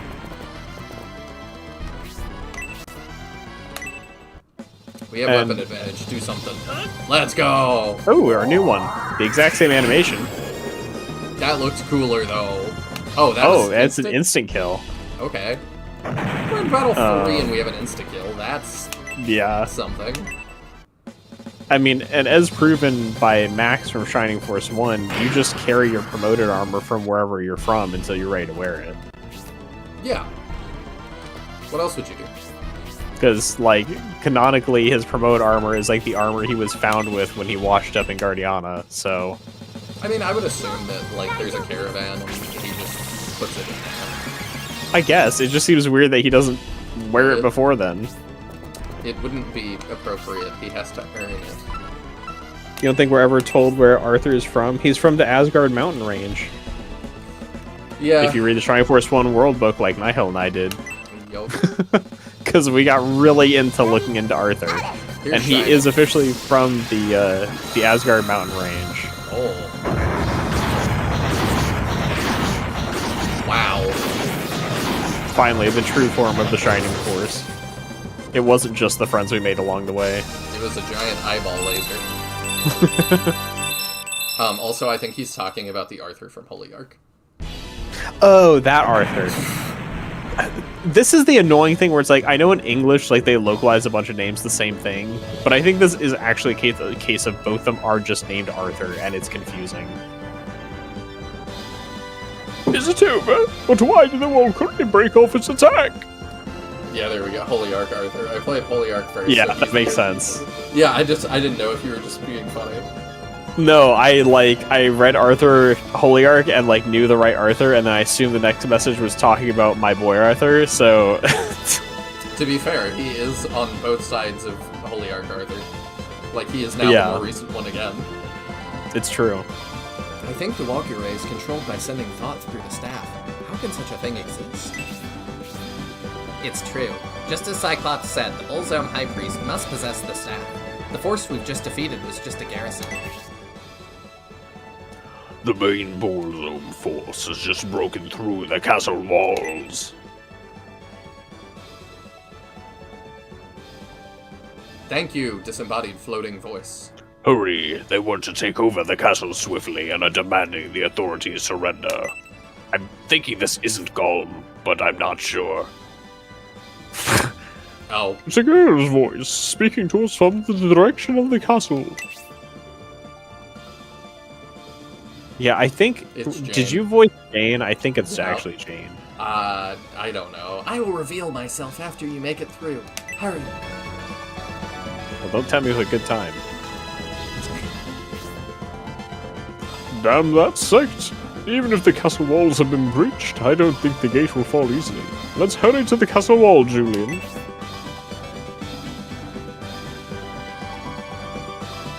Can we retreat to heal first? I guess not. Oh, he's got a tummy ache. Well, your time is up. May I have your answer now?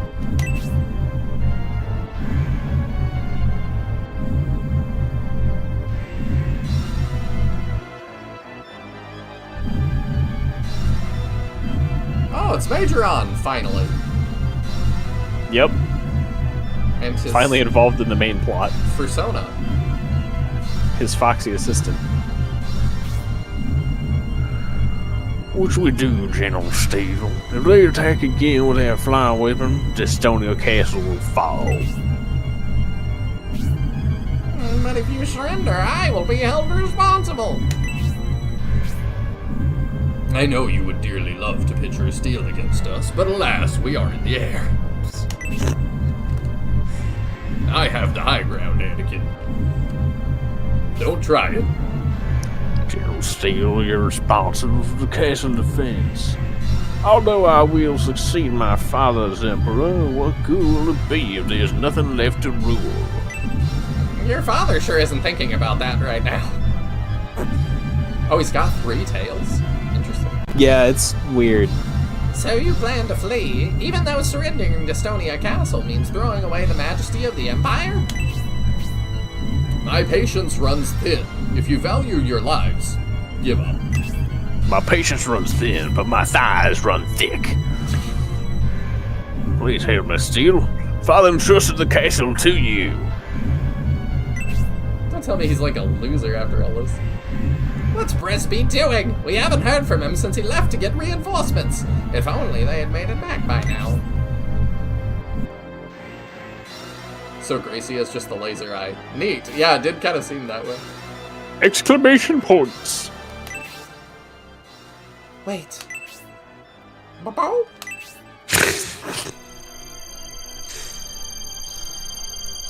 And suddenly, Majoron. Yeah, they did a good job priming me for this, because they did tell me he was here doing this. The sounds that the Walkure makes get so messed up on other emulators. Oh, dude, is this one of them? Are you telling me this is not what it normally sounds like? What is this? Yeah, well, Fresby, it's a woman. Wondering that same thing. Oh, well, with that answer, never mind. As soon as Garrot's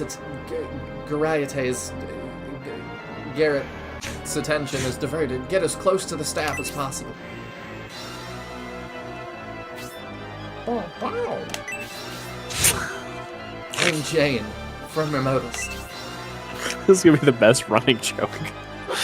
Remotest? If I remember, it's on the outskirts of the continent. You know, like the name implies. Oh. Who are you, Jane? Do you follow Bullzome? Wait, you're different. I can feel both light and dark power in you. Are you a gray Jedi? Are you fanfiction?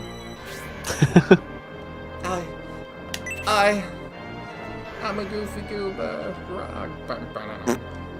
Enough. I will hear your decision now. Gracia, saving the castle is more pressing than listening to Jane. Shut up, wench. But she... Do all women do that? Oh, she's gone. As you said, let's concentrate on battling the Bullzome sect, Sir Bresky. Are you absolutely sure you have a plan to defeat the Walkyrie, Gracia? I will use the power of the Staff of Besom against their staff. The light power will disrupt the dark power, causing them to lose control of the Walkyrie for a time. I understand. Julian, guide Gracia to the staff and stop the Walkyrie. But remember, they won't lose control of the Walkyrie for long. We must defeat it quickly. But first, I must egress to revive Bridget's. Ooh, they're giving us a new version of this theme.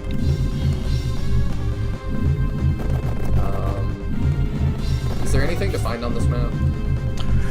There is nothing to find. There is one important factor to this battle that I want to let you take a guess at before I tell you. I see there are places to hide. Okay, that's not it. Okay, never mind. It has to do with a dialogue that happened right before the fight. They're not going to lose for long. There's a special condition for finishing this battle. Okay.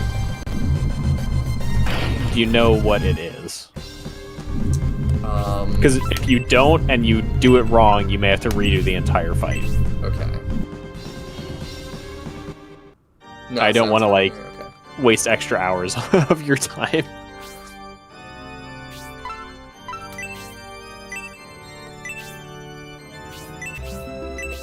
Towards me just like all the others. Oh, you've got enough for a Robin arrow. I was just thinking that same thing. So do you have any idea? Okay, no, you still said something. I'm trying to think. Getting the last hit with Gracia? Close, not quite. Getting the last hit with Shining? Yes. Okay. So you need to make sure you keep 8 MP or have a goddess steer with you. We will do that. Otherwise, you cannot win the fight. Okay, that's still the same. So that was the main thing, is just because if we win? Yeah, if you have less than 8 MP, you can't cast Shining and you can't win the fight. Wow. Like, that's it. You just have to restart. You must hit the staff with Shining. Interesting. So, yeah. And under certain conditions, you can get to this fight without having Isabella, which means Grace is your only healer, which makes it significantly harder. Wow. You can win the fight? It's just harder.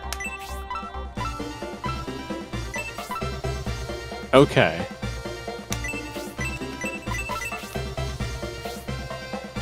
I was just gonna keep silent. I guess you just can't stop the Walkyrie. Almost as you think, at least. But the Walkyrie can't be stopped without the Shining spell. I mean, since when has Sirius Lowell been right, though? Except, like, Well, I'm not sure if Cyclone's confirming that I'm right, then I'm not sure what the case is. Because Lowell's saying, I think. Because I doubt many people do the fight without doing that. So I don't know. I guess it could be either way. Either way, the staff can only be destroyed with Shining. I can tell you that much. Oh, there's a new little animation of us walking to the castle. Yep, can't let you free roam. I guess not. That's true, the map objective isn't to stop the Walkyrie. What is it? Why don't you tell me, Presby? Gracia can use the Staff of Besem's Shining Magic to disrupt and control the Walkyrie. Then we will have the advantage. Thanks, Presby. That didn't totally answer my question, but that's fine. Yeah, that's true. I guess Cyclone's correct. You don't have to do it. I forget that the Walkyrie isn't technically the boss here. boss is not on screen yet, I guess. Maybe he will be soon.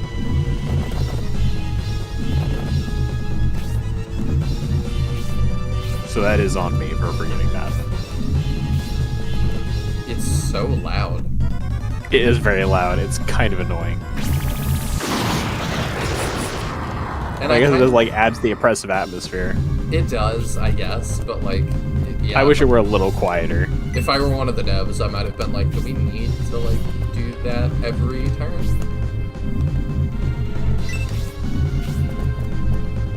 Or at least make it, like, it's quieter the further away from it you are. So, like, it's just louder as you get closer. That would probably be so much coding they don't have set up already. It wouldn't have been that hard. You just check how far the cursor is from the staff. Yeah, I guess so.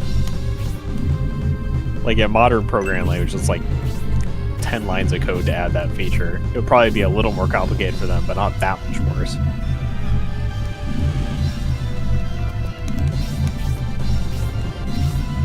Imagine that loud-ass sound getting all garbled on older emulators. Not a fun time.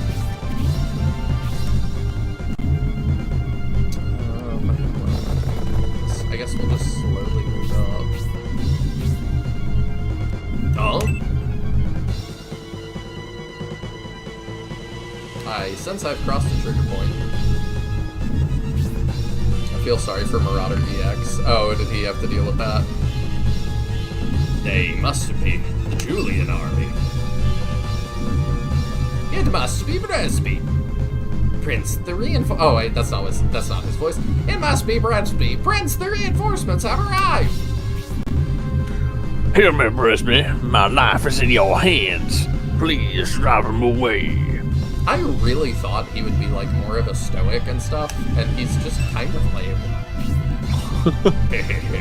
I see Gracia is with the Julian army. The godchild of Albison? Gracia? I won't let the Imperials prevail. Behold the power of the Walkure!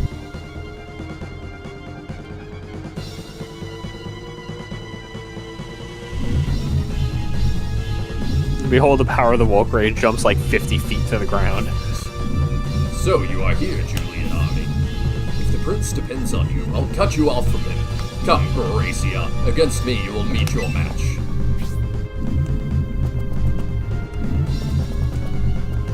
No, you.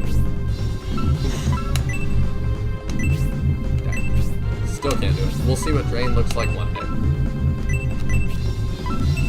I would like to ideally not have her get attacked by the other guy.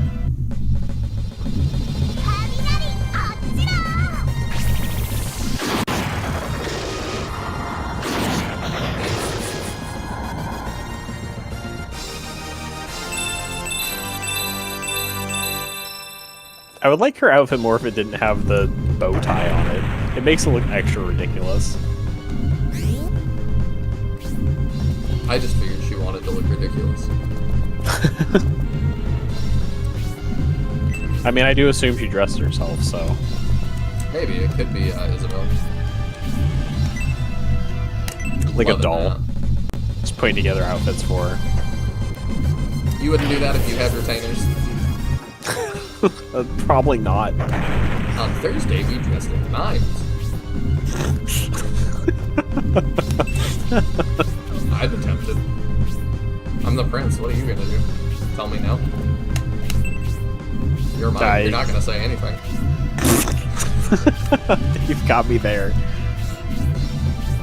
Actually, all you said is we dress like mimes, not that we act like mimes. You will if I tell you to.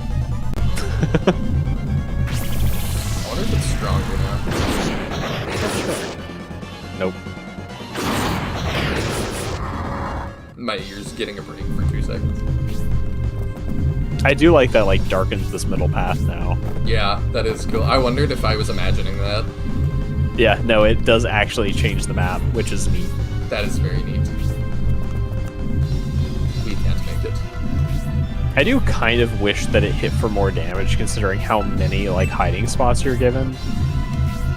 That, like, Yeah. it's not hard to hide from if you really want to take your time, and it makes me wish that the threat was bigger than 8 damage. I mean, we're not going to, though. We're just I guess probably on harder difficulties, it probably hits harder. Well, it also is that he has magic resist. Yeah, but I mean, it only does 10 if you don't, so it's not like it's that different. My point is, I wish it did a little more damage to make it more of a threat for something we've been building up to for a while now. Yeah, I wonder how many, like, battles it's been since they mentioned it the first time. I do feel like it's probably been like 40. I don't know about 40, but it's been a lot, because I don't think it got mentioned until during Scenario 2. Oh, I thought it mentioned it. I don't think Scenario 1 mentioned them all. I could be wrong, but I don't think it came out. Check the final Scenario 1 thing that Play All the Games did. If it's on there, then probably.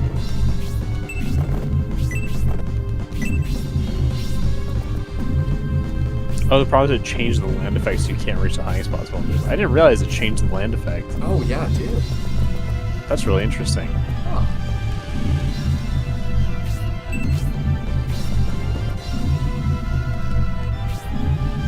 We need one more. We'll do a heal here. Fix us up. Yeah, this is a cool fight. I will say, I'm pretty into Scenario 3 so far. Yeah. I mean, I'm looking at one of the guides that Play All the Games made towards the end of Scenario 2. Like, we'd already encountered David, and the Valkyrie isn't on that guide. Okay. So, maybe not. like, it didn't show up until, like, at least halfway through Scenario 2 in dialogue, I don't think. Shout out. So we have to know about for a while. Yeah. Oh, he's gonna get... Oh, we didn't do the last time on. I guess, like, we just concluded the last game, but... Yeah, there wasn't a new one, and it's like, yeah, we just finished the last game, so... And we talked so much at the end of the last game. Yeah. Plus, I don't know what last time on was, because I didn't know when this was starting. Mm-hmm. I do find it, like, kind of bold that they do 2 laser eye fights back-to-back with different gimmicks. I didn't consider that, yeah.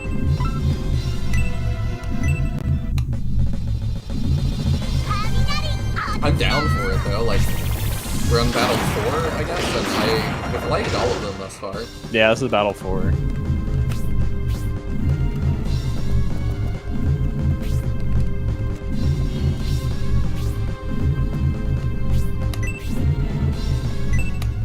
Let's just get rid of that guy before he poisons us, because we know he will if he touches us. If he even thinks about it.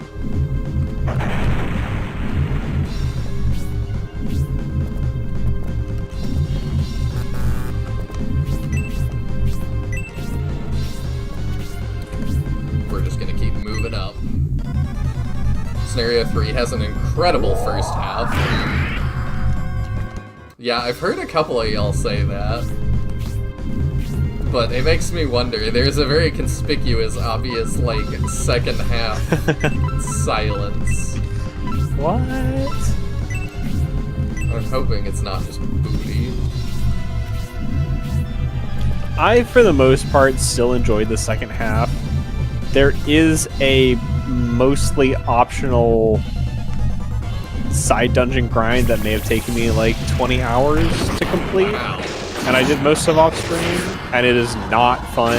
It's not a fun 20 hours. But it's like, there's a reward for completing it a certain number of times, and therefore I did it, but it is not fun.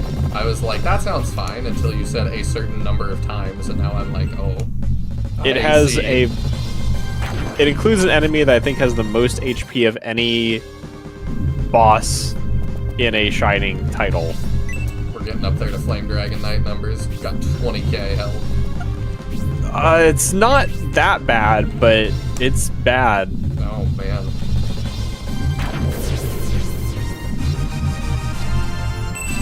Spark level 2. Attack 1, defense 2. The defensive levels keep rolling.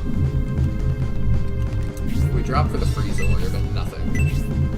The point, that damage is pretty negligible. I'm trying to check the HP on it, because I'm trying to remember. Oh, this is... yeah.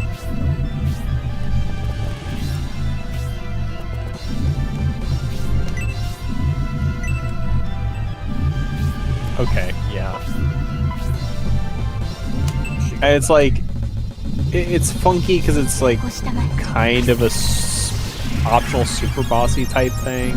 Okay, I mean, I'm down for that. At the end of a 3-part game, like, give me an optional super boss. But it's before the actual boss. I mean, that makes sense, because we've it's just kind of a post games by now, right? Huh? Had we invented post games yet? I mean, I don't know. I'm sure some game had it by this point. Pokemon was out by now. Pokemon? That had post game. Did it always have a post game then? I don't remember. Mewtwo. Do you have to do something for him in red? It's been so long since I played that. Just can't keep Bridget around. I'm trying to remember. I know, like, the birds you can get before. Yeah. You must defeat the Elite Four and become the champion and have Pokemon that surf to reach the entrance. So yes, you have to have beaten the game to get Mewtwo. And that was 96, I believe, which is before this game. I can attack that. You can. Does it do anything? Don't think so, you can try it. Yeah. We need Soundhorde anyway. Fair point. Oh, It'd be really funny. It'd be really funny if it reflected your attack at you or something. I kind of was wondering.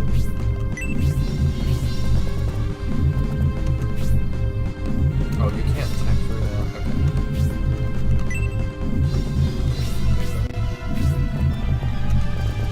Are you injured? No. Keep moving up. Are they just gonna get shot every time? That was so not optimal for that archer. Let's see. You can start healing people up. Mewtwo is afterwards, okay. Yeah, I just wondered, like, it's so weird to be playing older games and think about, like, have we invented post games yet?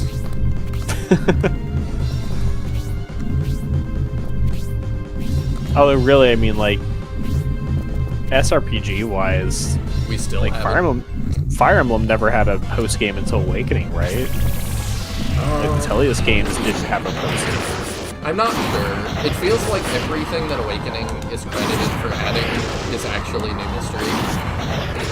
But I've not You think played New Mystery had a post-game? I have no idea. I've not played it. I'm just surprised by the amount of things that I'm like, that Awakening started, and it's like, no, that was New Mystery. That Awakening, no, that was New Mystery. Oh, Sacred Stones did have a post-game. That's true. I forgot. I kind of knew that, but I forgot. With a similarly kind of annoying thing of like, you have to beat it 18 times to do all the things. I'm remembering to leave 8, just by the way. Sounds good. There's minimal post-game content in FE6, 8, and 9. Okay.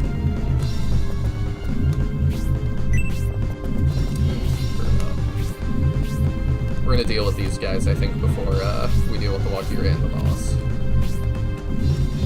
I don't see a reason not to. Actually, 8's is really not that minimal. Yeah, it's multiple, like, kind of mini campaigns, and I think they're not the most exciting, because it's just monsters over and over. And you have to start from the beginning every time, and that's another way to beat it. You can get Leon. I don't remember how many times you have to do it. It might be 7 or 8. Yeah. Still I used not... to use the field. Oh, it can hit us under. Yeah, it hits like that whole, like all the darkened ground. Oh, it's everything that's 30%, I see. Yeah. I see some people discussing in forums basically saying like FE8's the only Fire Emblem with a post game, which I more or less agree because there is like stuff to do in some of the more recent games. I very much disagree with that. Shadows but it of actually has a great post game. Does it? Yeah, it's another whole campaign. I won't spoil that for you, but I think you will really like it. There's stuff you find.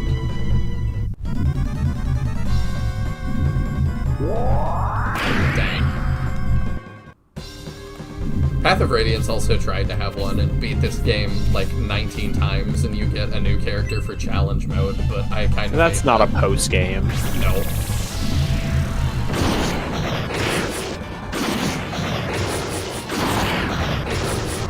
They have almost killed their own elf.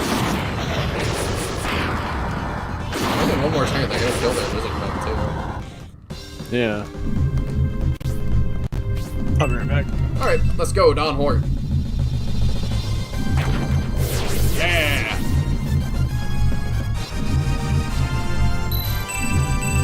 Attack 1, defense 2. I'm starting to get concerned. We're not going to be doing enough damage soon. We're going to keep vibing, I guess.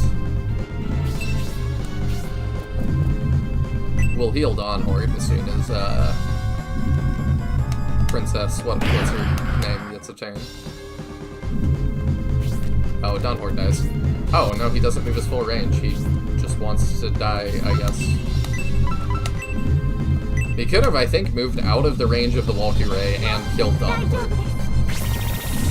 Maybe on Insane he would have. Binding Blade and Path of Radiance have trial maps, but that's pretty much it. I don't even remember, like, how you play through the ones in Path of Radiance. I know it has them, but, like, it's one of those things, like, if I look for, like, Fire Emblem YouTubers, any of the big ones, maybe I'll play these. No. Which is so weird to me, says the guy playing, like, the final entry in the series that his channel's dedicated to for the first time.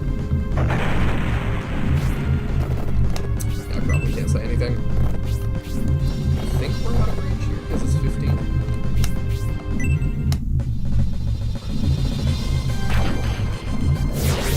I don't know, I just don't get how so many, like, Fire Emblem YouTubers seemingly have no interest in parts of the series. If we stand here... Oh, we probably give him attack, don't we? He gives us defense, but we give him attack.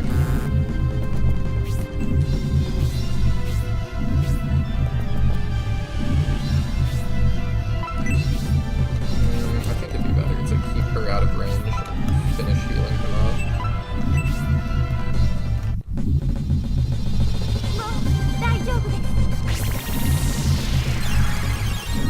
Yeah, like, even the, like, DLC stuff, I don't see a lot of the Fire Emblem YouTubers go through any of it. They're just like, huh?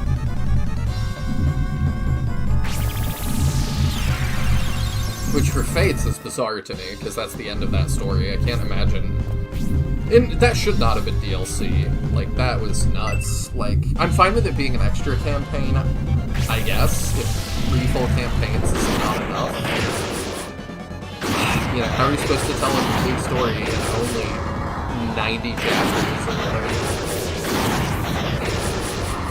But, yeah, I guess you need 6 more.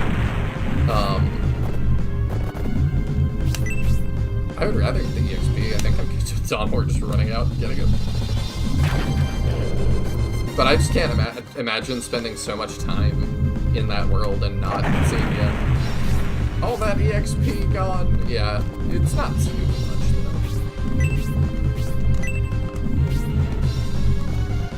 I don't think it is anymore. Yeah, and then you can take 1 hit and get rid of that. We'll take some of it.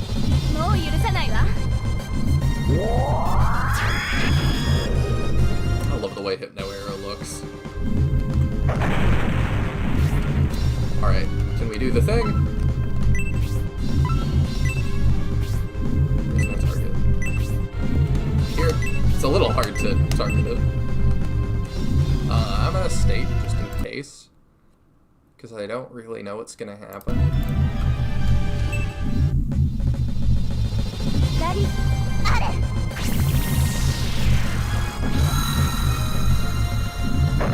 this, Dark Staff! It didn't do damage.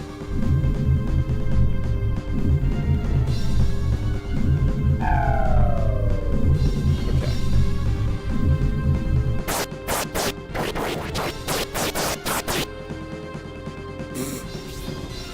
Gracia did it! Success! Now we can battle without getting attacked by that Valkyrie, Julian. Oh, that's it? We're just good now? Okay. That was surprisingly easy.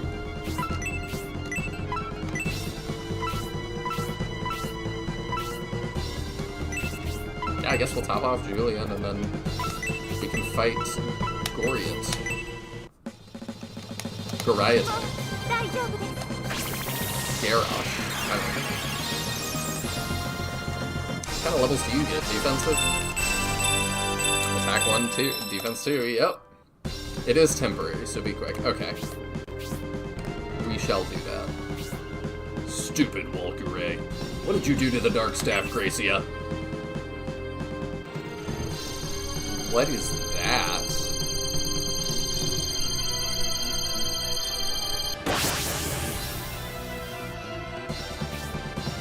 No. It won't respond. I'll defeat you first and fix the staff later. Come!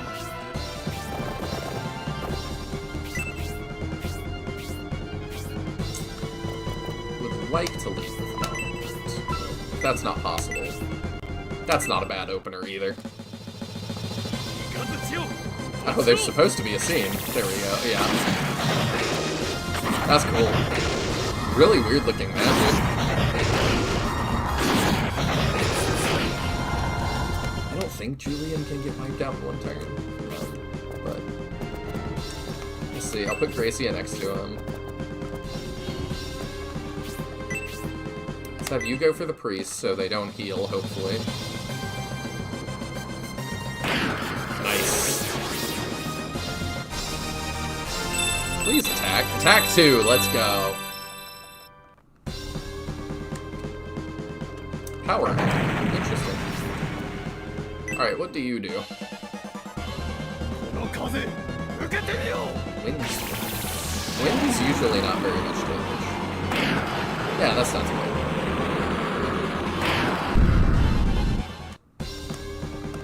Might want to use a Goddess Tier on Gracia.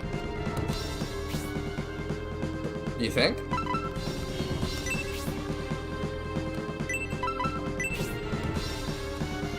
I just want to keep him up. I could. Is there like a special animation or something? Like, is there a special reason I should? Because I don't feel like I need it.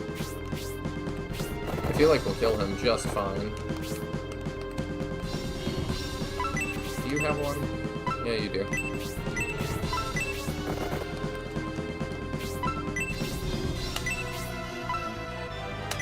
I poured these for way too long. I suppose we just can.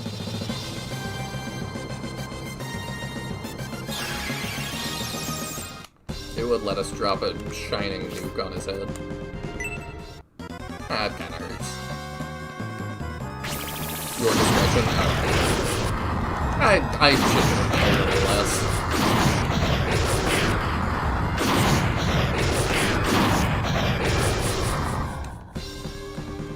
Probably won't hurt. Oh, if I can do that. It's probably fine, but I do extra damage this way. Standing next to, he didn't recently put me on Insane, at least. I mean, doing just Battle 1, Scenario 1 on Insane was nuts.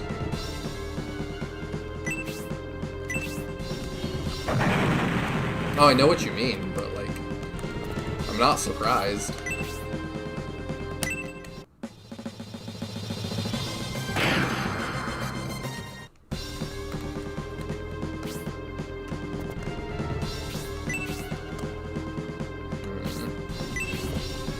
Probably want to make it so Dawn Hort. Okay, this, I could Aura. I think I'm gonna Aura first, and then Shining. Because we're all kind of low because of that double cast.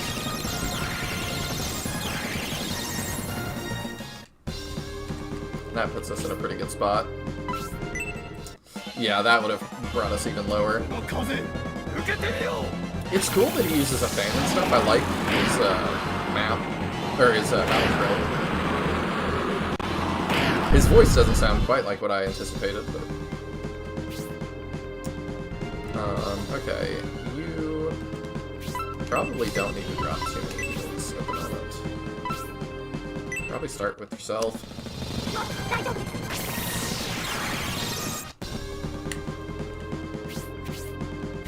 Alright, let's go, Don Horde.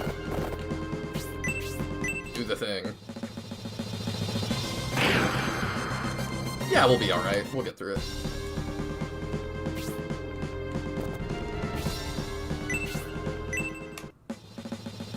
Build some bonds here, too.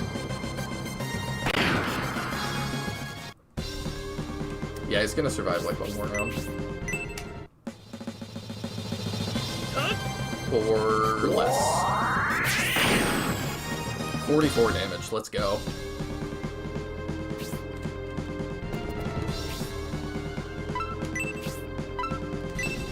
Yeah, why not? Let's hit him with it.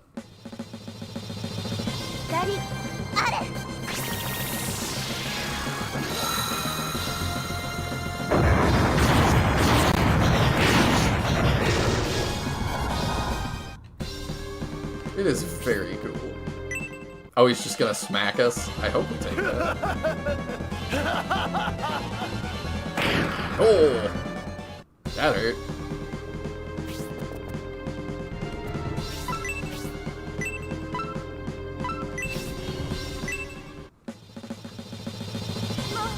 Gotta not let that go.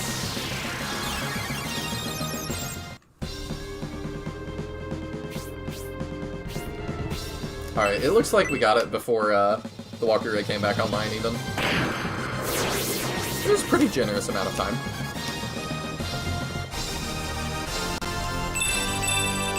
Attack 1, defense 2. And a power line. Goriate be like, lol. His dying words, League of Legends, oh no. He is evil. I lost control of the Walkyrie. I have been defeated. The Saf has disappeared in a blaze. 3 full turns, I think. We have been victorious. He nearly one-shot Gracia with his fan to our face. Very cool. Oh, bye. The Dark Staff is gone, and the Walkyrie is leaving. But where's it going? And the Walkyrie migrates south for the winter to its breeding grounds.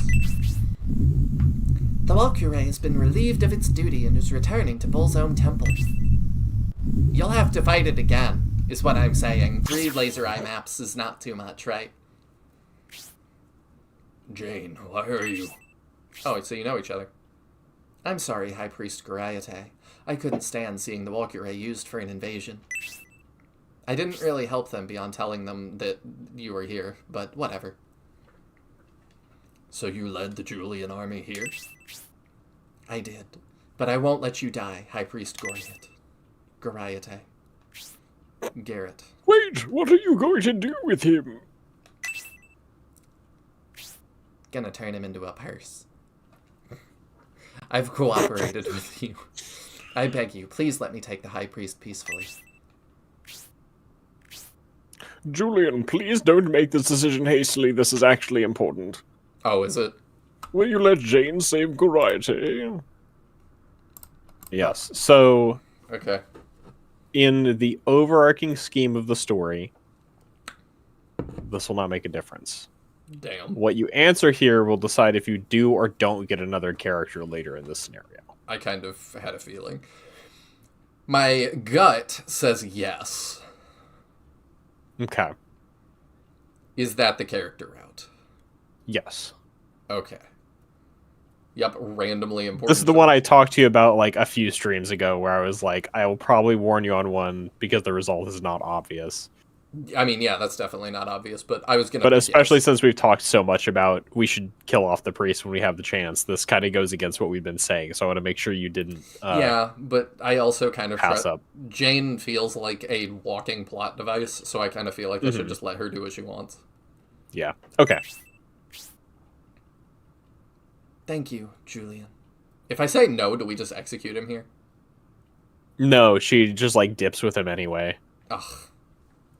That's why I said, like, it doesn't make a difference in the overarching story. Lame. I want to kill him and get boots. Jane is gone. They escaped. Curse that Walkure. We would have been victorious but for its power.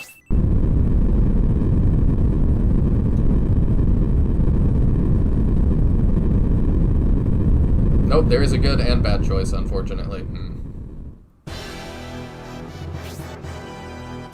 We returned reinforcements, Brisby. I thank you.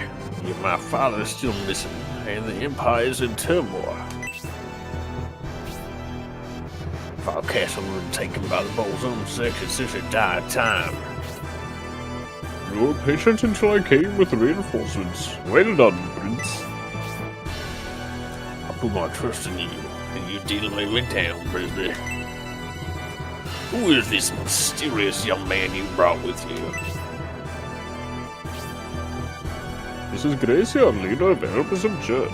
He has knowledge of the ancient Walkyrie weapon. We couldn't have seen the castle without him. Arrest that man. For that child. I've heard the leader of the Elpison Church possesses abilities that far surpass those of normal humans. Is that why he was able to defeat the invaders? She wasn't the only one. The entire Julian army came to the Empire's rescue. They're all extremely powerful warriors. Army is a lofty word for 6 people, but Yeah. we did it anyway. With your assistance, Estonia Castle is safe. You have my sincerest thanks. I really thought he would have the situation more in hand. Easily impressed, as always. Me? What's wrong, General Steele? This bunch Bresby brought back is a ragtag collection of freaks and useless ruffians. You know they're not wrong. Yeah. Although, like, we only have one useless ruffian, and that's Don Hort. True. General Steele, your words are extremely rude, considering these people came here to save the capital. Apologize. Apologize? I? Steele? Who exactly should apologize to? No, who exactly should I apologize to, Bresby? Are you saying I should apologize to Don Hort, who raved madly along with Tybalt of the Republic? And you, Gracia of Elbasum, do you intend to meddle in the Emperor's affairs? The Emperor's having an affair. Again? We will allow you in because of your unique standing. I'm taking a page out of Bresby's book and Grantak's book, and I'm speaking for the prince here. But that's it. Estonia Castle's not a place for mere mercenaries. It's really like the Emperor's given all of the advisors, like, those toddler leashes that they've got on the individual princes, and... Yeah. Who was Arrogance? Yasha, question mark? Oh, maybe. I don't know. He didn't have an an actual proper advisor. Garvin was kind of who he was being advised by. Oh, it's Fitterit for a while. Yeah, temporarily Fitterit, that's true. Are you still allowing class to decide who gets credit, Steele? You would deny the leader of the army responsible for saving Estonia. I'm responsible for Estonia Castle. I will use my own judgment. The Julian army is partially responsible for your defeating the Bolzone forces. I'll give them no more. Partially responsible, Steele. They alone saved the capital. You underestimate the Imperial defense, Bresby. We were only waiting for the right time to strike out at High Priest Gorian. How could you? It's only because of the Julian army's bravery that Goriate was defeated. If you're in need of praise for defeating the Bullzone Forces Julian army, you can share it equally with my army. What? Oh, are you looking to pick a fight with the Steel army? Yes. I hate Steel so much. No, we're playing nice. That's not starting a necessary battle. That's not why we are here. Battle is not the solution. Cassia, everyone from the Julian army, I'm sorry for how you've been treated. It's not your fault, Sir Bresby. I would expect this to happen so long as the Imperial class structure remains intact. For now, the crisis in Dystonia has passed. Since our task here is done, should we head to Saraband? Saraband, you should join the Midian army. You should take the flagship and assist them. Prince! You can't seriously be considering handing the flagship over to them! You disagree with my decision, Steel? It's literally how we got here. Why does everyone oppose me? He's so lame. I built him up so much in my head. It's not a matter of opposing you, Prince. I'm only giving you advice as a general of the Dystonian army. The entire Imperial army is searching for the Emperor. What if we receive word? Then we'll have to escort him back here immediately. However, if we loan the flagship, we'll have no ship to escort him back. It's literally the only one we own. Yes, we run our country by the Rindo principle. You're right, we couldn't escort him then. I thought the light bulb above his head was gonna be, we could build another boat. That would be so good. Imagine if we had two, we could do twice the amount of shipping. Economic crisis saved. The empire explodes in terms of industry. Majoron is basically a man-child. The whole time I was like, yeah, Majoron would be a great leader. Y'all all just sat there quiet like, uh-huh. Certainly, you understand why we can't loan the flagship. I'm sorry, but I can't hand over the flagship. However, I won't forget the bravery of the Julian army. Wait, what about the Julian army? What will happen to them? Sorry, I got excited by thinking about going inside and getting back to my sippy cup. Let me give you an answer. Yeah, I mean, to a degree, like, we want to talk about naive members of the Empire. Just, like, Majoron seems, like, very... probably well-intentioned, but zero spine, and just does what he's told. Yeah. Where it's like... the idea of sending us with the flagship to go support Medion makes plenty of sense and is, like, probably the right thing to do, but yeah. He does not stand for himself at all as soon as he meets any resistance. And what will happen to you as well?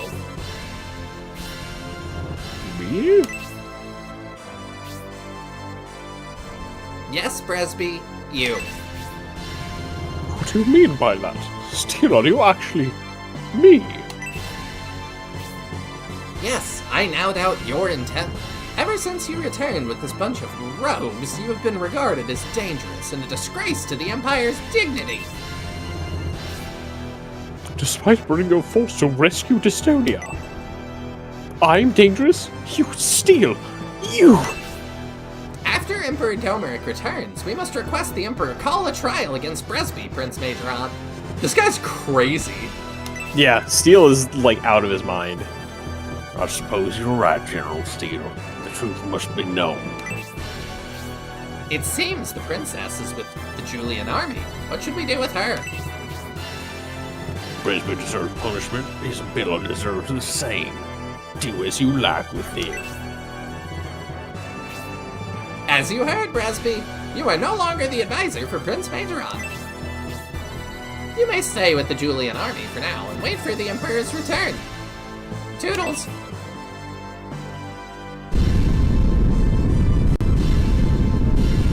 Oh, I thought he was closing the doors on the guards. It is like, it's so weird how like Steel and Madron really reads like Madron is brainwashed by Steel. Yeah, very. Like, he just like goes along with literally everything. It's just like it's like how in Resurrection the like Dark Soul Ramladu dynamic is. Yeah. What an absolute punch in the face, right? And Cyclone says, I remember being pretty frustrated with Majoron as well. I too expected a lot. Yeah!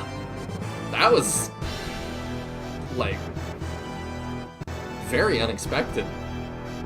Yeah, and I think part of it's like, between Domeric and Arrogant, you get kind of like an idea of what the nobles of the Empire act like, and then Madron is not that. No, he's just lame. Mm-hmm. Super Esby? You tricked me, Steel. What, to like take more power? So I guess he just wants to be the only advisor and to move up the ranks or something? The Julian army defeated Jeff and saved Estonia Castle from invasion, but Majoron and Steel had little gratitude for their rescue, and the Julian army was expelled from Estonia Castle. Chapter 1, Recapturing the Imperial Capital. End. Ha! I did not expect to play through a whole chapter. Yeah, the chapters are a little bit shorter in Scenario 3, but there are more chapters. Okay. So, because like I think in the previous games, each chapter was like 5 to 6 battles generally. In this game, that was obviously 4 battles. Yeah. So, only a little shorter, but they are shorter. Chapter 2, Majoron's Betrayal. I wonder what's going to happen in this chapter. Good question. I think I've talked about it on here before, but it's similar to like reading Romance of the Three Kingdoms. The way they title stuff back then, it's like, you know, Chapter 5, in which Cao Cao comes across a merchant peddler in the woods and kills him, and his family is horrified. Although, to be fair, we did kind of just get betrayed. So, like, it's not, like, a surprise. No. Man, the chapter recap text got so much shorter after Scenario 1. Yeah, they were, like, needlessly long. And I also felt like still on the wrong side of the save point. I think they should be on the other side, so that when you save and you quit, when you come back next time, it goes, last time you... And I guess we're still doing that in the present day, though, because Dark Deity did the same thing. You know what? I think it was Golden Sun Dark Dawn made it that whenever you load your game, it gives you a recap of where you are in the story. That's cool. Like, anytime you reload your game, it just gives you a recap for the appropriate point you're at in the story. And I wish more games did that. I understand it's a lot of work, so I know why lots of games don't do that, but it was so cool. That is I plan to stream that game eventually, but it did so many cool, like, quality of life things. I don't know if I've talked about it on your stream at all, but, like, one of the other things I loved, it's a DS game, right? Mm-hmm. Instead of over-explaining all the terms that you should know, people just use the words, but it would be underlined like a hyperlink, and you could tap it, and it would open an encyclopedia entry on the top screen. Okay. So, like, nobody in cutscenes or dialogue ever explained the things they were talking about that your character should know about, which made it really immersive without you losing context. And I really, really, really like that. Because I get so sick of games that are like, we should go to this place. Oh, that's the place where blah, blah, blah, blah. Yes, I know that place. And it's like... Yeah, we should go to somebody who knows that place wouldn't... Your birthplace and where you left your mother and saw her last. We should go there. Yeah? It's like... Yeah, it's like, in context, those people would never, like, say all those things if they lived in this world and knew that. No. So having a way to view that without ever breaking the flow of the conversation, super cool. I give it, like, lots of props for that. They did that in Strangle Strategy. Okay, Triangle Strategy 2, by the way. And it's very necessary in that. I have heard, I think it was Captain was telling me he tried to play through that. And was like, I can sit for an hour and play because I have kids. And he was like, I feel like I play that for an hour and I will not even get through dialogue. I just make no progress. So I don't know that he finished it. Yeah, that's part of why, like, I haven't started is like hearing Cap talk about that and knowing I'm kind of in the same scenario where having an hour to sit down and play is a luxury has held me back from that. Well, after we do all the Shining stuff, we're gonna have some openings, so y'all tell me. I am starting to think about that a little. It's still a ways out, but y'all tell me what game you want to see on here next that's not a Shining game, and we have the ability to potentially do a bigger one. Pokemon Coliseum. I thought you were gonna say Conquest. No, I do want to play Conquest personally. I've never gotten to it, but unironically, that is actually a game I'm interested in. I would love to do Coliseum again too. I've played through that. Am I thinking of the right one? Yes. Yeah. Could be. Coliseum and XD Gale of Darkness are similar. Oh, I was thinking Stadium. Stadium and Coliseum are like... They're not as similar, but the names... Oh, it's tough. Yeah, the names. Coliseum is a story game. Yes. I believe. Yeah, I've played it. I've beaten What's the Wii one that's like Stadium? Battle Revolution. That one was pretty terrible, just because it's mainly an interface more than a game. Yeah, my main interaction was it was like Twitch plays Pokemon between games would just run that, and you could bet on which side would win. That's fun. That's a good purpose for it, but playing I would have that up during work sometimes. I rented that one from Blockbuster. Tells you how old I am there. But I expected it to be like Stadium, and it, have some Stadium-esque things, and it really doesn't. And I remember explicitly going into... I was like, I'll see what the friend list looks like. None of my friends have this, but I'll look at it. And the, Nurse Joy equivalent or whatever pops up and goes, haha, you don't have any friends! And I was like, oh, alright. Anyway, cheer up, Sir Bresby. Cheer up? I've been kicked out of the castle. I don't think I'll ever cheer up, Kate. I'm the peasant now. I'm the lower class. All of that stuff I said was nonsense. I don't want to eat here with you. I want my fancy fork. But it's like you always told me. There are always conflicts within the upper levels of the Empire, and you never know when you'll be involved. I've seen many people get imprisoned or disappear from the castle, but I ignored it. It seems the clash for power within the higher levels of Imperial society is far more vicious than I imagined. That's dystonia for you, Gracia. Those brutes only think about themselves. Their politics consist only of ambition and accusation. It's plain to see the nation and its citizens don't exist to them. Dang, it's like the Republic. That may be true, Don Holt, but if everyone were to give up like you, the Empire would be beyond repair. But what can you do, Sir Bresby? You're now seen as an outlaw that disgraced the Empire's dignity. Even Prince Majoron has turned on you. That's what I'm contemplating. What should I do? What can I do? We steal the boat. Sir Bresby, perhaps it would be better for you to abandon Dystonia, as we have. Abandon Dystonia? Are you saying I should become like you? You who has been disappointed by the Republic just as I have by the Empire? I don't think I understood what I was truly hoping for.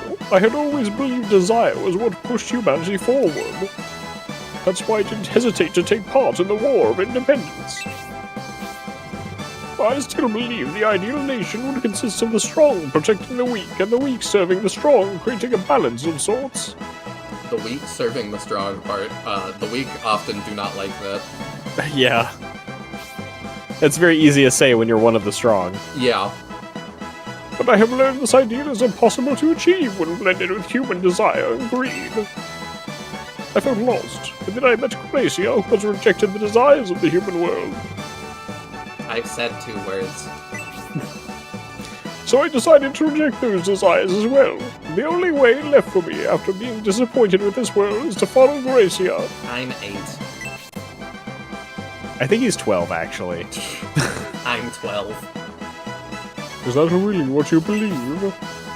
If I'm correct about humanity's desires, I'd rather watch over the world beside the Guardian, separate from everything else. I'd rather be at the most powerful seat at the table with the most powerful person.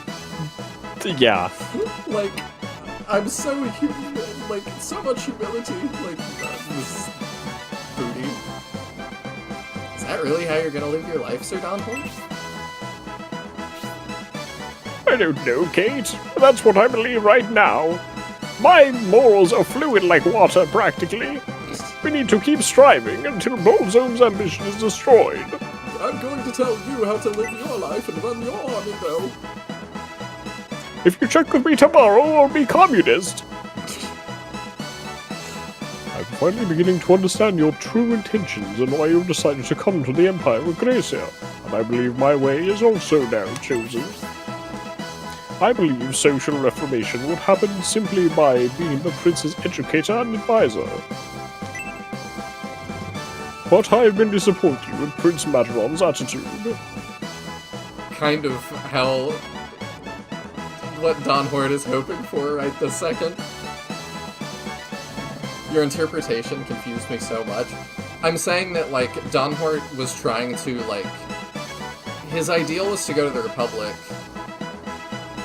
and, like, I don't know why he got disappointed with the Republic. I guess he saw enough while we were there. I don't really. Well, I mean, things that. weren't equal the way he wanted them to be. No. But he still believed in that equality is achievable. Something. And now he's not so sure.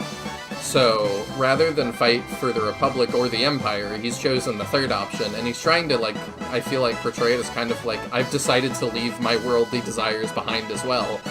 And I'm going to sit at the right side of the prophet, essentially, is what he's saying. And I'm like, wow, what a, like, humble thing to do. Like, it just kind of is like, you know, I'm gonna choose a lowly position, like the right-hand man of the Pope. And it's like, okay. That's, I don't know that I would call that a lowly position. And that he has been really, like, talky about his, he watched Tybalt and all the other generals abuse their power for years, basically. Yeah, okay, but I think it was just that, like, in Scenario 2, he was just like, Republic this, Republic that, it's the best, and now he's like, the Republic sucks! Sigh, whatever. I mean, you can tell, I'm interested if I guess, like, I'm not sure what your interpretation is. Because he is flip-flopping again. And yeah, we can't, like, intelligently debate our standpoints if we don't know what your interpretation is of his motivations here. Yeah, and I'm open to being wrong. Like, the game, it feels like, wants me to view this in a certain way, but it, you know, I just kind of don't yet. Granted, like, our perspective of Donhort is colored by the fact that we two do not like him, and already find him kind of a wishy-washy character. I didn't find him wishy-washy till just now. It was more of just, like, I said, we got him out of prison, and he kind of immediately took on a Peter kind of role, and I'm like, that, as much as Peter annoys people, for me it works because he's, like, the servant of Volcanon, and so when he comes to the town, it feels like he speaks with authority. And I'm like, oh, well, where are you getting that authority? And Peter's like, well, I'm the servant of Volcanon, one of the gods. And it's like, fair enough. Like, I understand. So, but Donhort, it's like, where are you pulling this authority? So Lowell says, I don't think it's arrogant at all, but, like, I don't see it as ascribing to him trying to be arrogant or acting that way. It's just that, like, in his efforts to be humble, he is ironically choosing to place himself next to, like, the most important figure in this world. Yes, that like, is... it's not something he's doing out of arrogance or trying to consciously, like, scrabble for position, but it's a type of irony that he is, you know, oh, I'm going to, like, go this more humble route and cast aside worldly desires, which coincidentally puts him, as we've said, at the right hand of Gracia, like, the most important, powerful person. Yeah, it's just kind of an irony there. Yeah, it's not something he's doing out of arrogance or like an ill motivation. It's just kind of like, it feels like he's constantly blinded to the reality of what he's believing in. I feel like. Yes. Which, I mean, to a degree is kind of in line with him being based on Don Quixote, who famously misinterprets things and thinks that windmills are giants he needs to attack. So it's very in line with the inspiration for the character to be misinterpreting the world around him. Yes, that sums up how I feel as well. It's not an arrogance thing, and I don't think he's doing that on purpose, or he's like got darkness in his heart or anything. I think he really is a well-intentioned guy. It just is kind of very ironic. The possessor of power will be enslaved by the power he possesses, and will be unable to avoid the authority he created for himself. It's kind of like Taya was saying before, that he's like, my ideal society is the strong protect the weak, and the weak serve the strong. And it's, like Taya said, I think he has really good intentions. But it is also easy to say that when you are the one that is the strong, that has the power. And even then, that's not inherently equal. Because if the weak don't want to do that, then what? Yeah, like, it's not like they're doing that by choice, which would be implied by, like, an equal society. People would kind of choose where they fall in that. I don't know, it feels counterintuitive to the ideals that he espouses. That's what kind of society he actually wants to build. Because the society he wants to build is basically the Empire. Yeah, the Empire. Where the weak serve the strong, and the strong, at least theoretically, protect the weak. And to be fair, the strong are doing a better job of protecting the weak than they are in the Republic, arguably, just because they're not all defecting and fighting amongst themselves. Or starving. Though they are, I think, and I appreciate y'all not spoiling stuff, I am heavily leaning towards at least some of the Empire selling them out to the Bullzone sect.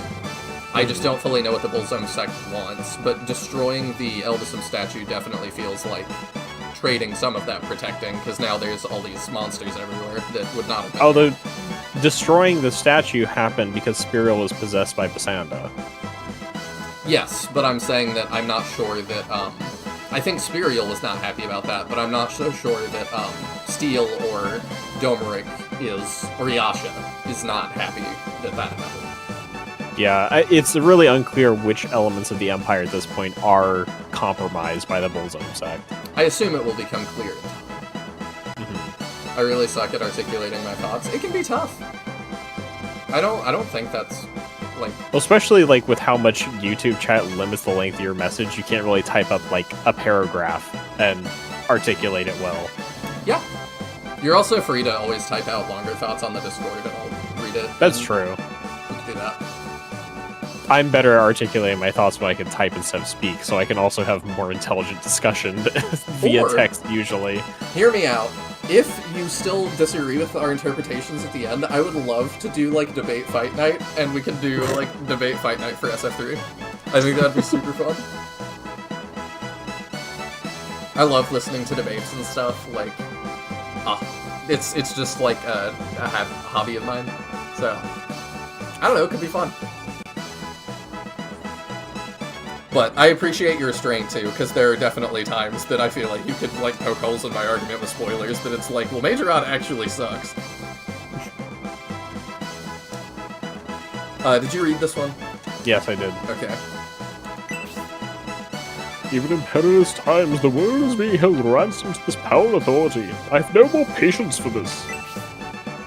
So for the fate of this world, I wish to follow Gracie as well. What? Bresby has joined the Force?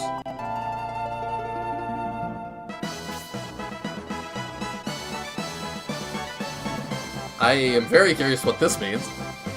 I agree. The endless feud for power. I realize being loyal to the Empire is absurd. The peril in the capital has only briefly subsided. I'm still not entirely sure who you are, but... Before the Walkure returns here, I would like to accompany Gracia as well. Oh, is this like a symbolic thing? Yeah. Oh. And finally, you feel this way. I am pleased, Bresby.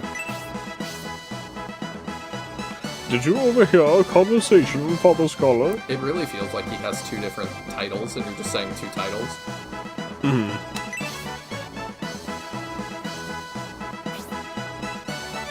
As you said, you can't live in the Stony Castle and still maintain a sense of justice. Indeed, General Steele was truly cunning. He made the invasion of Estonia appear to be the fault of the Julian army. He knew it would be effective to play up the prestige of the Empire to the weak-minded Prince Majoron. I don't think you came here just to say that. I did. Goodbye.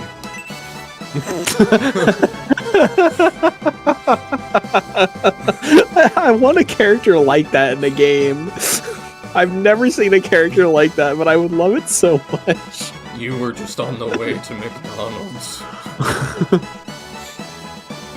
The problem is I don't enjoy debates because I get frustrated way too easily, as you probably saw last time. I find debates frustrating if somebody is not in good faith, because then it's like, well, this is just a waste of time because you've made all of your decisions already. But, like, you have more experience with SF3 than maybe anybody? I'm not entirely sure. It sounds like you've played it, like, upwards of 10 times. And I feel like there's really not a whole lot of people on the planet that can say that. Go ahead. So, I'm just like, I don't know, I don't ever mean to be frustrating. So I'm sorry about that. But, what were you saying? I was just gonna say, since you were just asking that we don't know where Kate's from, and I just decided to look at her profile, and I don't think this will ever come up in game, so I just wanted to, like, mention it. Okay. Since you were asking. She was born to a noble family in Midwestern Estonia. She longed for the city and used her relatives' connections to enlist in the Imperial First Regular Army. Okay, so And she is a naive young lady raised in the countryside. So she set out with Bresby to go find reinforcements to bolster. I guess so. Capital? Yeah, it says when the Imperial capital was attacked by the Bullzone cult, she accompanied military strategist Bresby on a journey to seek aid. Okay, now I understand where she came from. Yeah, so she's not from the capital, but she, like, used her relatives' connections to get there, and then she came with Bresby, which the game did not really tell us how that all lined up. She just, like, shows up in that first cutscene. I respect it, though. I have not. To justify his words, General Steele has begun to mobilize his force towards this village. The objective must be Gracia. Yes, Gracia and the staff of Besson, which the Emperor seeks. Is that funny? I just love the voice you do for him. It's fantastic. It, like, makes you smile every time. He saw it's just you and the monkey man. He saw an opening to take advantage of this chance, and has begun to march. It's not my fault you give them the funniest voices. But how could... We've saved the capital. How can they repay kindness with evil? This is terrible. What should we do, Father Scholar? Could we escape if we left immediately? I mean, like, if it makes you feel better, Serious Lol, I enjoy Steele, like, as an antagonist, but, like, if I was Bresby, I would want to hang him by his toes. There doesn't seem to be any way to evade Steele's army. He's heading directly for the village, Bresby. I have no intention of either getting caught or handing over the staff. Do you have any good ideas? Well, I could show you a way out. If you waste any more time here, the Imperials will surround us, and you will have no hope of escaping. It's dangerous, but there's a way. There's a crack in... There's gotta be a gimmick every fight. It's the same escape route we used when the military trapped us. At the end of it, there's a rat named Willard. It's dangerous, you say? It's not the same rat, though, that you've read about in the history books. It may or may not be the same Willard. I will neither confirm nor deny in the World Book, but I will bring attention to the fact. check your email in approximately 10 years. This Willard is 100 generations of rats removed from the original Willard. He's a Willard 9078. Last of his name.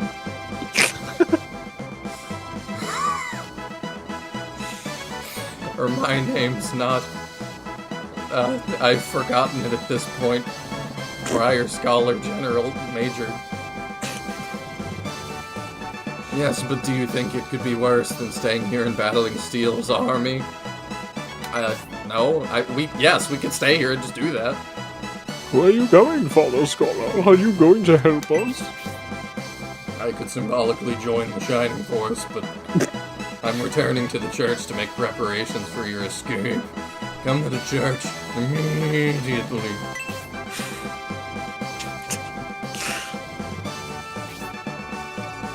Before the Imperial Army reaches Gracia, we must get out of the village, Julian. Prepare yourself quickly and head to the church. Oh, it also is just kind of funny that Don Hort, to me, is like, I'm lost in life. I don't know what to fight for anymore. I will follow with the 12-year-old. And I know that he's really, like, powerful and stuff, like, in name, but, it's like, I'm like, to me, he's still just a 12-year-old. I haven't seen, like, him be enlightened yet. I don't know He's just a very pious 12-year-old. Yes. And I'm not discounting that he's an innovator. I just don't know how that happened yet, you know, in Holy Ark it was like this whole... We went to the Ancients' shrine and we spoke to the Ancients and there was a ritual and there were the little gray aliens involved. Like, they weren't gray, they were blue and pink. Yes, but the grays are what you see, I think, when you take, like, DMT. So I was talking about that back then. What's wrong with me? I belong with the Empire.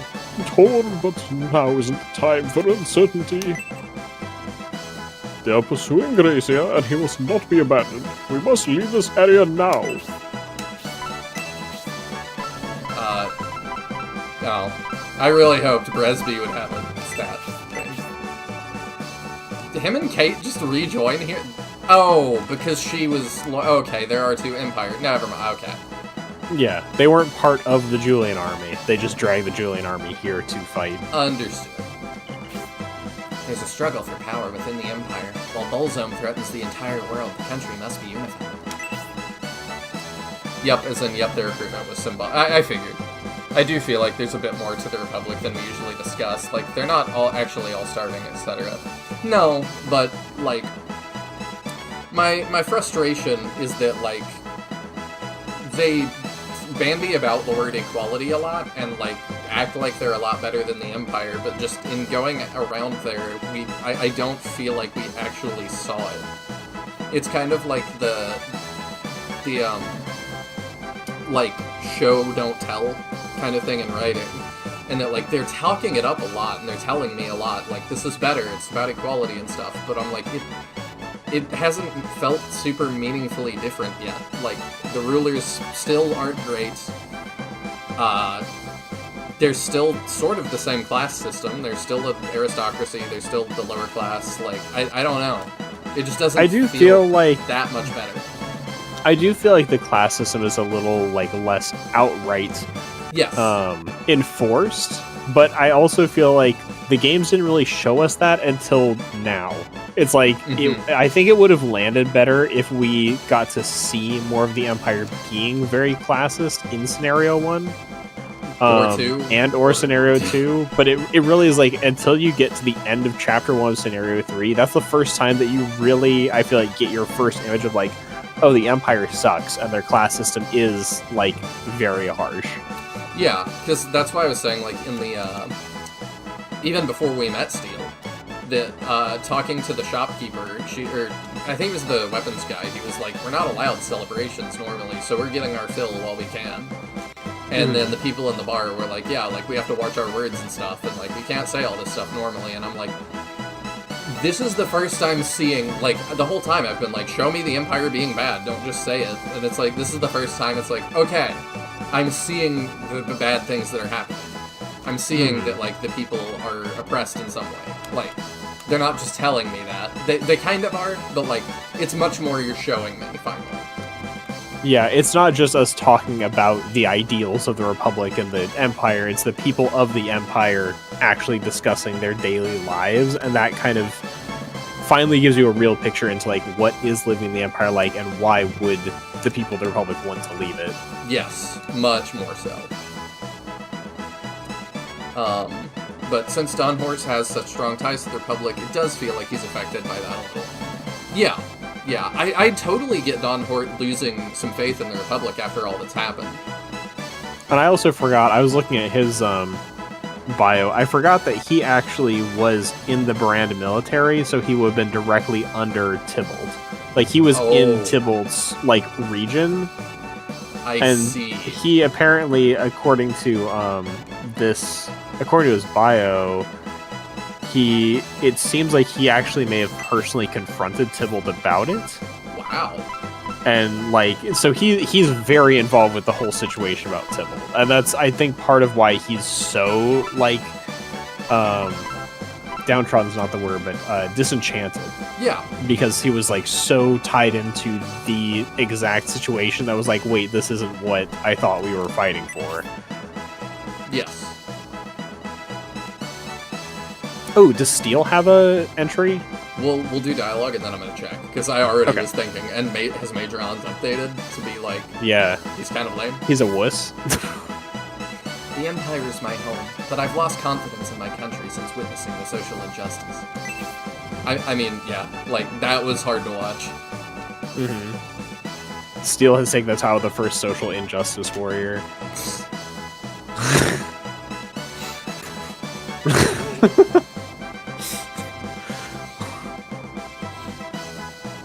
I'm prepared to battle General Steel if he's planning an attack against Gracia. Yeah, and like I said, I like General Steel as a character, I think. Like, he's interesting. He's a fun antagonist. He's fun to hate. Prince Majoron said he would save Destonia. I can't believe he has begun marching and is targeting Gracia. I live with aristocrats in Destonia Castle, and corruption is rampant amongst the upper class. All of them, including the Emperor and his family, are complete egotists with no gratitude for others. I'm honestly appreciative that she's not just like, except that Medion, he's a good one. He's handsome. I don't know, it might be weird if she's, like, best friends with Medion's half-sister to, like, be talking about how hot her half-brother is all the time. Maybe so. I think the main reason we weren't really shown how bad the Empire truly is because we were mainly in more remote towns and not proper noble holdings. Is that being apologetic? Perhaps. I don't know. I think that makes some sense. Like, we are kind of shown in the remote areas that it kind of feels like people just don't really care about them. Mm-hmm. Like, they're just not really thought about, you know, what do you think of me? I don't. I don't think of you. Okay, I want to check Majoron and, Steel. Imperial Prince who resembles his father, but doesn't share Darmaric's cruelty. A lover of the arts with aristocracy. No, it's the same. Yeah. But Steel surely has an entry. I imagine, because we never met. I don't remember if Steel's a man or woman. We never met them before. Unscrupulous Imperial General entrusted with Destonia Castle expels the Julian army even after they save the castle from Milwaukee Ray. All he gets that he's a foxling. What will happen? Which I want to see if there's anything that has. I would see if he has a profile with background info that is like spoiler stuff, just to see if there's anything else we can see about Steel real quick. Okay. Because I find interesting some of this background info that they don't put in the game, but still like gives you a lot more context on some of their actions. I'm still wondering, is this where I'm gonna store my Pokemon? I'm checking it every time. I mean, we have had Pokemon before. We have. That's why I'm like, could be a stable for the Pokemon.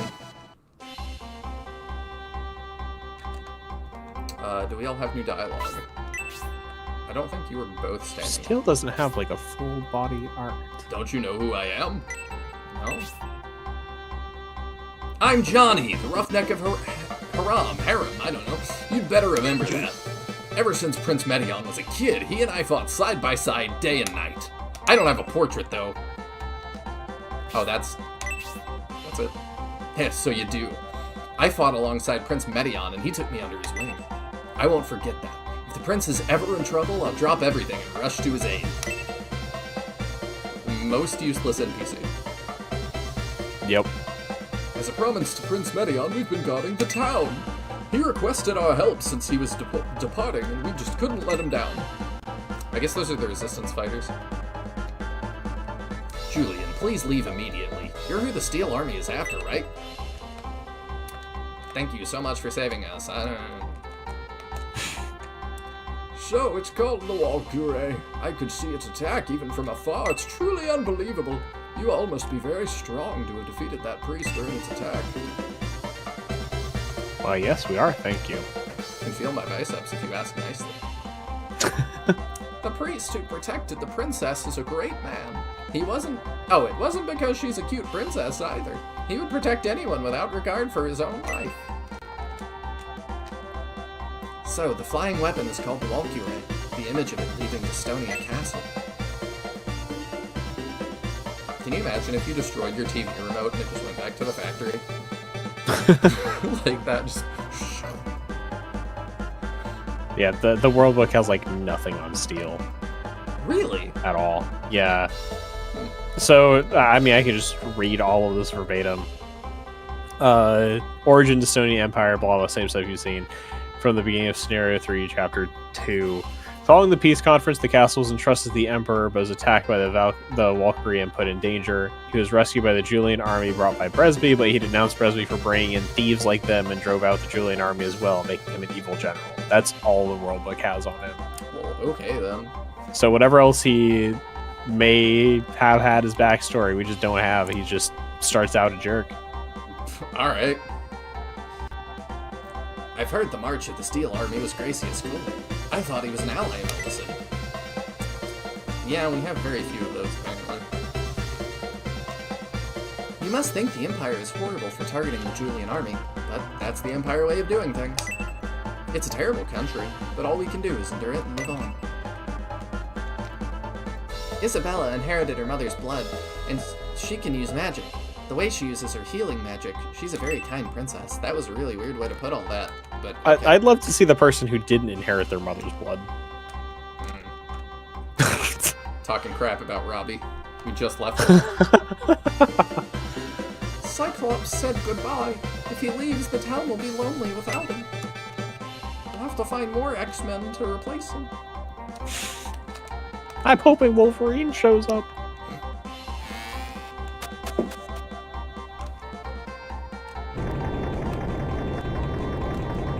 Or Deadpool. Is he an X-Man now? I don't know.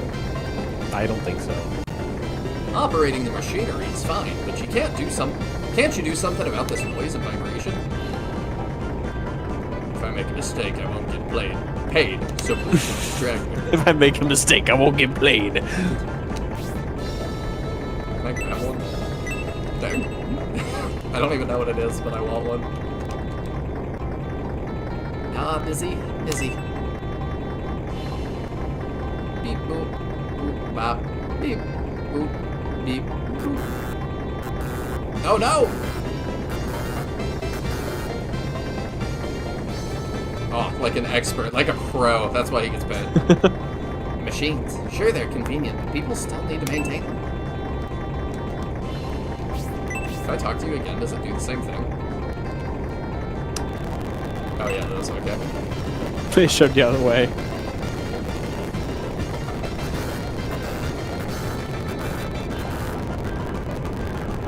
Somehow, us talking to him through a butterfly effect causes those widgets to get clumped up there. We could put this entire factory out of commission by continually talking to him. Sorry, from now on, I'll take my watch serious. I love that they made an animation for that. Yeah. Dang, they are in full production now. Mm-hmm. The iron plates are transported to the shipyard where they're attached to a battleship. I don't know which one, though, because apparently we only have one. It's a little bit of a plot hole, but whatever. I want to know all about this factory. You melt metal in the furnace and pour it into a mold to make iron plates. This is Testonia's machine factory. Don't you think machines are wonderful? Before long, other areas will have their own machine factories. They will surely make the world a more convenient place.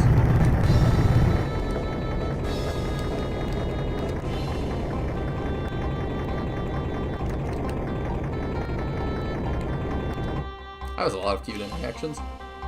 Mm-hmm.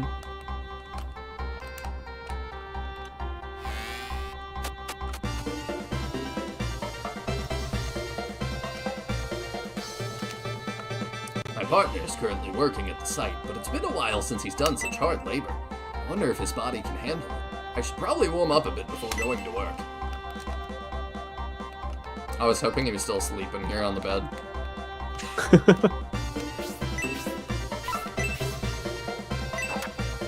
Oh, a lot of exercise equipment. That makes sense. It's all on the up and up.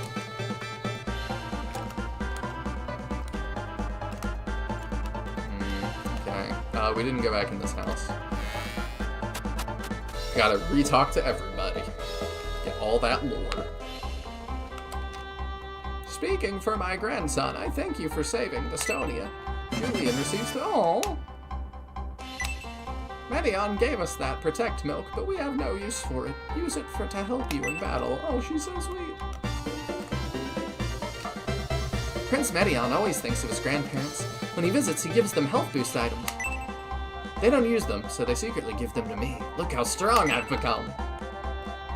I would have loved if he like lifted up the table or something. I thought he was gonna.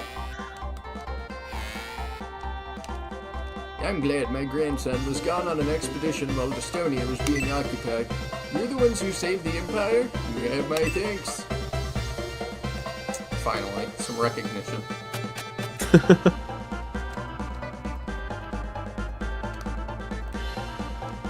Oh, I should probably check if there's anything specific we should do in town.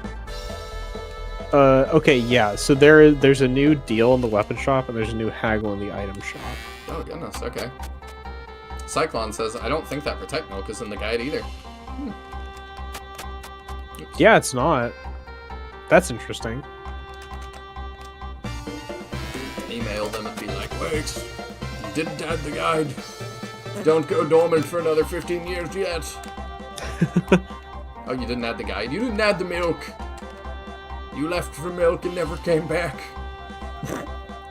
It used to be peaceful here, but it has been chaotic lately. The Emperor's abduction and the war starting didn't affect us. But the Bullzome invasion, the Julian army, now things are serious.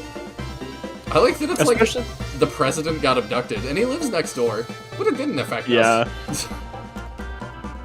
Especially with like how much more info like Shining Force 3 modders and stuff can get now about characters. I have like loosely thought about how much of an undertaking it would be to make a new like Shining Force 3 site. I mean, like bring over the information from the original but expand upon it and kind of complete it more than it was. I think you and I just need to make our own Shining Force website and have all of that there. I don't disagree. I'm a relative of Emperor Domeric. Put simply, I'm of noble lineage, so you can't speak casually to me. Don't forget it. Okay. You must think there's a good reason for nobility like us to come to such a pub. It's the women. We heard the women who work here are beautiful, so we came to see for ourselves. Well, what are your thoughts? Don't leave us in suspense. You're beautiful. Tell the barman. It's too bad the Empire's after you, even though you saved Estonia Castle. That's the kind of people they are. Hey, since the Imperial Army is coming, is it okay to be selling oil here? Why would you be selling that? What? I don't understand. What? I don't know. What would that even be for? I don't know, maybe they do like olive oil shots. Maybe. The others have gone off on a patrol in town. They said it was a promise to Prince Medion. Everyone despises us folk from Harem. Even at a bar, I'm drinking alone. We would also like to aid the Julian army since they saved the town, but unfortunately, there's really nothing we can do. For your sake, please run away. Barrier Fortress is to the east of the Imperial borders, so if you can make it there, you should be safe. Prince Majoron, who is not known as a great leader, isn't going to run the army. The only thing I can think of is that General Steele will take control of the army to get some kind of glory. The town returning to peace means our lives will be back to normal. The upper class having influence. It's all downhill from here. Goes back to her mushrooms. That story is just too dreadful. Why don't you guys go and defeat the ungrateful Steel army? I'm wondering that myself. I think we could.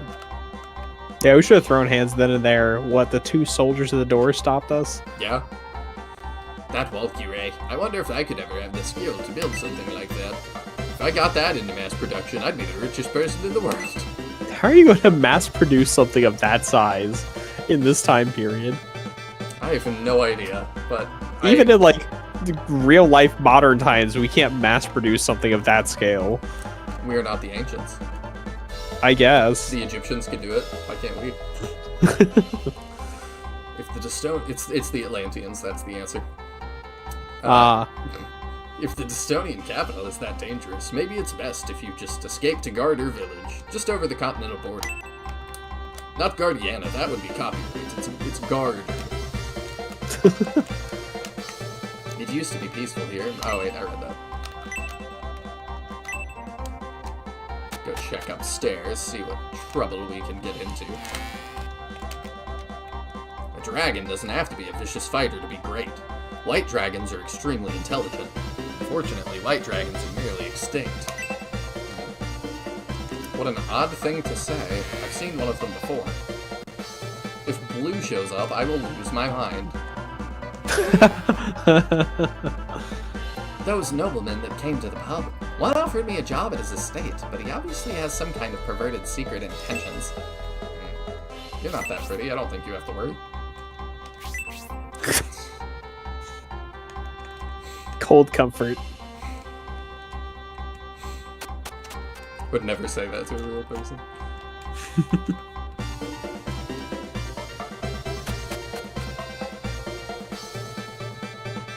Alright, that's the end done. We finished in our base again. Alright, let's do the... You said that there's new stuff. Did you say a new deal here? Yes. There's a new deal in the weapons and a new haggle in the items.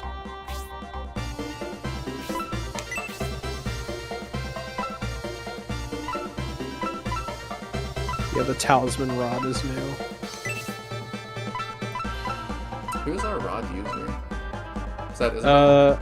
I think it's Bridget. I think Isabella is Tonks. You can double check, but I think that's the case. That's not to say that Isabella can't use the...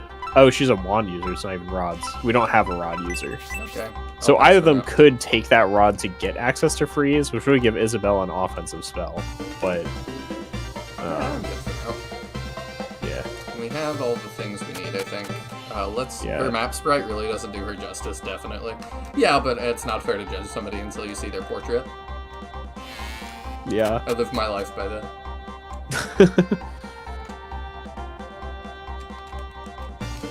I suppose it is difficult to judge somebody's attractiveness when they're represented by a Playmobil person. It is. Though I can tell you, women in real life do not appreciate it when you walk up to them and go, "Show me your portrait!" They don't usually respond, "Ah, a military man." Let me sell you a loincloth. So that's crits, right? It's crits for either Donhor or Julian, because it's only for men. Maybe we... I mean, Julian's got an insta-kill attack, and the white ring could be worn by somebody who's not him, like Gracia. Okay. Oh. Interesting that Gracia can't wear the loincloth. So one of the cool things about Scenario 3 is that most characters start with at least one weapon level with all available weapons, making everyone a lot more... Ooh, okay. So the rod would actually be a little more useful than we would think. I don't know, having freeze on Isabella is not unuseful. No, it's not. I just kind of like keeping them the same, like, thing, but maybe I should change it. It's not like you have to fully commit to it, but just like having it in her inventory for her to use. Okay. Because like we'll still want the other weapon for her to have support, right? Like we're not gonna throw that away. Support's great. True. And we did actually buy a Robin arrow, right? Yeah, we did. Okay, I thought we did. That was very high priority. Yeah. I feel like the white ring going to Gracia is the most sensible It's the one thing. I can't keep alive. Okay. She's died twice now. That's fair. But yeah, we'll do that. But yeah, I do think that rod's pretty useful. Do you want Isabella's weapon rank? Sure. Weapon ranks are fine, as long as it's a character we already have.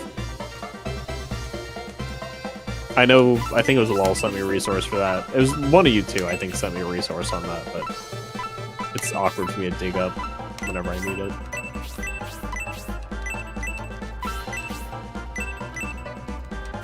I promise I can talk. Here we go. I Can Talk is a song I like. Oh, is it? Yeah. Who made that one? That one's, is it Two Door Cinema Club is their name? Oh, okay, I've heard of them. Yeah, them. I Can Talk is one of their ones I listen to. It's one of those things where like they're one of those bands where I've listened to like 3 or 4 of their songs and all their songs I like, but I've never bothered to just go like listen to a whole album. It's like I would probably just like most of their music, but I have never bothered to go like listen to more of it. I've got something like that. Isabella's 70 rods, 60 wands, 120 on. So rods is her second best weapon. Okay. If the Imperial government committed more to education here, we could end the discrimination against Terran. Considering how much they tax us, some should be used to improve our lives. But you misunderstood. You answer your own question. I'm sure you saw the house where Medion's mother was born. Although it's not a very nice house. You told me that already. You told me about it, and then I came back, and you're like, I'm sure you saw it. The town and harbor are active again, which will help in guarding the Harran border. If we don't police the border in shifts, they will come take the town. That's crazy. Wonder what that looks like. You must poop in a bucket. That seems to be your bathroom, so... They must be real crazy. Accurate for the time period, so... Yeah, either that or they use the sink.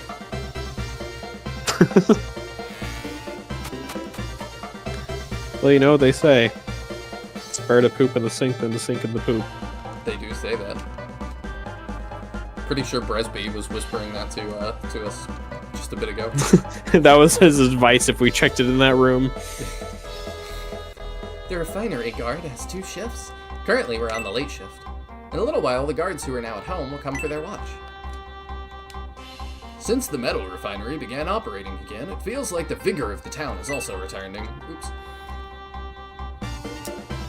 Has also returned. Today, even its vibration is soothing. We're not going to be like the train people. I love the refinery. I hate the refinery. I appreciate that they actually are saying other things. Mm-hmm. If nobody mentions a train to me again, I will not complain. Alright, I think we're done with this town, yeah? I think so. If not, this is the last one. Yeah, I think we're good. Yeah, because this is the guy that's like, my partner's out working. Giving defense to Bridget can make her an excellent lifesteal tank. I did not think about that. I've still not used her. That's true. I need to get it 2, so it probably has another range. I don't particularly know where to go. I guess this way. It shuts out. Not that way. Are we all alive? Yeah, okay. I guess we go to the church again.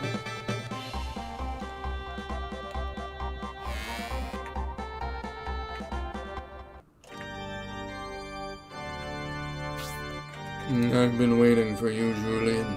Come here. They said Cyclops was leaving. I wonder if he's coming with us. Where's the escape route you mentioned? I lied.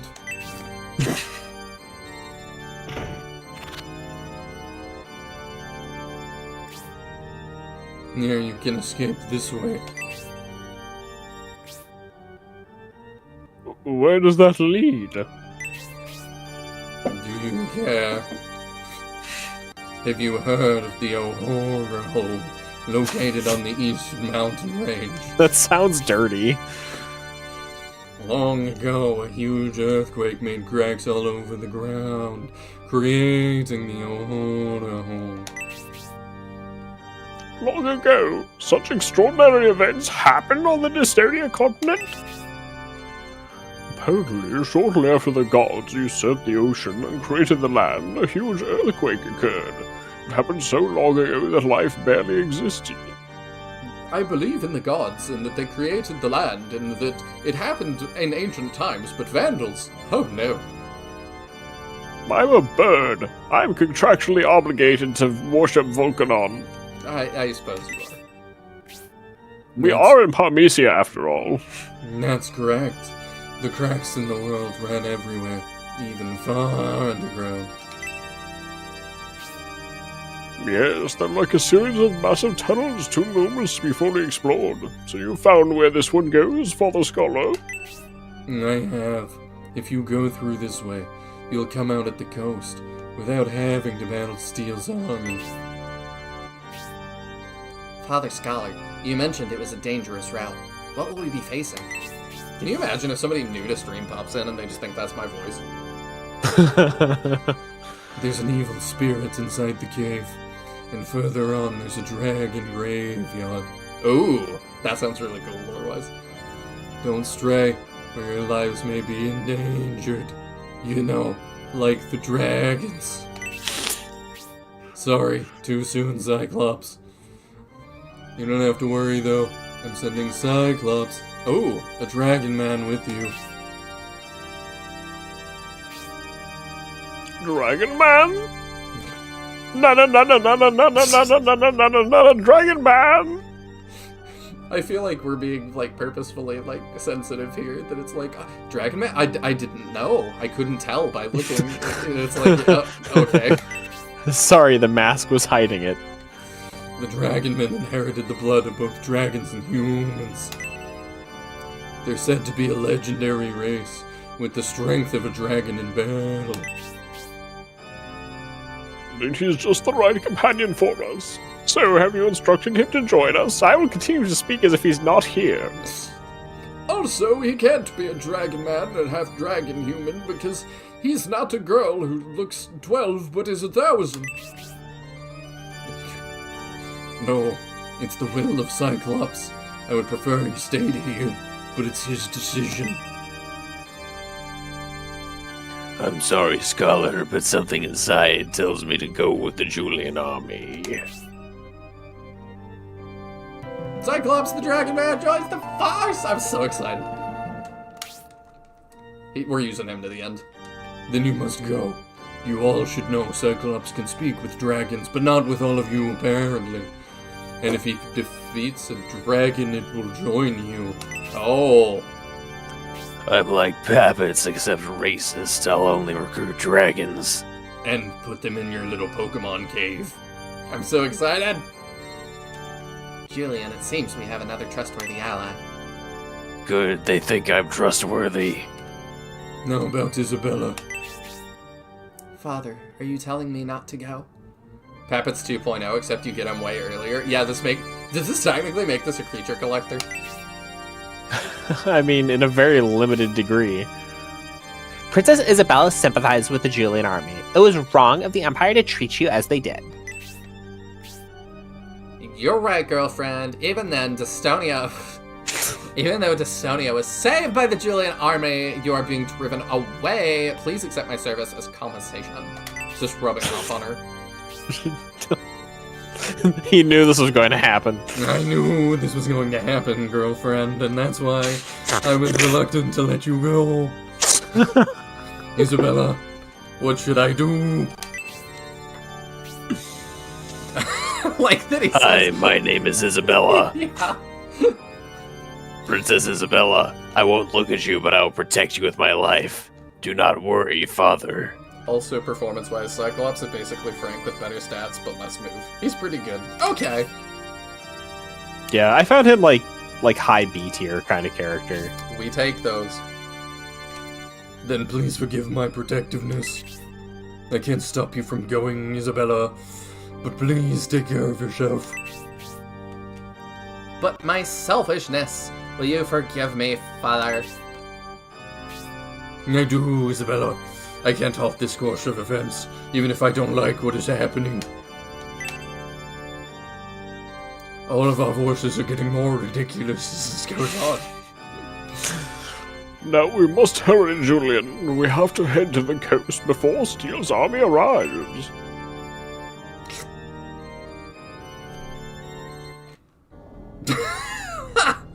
Welcome, Nick. I've been here for 30 seconds and the various faces are already getting me concerned. I don't know what you mean. This passage will lead us to the coast.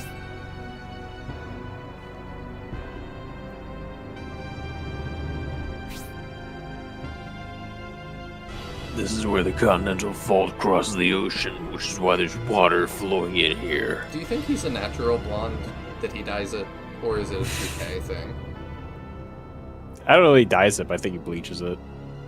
That's what His map's right, that looks 100% bleached. It does. But also, like, do dragon men have hair?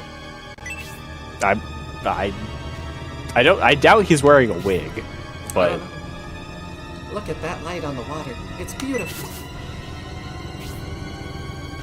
My, there are fish over there. It seems so peaceful. If I was right about the Kraken totally joking... But regrettably, it's not peaceful in the slightest. There's a Kraken. Dawnhorn remains a conduit for irony. The fish near here are extremely vicious.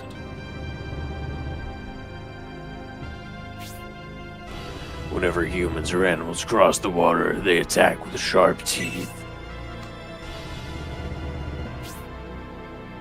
Then we must be very cautious when crossing the water if we want to get out of here. It doesn't seem as though the fish are the only danger here. What do you mean? This cave. I sense strife and hostility deeper within. Is there something else we should know, Cyclops? Oh, you notice, Gracia? Near here, there's a dragon graveyard full of vengeful spirits. Really want to see that? Long ago, thieves went to the dragon graveyard to steal valuable dragon scales, and they disturbed the resting spirits there. I see, that is not exactly a comforting thought. What do you think the 2 pixels are at the far right side of the screen? Little eyes of fishies peeking out of the water at us. Oh! Oh, this one!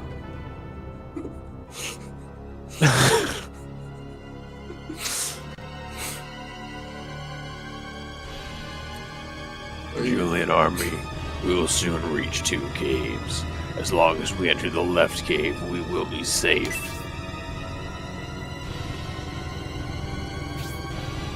Then let's go, Julian. Don't let your guard down until we reach the cave entrance. Good boy. Pow.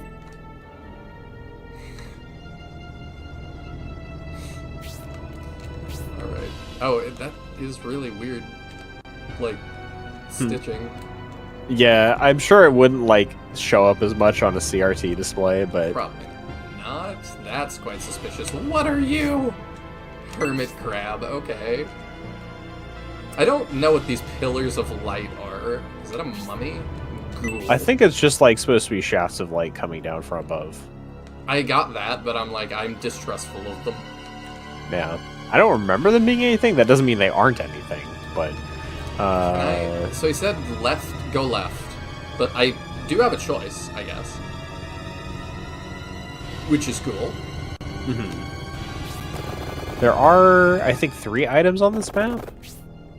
Okay, one obviously is that. I think they're all in chess, so they should all be obvious. So there's 3. Okay. Yeah. Send Don Horton across first. Oh. Watch out, Don Hort, that bridge is weak.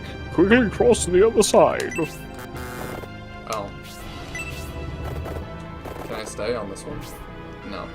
Watch out, Don Hort, that bridge is weak. Please quickly cross to the other side. Watch out, Bridget, that bridge is weak.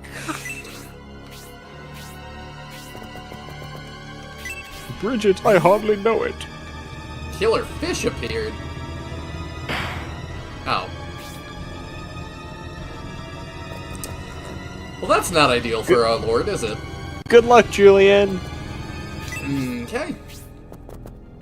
Let's not put Gracia in that. Oh, we didn't even look. Cyclops, Steel Claw. 48 attack, 32 defense. 48-32. How does that compare to the rest of our force? 48-32. Slightly worse than Don Hort. Slightly worse than Julian. Okay, that's not bad. Yeah, he's like I said, I found him to be like high B tier. He's good, but he's not gonna be one of your top stat units. That's fine. Oh, they make weird sounds. And they fly! I love their model. They're very cool looking. They are. Like, every game, the new enemies have been cooler than the last, basically. I think I trust Don Hort to go across here. Oh. Well, if that bridge snapped, then how would anybody else get off? I was definitely wondering.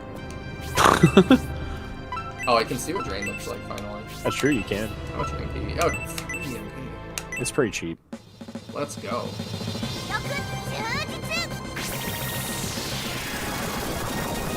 That's so cool looking. And that's really good damage for 3 MP. Yeah? Especially since her other spell is Spark, so it's definitely her most efficient damage dealing right now for single target. A large mithril, I'm so excited. Where else would I ever find one of those? It's considered flying too, which is kind of funny. But I guess it is. It is a flying fish. The way that looks. Oh, that was right there.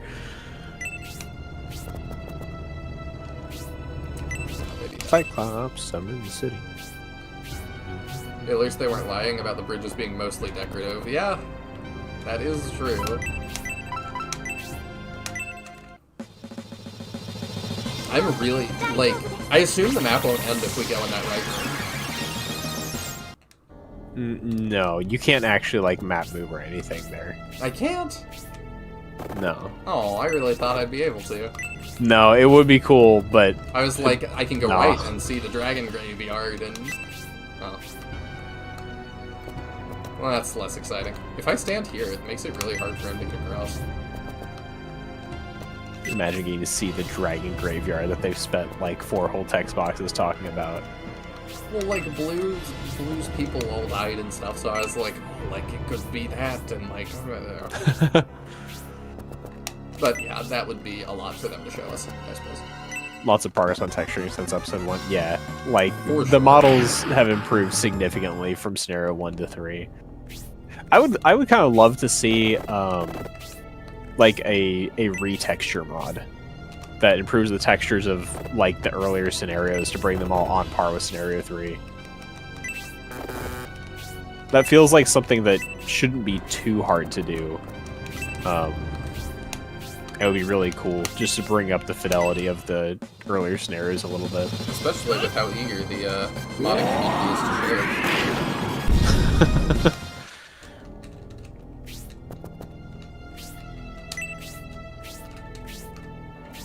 It's one of those things that, like, I don't mind you, like, being exclusive with something you found, but, like,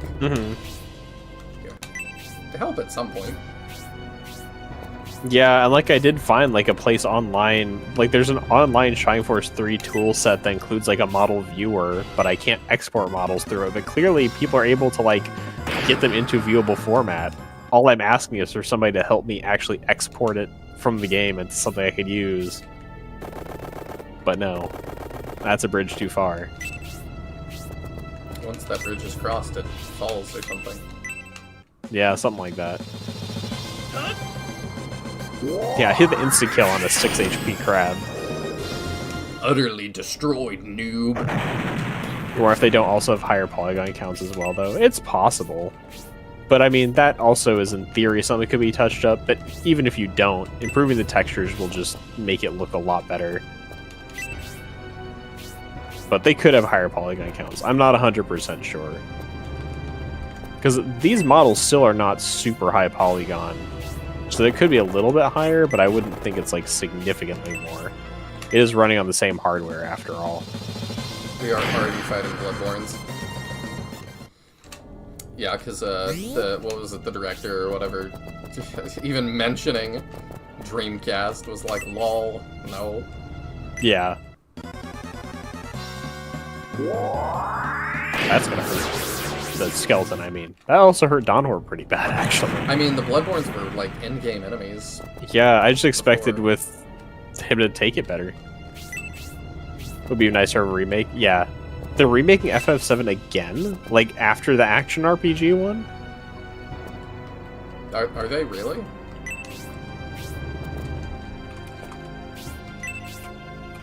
That would be I wouldn't imagine they would do it again so much. Oh, it's just Final Fantasy VII Remake Part 3. I mean, they do have to finish it, and I think originally said it'd be 3 parts.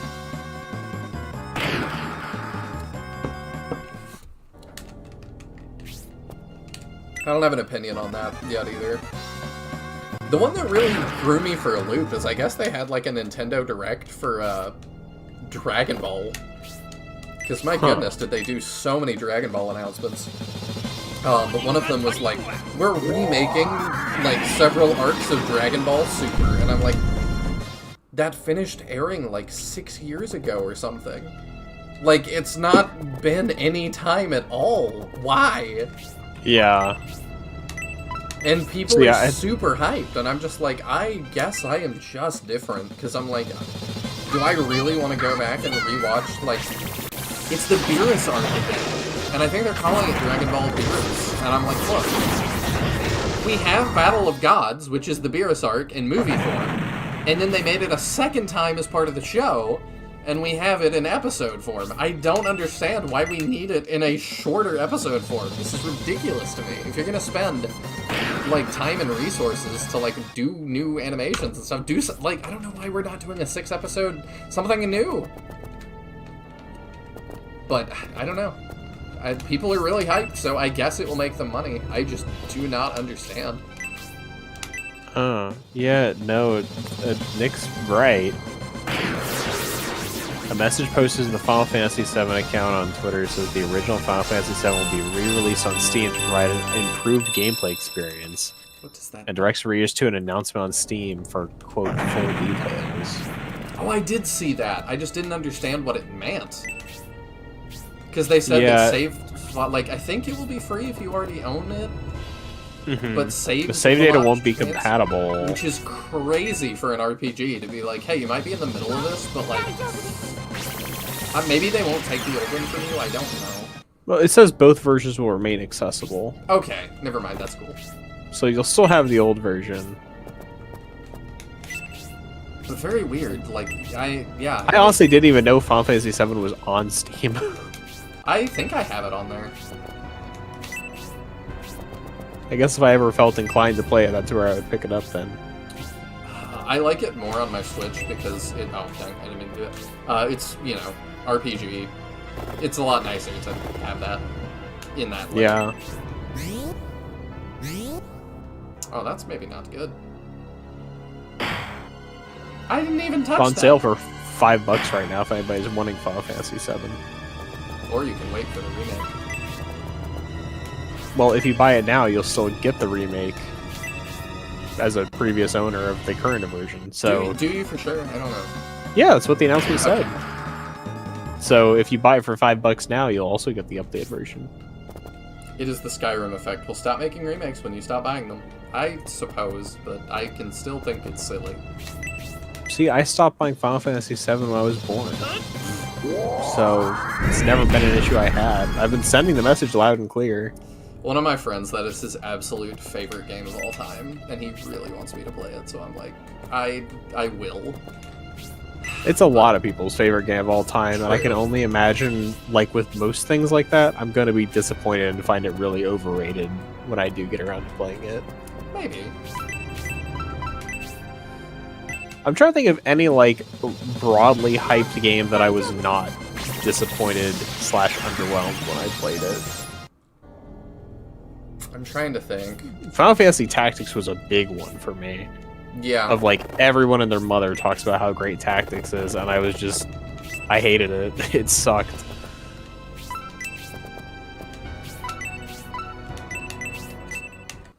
I usually just don't even bother playing the popular games. I'm trying to think of, like, what else there is that I've even actually played. Yeah, I'm kind of the same way. Exact damage, let's go. Shining Force 3. Nobody's played Shining Force 3. Shining Force 3, I wouldn't even say Shining Force 3 was hyped to me. I went into Shining Force 3 with low expectations to how much people, like, clown on the voice acting and think it looks ugly, and I loved it. So, like, I think Shining Force 3 is the best Shining Force game, full stop.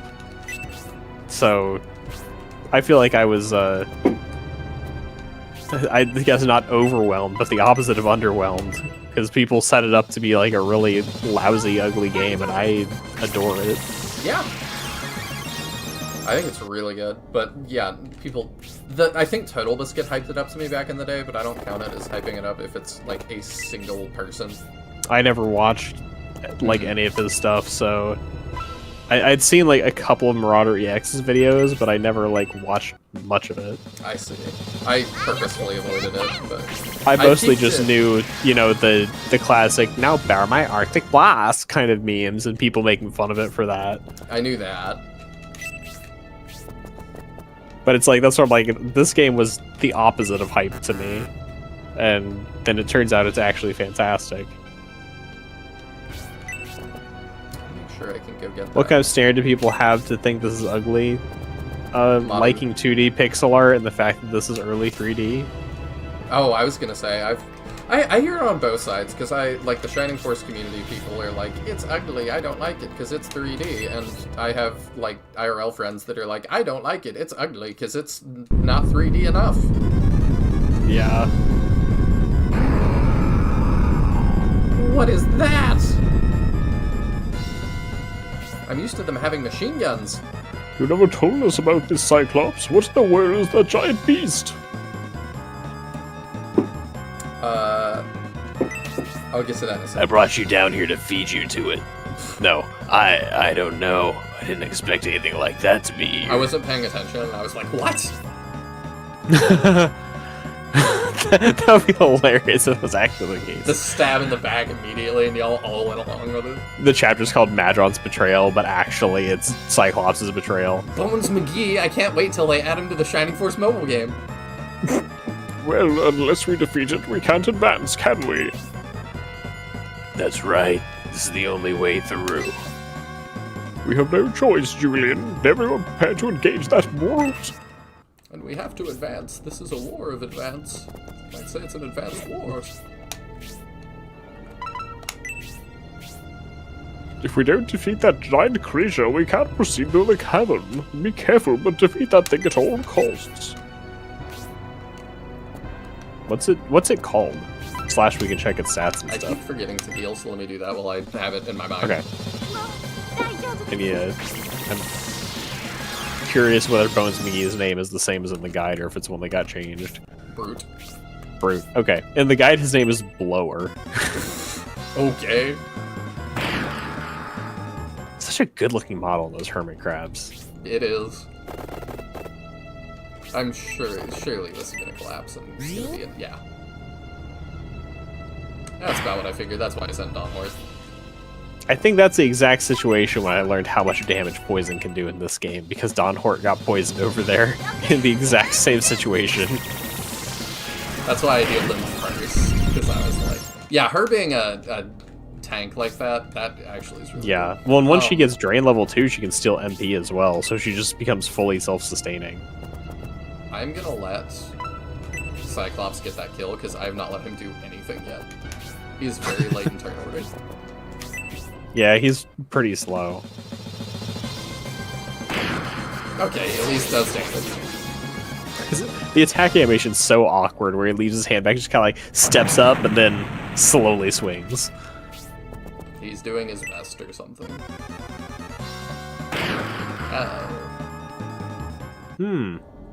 That's not looking good for Don Hort. It sure ain't. He might be done Hort. I don't think so. Oh, we do reach. Gotcha. Speaking of voice acting that sucks and knowing Nigel's taste, they released gameplay of Dynasty Warriors 3 Remake. I am interested in that.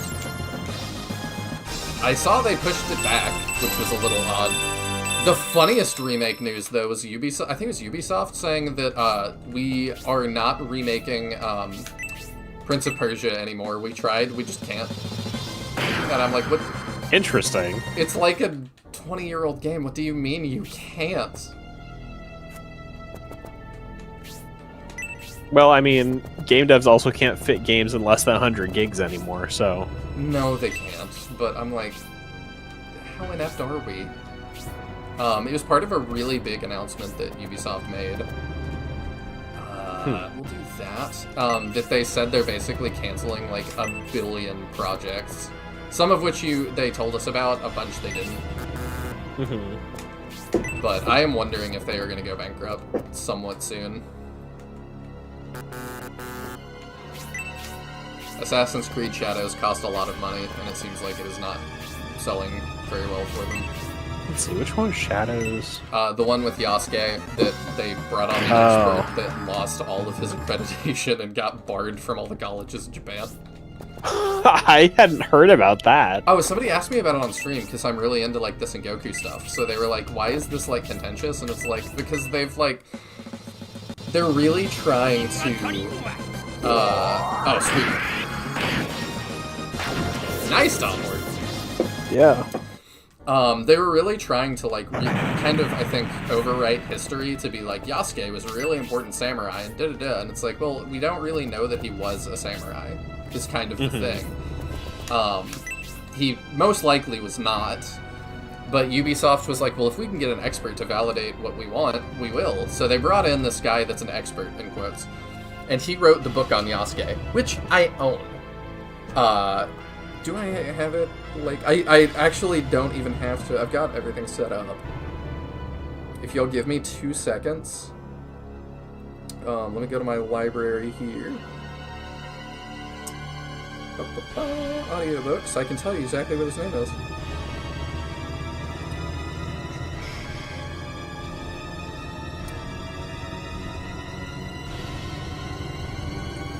Scrolling through my library real quick, it should be right around here.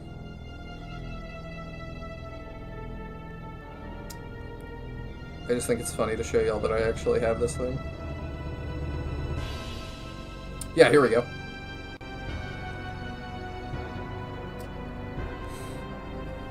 African Samurai by Thomas Lockley. I believe that's his name. So, if I'm remembering correctly, he wrote 2 versions of that book. There's the English version, which I have, and there's the version in Japanese. And you would think it would be a translation, but no, they're 2 totally separate books. The English one's like super revisionist history, and the Japanese know better. So their version is a lot more normal. Then he used his books to help write Wikipedia articles, and I think a couple other articles, which he then uses Wikipedia to source. So when they finally started like looking at this, it was like, but like there's all these sources that say this, and it's like it all traces back, it's circular, it all goes back to the same guy. And he's just like saying all this stuff about Yasuke, and then like pointing it all back to his books. He just sources himself a whole bunch of times. So it was this big scandal, like academically, and then like I don't want to say like the samurai community because that sounds lame as hell. But it was kind of this like thing. Yes, he did have, I think, a residency at one of the Japanese universities, and they've all banned him now. Because they were not aware of all the stuff he was doing overseas. But it was crazy. But yeah, that, and then they did something else, I can't remember, that also really upset the Japanese. They, like, made a statue or something. They ended up considering, like, really disrespectful. I don't remember the why. Huh. It was like they depicted, I think it was one of the, like, gates or something in, like, a disrespectful way. It was not something I knew beforehand. Gotcha. I think it's like a Torii gate.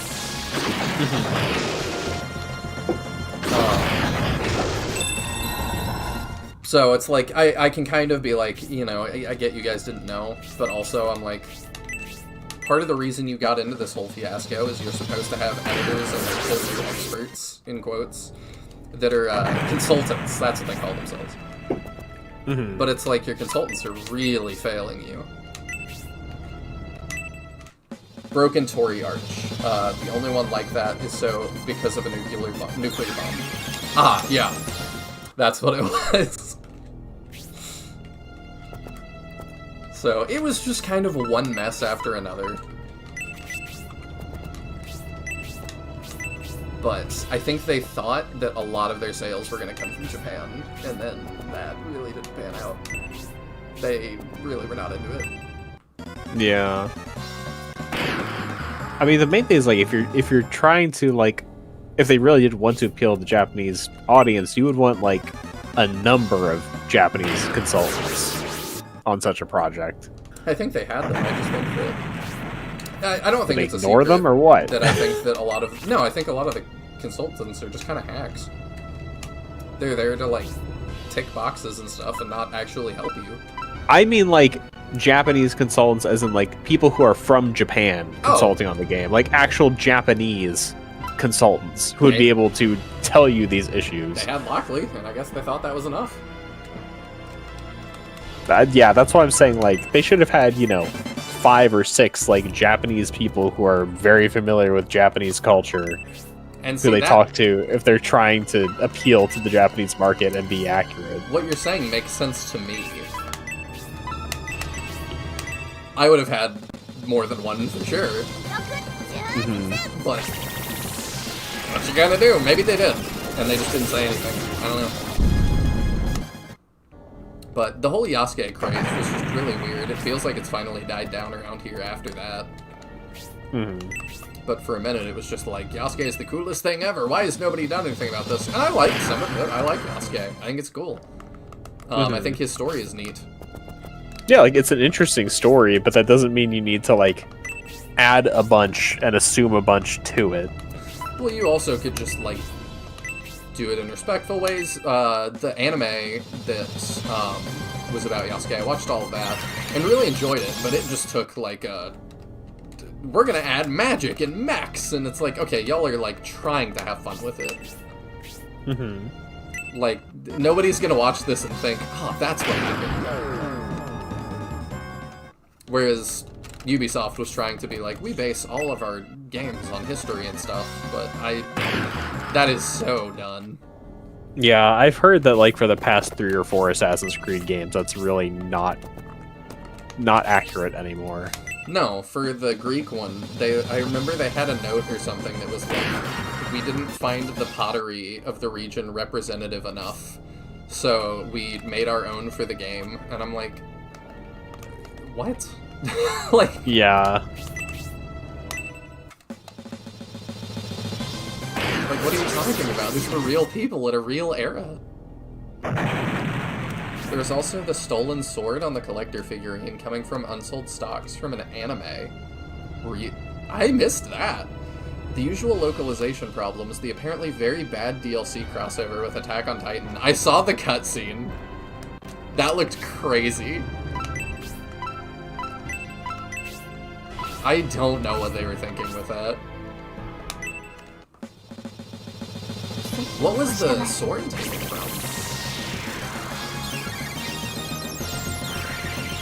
I totally missed that. But then again, surprisingly, a lot of the, like, samurai people I listen to don't watch a ton of anime.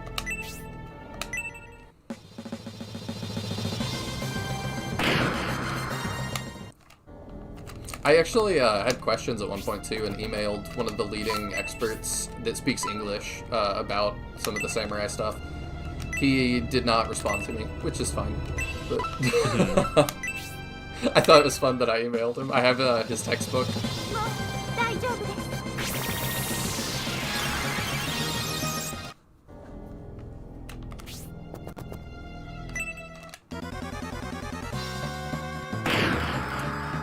Ow. I found a map here. I can't use that here, though, can I? No. That only just occurred to me. Okay, it's for a different map. You probably don't do 46. How much do you do? I thought that would do a lot more, but that's fine, I suppose. Let's go, Julian. That might be 32. Let's go. Exactly 32. Level 10, we can promo. Oh, no, I guess we can't. Right? There's not third tier promotions. I mean, you can't promote right now, no. Okay. What will we drop for the potion? I think that's better than the healing drop. Sorry, I'm looking at more stuff about the Torii Gate thing. Oh, okay. Let me know what you find. So it seems that like the one-legged Torii Gate is not a thing in the game, that it comes from a figure that was released for the game. Yeah, I should have been explicit about that, sorry. Yeah, I was just like, I assumed it was something in-game, so it's weird that to make a figurine featuring it if it's not a thing in the game anyway. But I do love this like translated from Japanese, like originally Japanese post about it that just starts with, "Please spread the word. Assassin's Creed Shadows figures from Ubisoft, a famous Japanese hate and criminal company." Oh. So I guess the Japanese sentiment against Ubisoft is already not good prior to this. I don't actually know why that is. I don't know, but apparently, like, there's some history there. Might have to look into that later. Maybe it's just because they're French. I don't know. It's like... I'm kidding. Just kind of... I didn't know that there was this, like, specific known hatred between Ubisoft and Japan? Question mark? I had no idea. It feels like for them, they made Assassin's Creed Black Flag, and then everything after that has just been a nosedive. Yeah, I see like some comments on the original post in Japanese and like translate. It's not just a Torii Gate, but going out of their way to bring this one in particular makes it seem like the staff has someone who's more knowledgeable about anti-Japanese sentiment than about Japan itself. Wow. So yeah, no, Japanese people really are not keen on Ubisoft. I mean, it would be pretty crazy if they like. What would even be an American equivalent? That like, who has an interesting story? I don't know. Like, you take like Harriet Tubman or something, and you elevate her to the level of like a regional lord. She's like you make her like a governor or like a presidential candidate, and then you have her pose on top of the Twin Towers wreckage or something. I guess we as Americans would just be like, that is insane. Like, it would just be like laughably like, what expert do you have? Yeah. Shame you didn't see Bones McGee's special attack. It looks pretty cool. Dang. He shoots you in the face. If he had done that to Gracia, though, that would have been a reset, so I'm also kind of glad. We did it, so we defeated the beast. The Japanese, from my understanding, do not hold back on the internet. I'm only just now getting more onto the Japanese side of the internet for Gundam stuff, surprisingly. But yeah, they definitely seem to say what they think, which I appreciate. But Bresby, look, he's still moving. He's going for his gun. It's okay, Kate. He has no strength left. Oh no. Dawnheart, you're a conduit for irony. Oh, he has a cannon arm. I thought it was a hook hand. No, it's a cannon arm.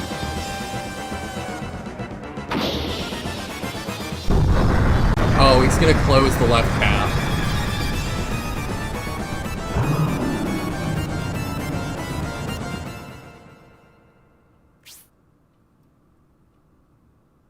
This can't be the correct cave. We could crawl over it. Speaking of which, didn't we plan to go through the one on the left? Yes, to the right there's a dragon graveyard. Let's go. Didn't Father Scholar say that was a very dangerous place? He's only been right about everything. Who cares? It makes no difference now. This path is blocked. Our only choice is to take the path through the dragon graveyard. Damn. No one is to blame, Cyclops. Except that Brute McGee, or Bones McGee over there. If Dunhor would have shut his mouth, he probably would have gotten any bright ideas. Well, this Dunhor should have said, wow, it looks like he's full of strength and vigor and is going to continue fighting. And then he would have collapsed dead. Well, this all must be part of Elvisim's plan. Elvisim has a sick sense of humor. I sound wise if I say that. I believe we should take the path through the dragon graveyard. Do you agree, Julian? Yeah, I do. It's a difficult decision to lead the Force into danger, but everyone trusts your judgment. It's a difficult decision. You're like, let me at it. That's exactly where I want to go. There's no other way to escape. We must have courage. Let's go, Julian. Unfortunately, we don't have courage. We have blue. Wrong dog. The sad bow. Oh yeah, there was also that they modeled a temple that explicitly stated you need permission to even take pictures from, and another place where you could destroy a local temple, a no-no for samurais. I remember, now that you say that the temple got really mad that their temple was in the game and you could destroy it, but like... I did see an announcement that there was a day one patch to prevent you from destroying tables and shelves in temples, apparently. That one I'm a little mixed about. I'm like, I get that it's offensive, but I'm like, you know, I'm Christian, and I'm sure it's not the same. I mean, you know, Jesus went in and flipped the tables himself, but, like, I don't know, if it's in the game, like, and everything else is destructible, I would not be upset that, like, a church was destructible. It'd be weird if only that was, but if everything is, then I don't know. But I understand that I'm also in a very different culture right now. Yeah, well, and also, like, I think something to bear in mind is that, like, traditionalism is still very much more of a thing in Japan. Oh, yeah. And, like, respect for culture and ancient ways and stuff. So, like, it's a much bigger deal there than in the US, where I'm much more removed from that society at this point. Yeah. Oh, the thing is, in previous Ubisoft games, you could never damage temples and such. So for that does lend some Japanese interesting. That does lend some interesting credence to the person saying it seems like they have somebody who specifically knows anti-Japanese sentiment, rather than about Japan itself. Yeah, like, oh, we're making the Japanese game. Now we're going to specifically let you destroy things in the temples. The last one I played was 4 or Unity, whatever came out after that. Unity was only like a year ago.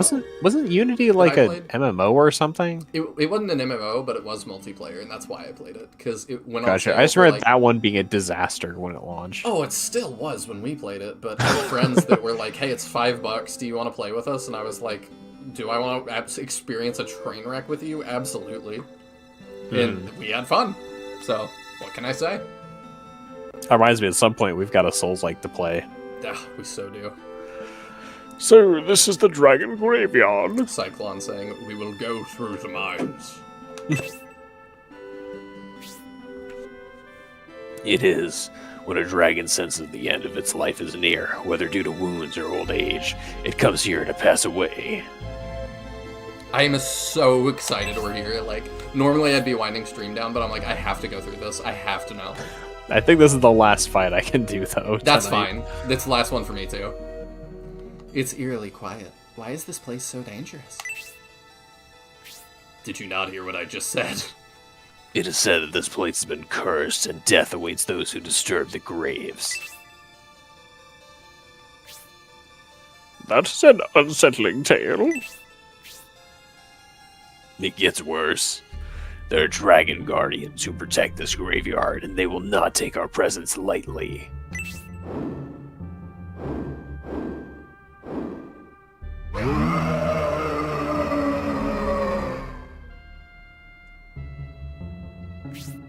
Father Scholar said you could talk to Dragon Cyclops. What did he say? Should the need arise, can you convince the Guardians that we are not here to harm them?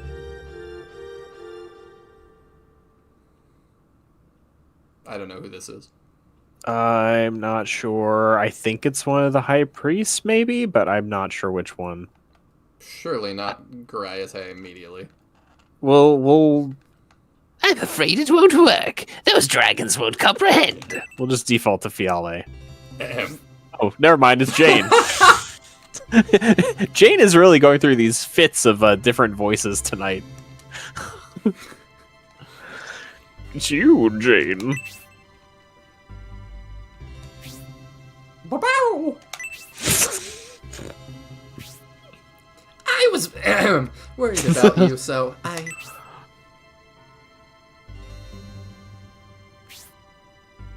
What do you mean the dragons won't comprehend? They're stupid beasts. Since capturing Dystonia, the Bullzome sector using the dragons here to prevent invaders from reaching the castle. Have they charmed the dragons? Yes. They excel at controlling spirits, and they're using that power on the innocent dragons. They sent all their priests in loincloths. It was crazy. So now that the dragons are hostile to everyone outside the Bullzome sect. Good luck with work, Nick! I'm very excited for this. If it is a Panzer Dragoon crossover, I don't know if I would even know that. I've not played that game. That's ridiculous. They will listen to me. Oh, you're standing on a dragon already.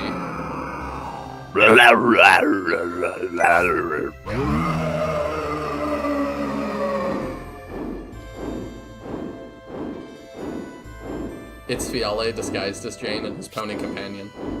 Okay. Come closer.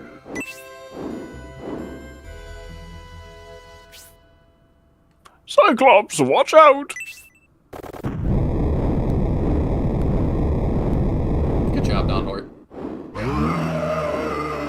Cyclops gets up and is like, I'm immune to fire. That was unnecessary. That's how the excitement is too much for Don Hort's old heart. He dies. Such a magnificent language, Cyclops says. Wow! Our force is just so unhinged. I should have been doing this for the main character the whole time. You really should. What happened, Cyclops? You didn't get run into by a centaur or something, did you? I'm afraid he may be concussed, Julian. How could this have happened? Did he just exclamation point sideways? I'm sorry, the dragons won't listen to me. I think it was an ellipsis. Oh. It's not your fault. This is all the Bullzome sect's doing. The damned Bullzome sect. I'll never forgive them for this. We must pass through the graveyard, even at the risk of killing the dragons. Hey, yes, it's the only way. The more time we lose here, the more the Bullzome sect grows. Watch on, Julian, but be wary of dragon attacks. Julian, wait. I want to thank you. Just make it make sense. That's fine. I'm so glad you allowed High Priest Gariate to retreat. This is Rolly. She's a unicorn! And the only friend I have.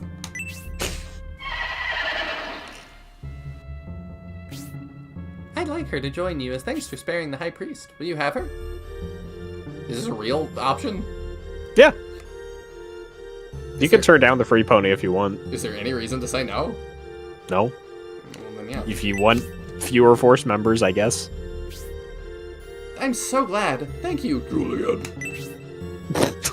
Rolly the unicorn joins the Force. What? We'll meet again. Right. Farewell, gallant adventurer. It is important to know that Rolly can wear the power undies. That Jane seems interested in you, Julian. What are you talking about, Donhort? That's nonsense. Besides, Julian isn't interested in her. Oh my, you too, Kate.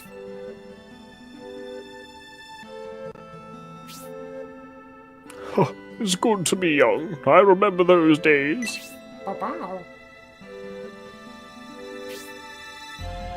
But at my age, no one ever. I am in fact an incel. Oh, but right now, Julian, we must get through this graveyard. The world is in peril. No hot owl babes in your area. Damn. What is our force? Like I said, this is the weirdest Force I think we ever get in one of the games. It will get stranger from here. Oh my gosh. We get charmed this early. Is it a boy unicorn or a girl unicorn? Well, it can wear the power undies, so it's a girl unicorn. Oh. Oh, yeah, okay. That's how you can tell. Actually, yeah. I love this battle. I mean, I am very interested in it. I don't... Oh, there is dragons. Green dragon.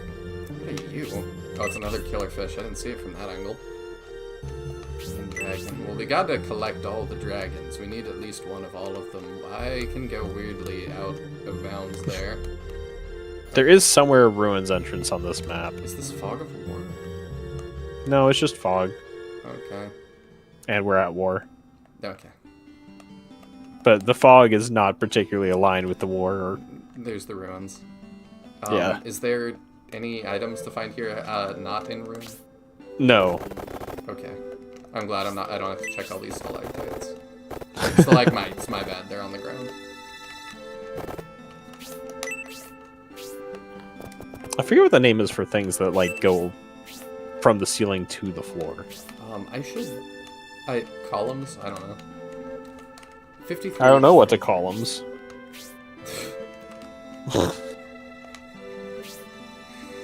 Okay. About on par with Dawn Horde. Yeah, Rolly's pretty good. I used her all through the game. Probably don't need to do that yet. I also fed her a bunch of cookies to make her luck better for better charm odds. We may do the same. As everyone knows, cookies are ideal feed for horses. Yeah, of course. The vibes are so good. I am very into the vibes of this. I just am very into this lore-wise. Like, you're telling me that, like, all the do dragons come here from other, like, continents? Like, do the Dragonia dragons come here?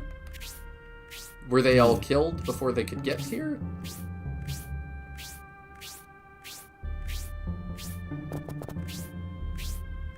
And here I was, like, I should stop with the Pony and Dawn Horde jokes. This is a serious stream. Yeah. Very serious. Have you met me? Not in real life, no. No, we gotta fix that at some point. We should do, like, a whole Night Hill meetup. We'll do Night Hill Con. We'll have a glorious 3 attendance. It'll be great. Yeah, the only person I've met from YouTube IRL so far is Captain. Mm-hmm. I've met Griff in person. Oh, that's once. cool. I got invited to his wedding too, but I couldn't make it, unfortunately. Ah.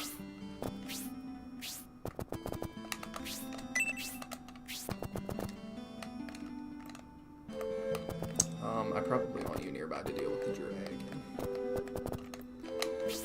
I don't want you to die. Just in case.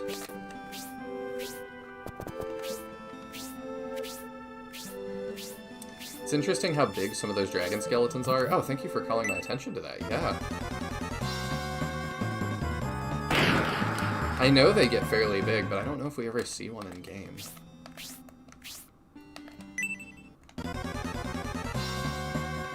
Is it Rolly or Raleigh? I say Rolly, but I don't know for sure.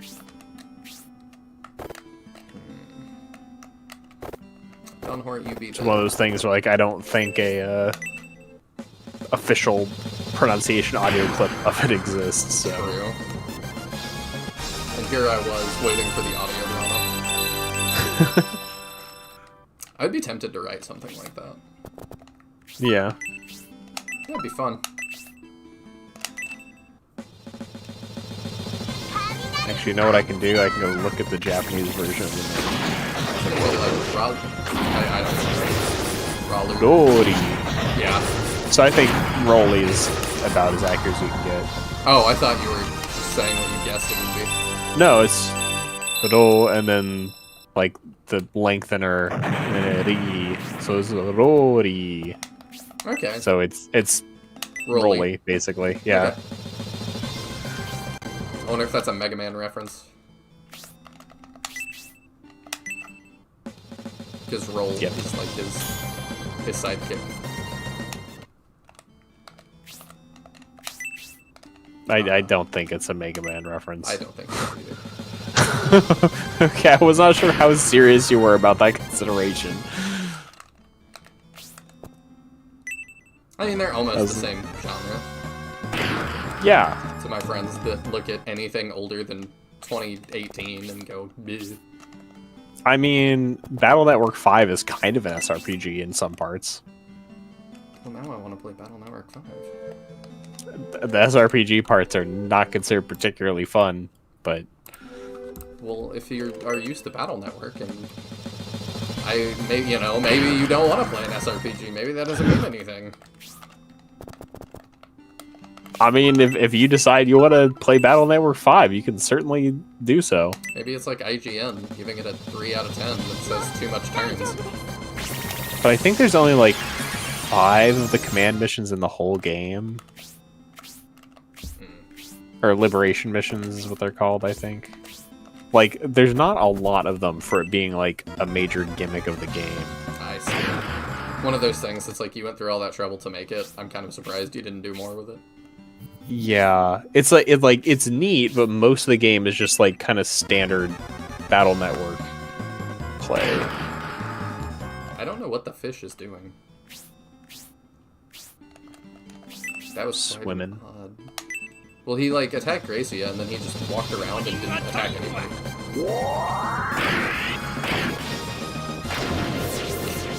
I like the pose he got like frozen in. Yeah, so there's 6 liberation missions and then 3 post-game ones.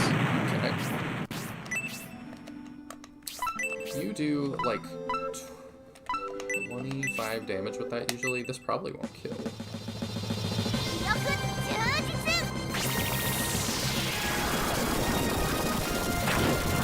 Oh, okay. Did more, but the Cyclops can get that now.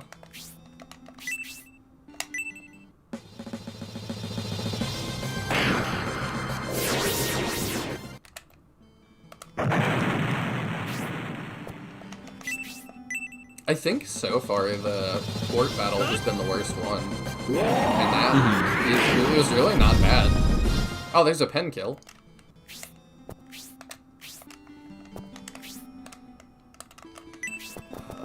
Let's see. Let's go, Gracia.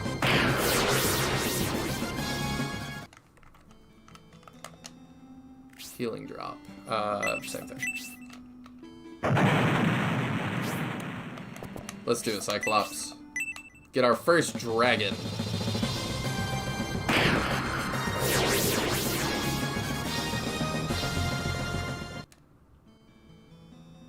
What a bizarre quirk of liberation missions. Gaoon. Yaoon.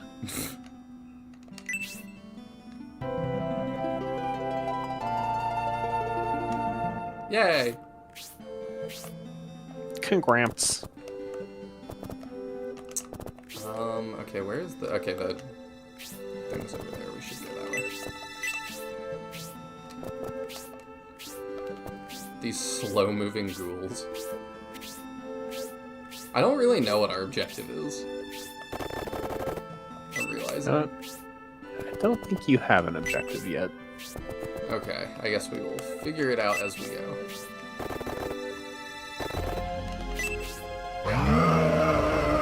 There it is.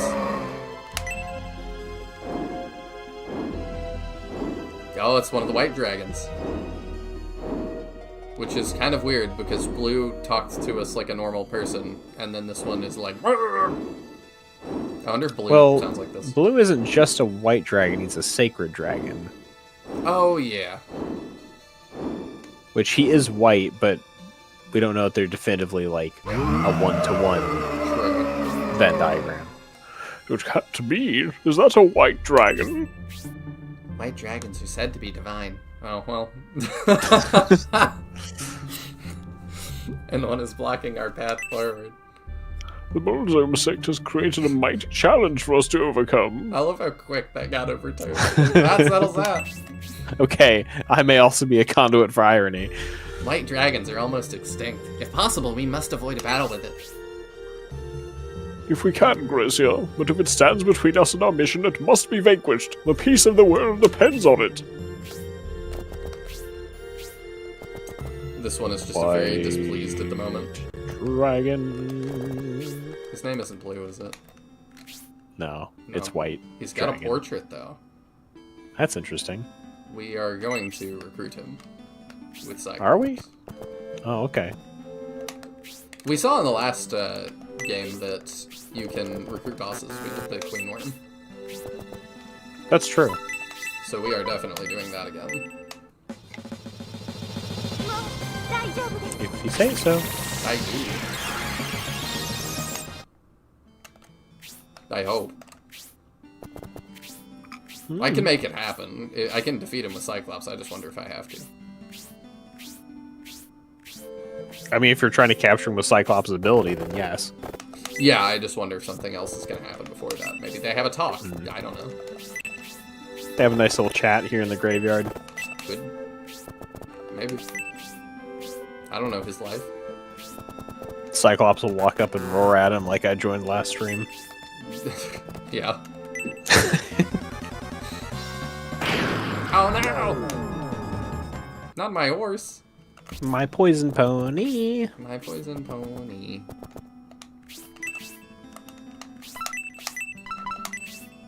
I've never tried that show.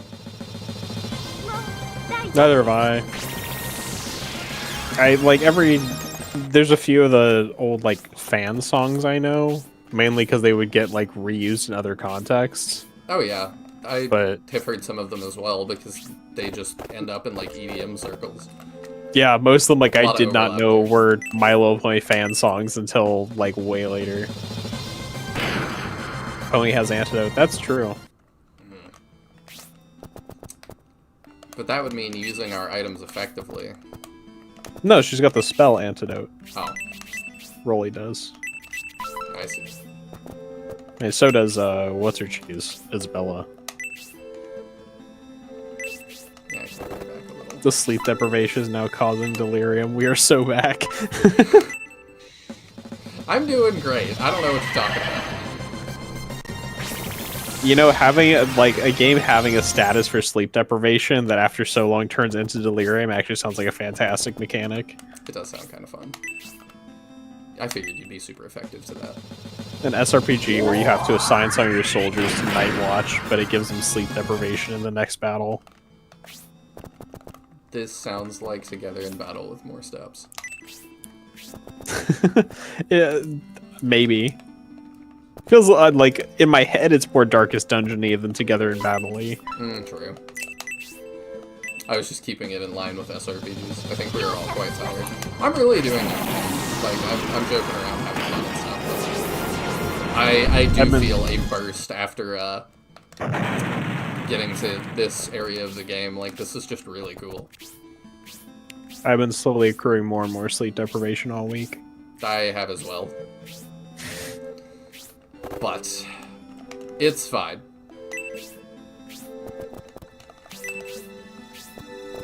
I'll put Julian close in case. I don't know what we're dealing with. Put the 2 horses in the hole. I did. And then the child.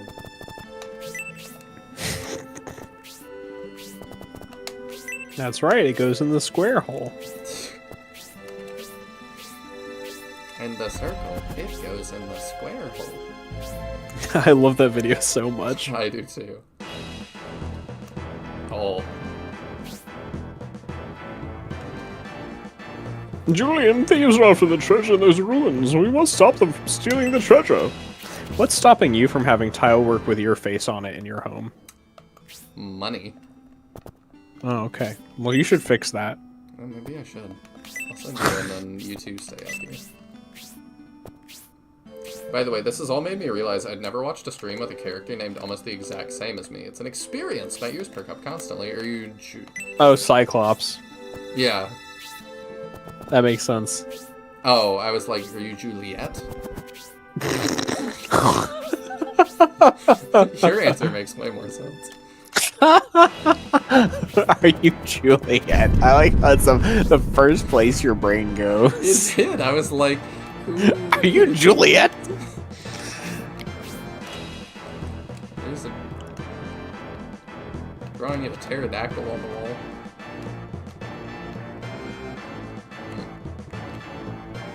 Like the random detail they made just for this thief ruin. It's very interesting. Can I just open these? I don't remember how they work. Because I would think I just open to the end. I don't know, I guess we find out. Maybe I state. And then if it's a really dumb decision, we don't. Maybe I just send him this way. To do that. You don't have thumbs, can you do it? Oh, you can. Alright.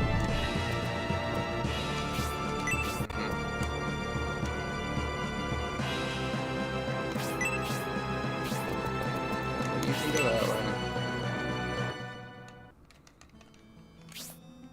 I'm glad I left a couple of people out and not just Julian. This actually might be a challenge. It might be worth doubling Isabel back out here. Or Gracia. Well, Gracia's in a bit deep now. Yeah, I think I don't know. Sending one of the healers back out might be the play. I think we are going to do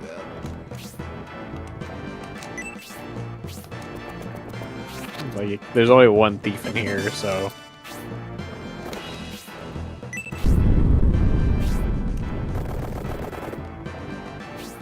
Is there anything to find in here that's not obvious? No, I think they're both in chests. I think everything in thief maps is usually in chests.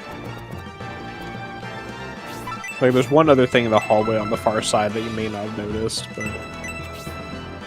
it should be in a chest, I think.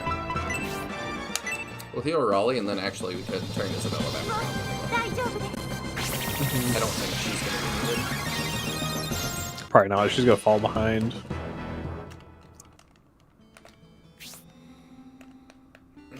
Yeah, I think we kind of hold our ground.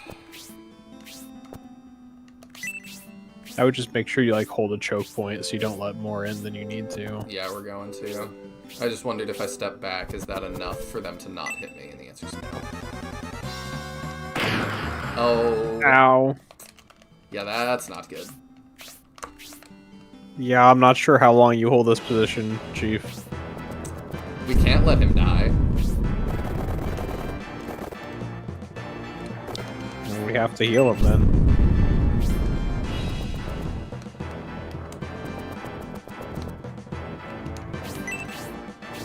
May have overextended a little bit. Oopsie-doopsie. Yeah. We can heal him this turn. Yeah, we'll send him out. I mean, if we kill the thief, it'll force everybody out. That's true.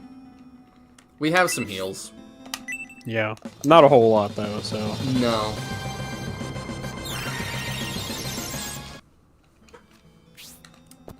Just dump a shining into him immediately.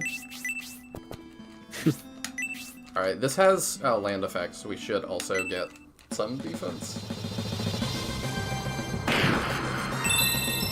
Learns Air Fang, cool. And we don't need this dragon for our collection, so we can kill it. You don't take anything from this, right? Okay, you live that and the dragon. That's the important thing. Yeah, and just barely. More defense, more HP. Okay, the 2 defense is really useful. It is. It is not half our health anymore. Uh-oh. Uh-oh.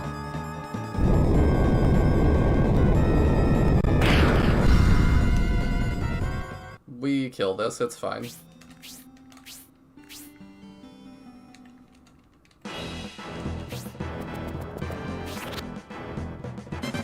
Oh my gosh, this stuff in here is crazy.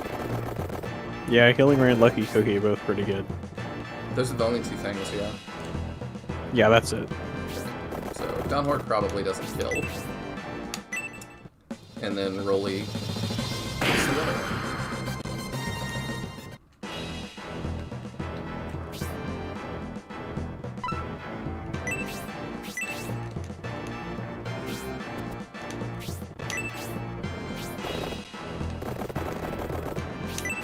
There we go. If you just kill this, that would be ideal. I don't know why you have, right, like, weapon advantage on him.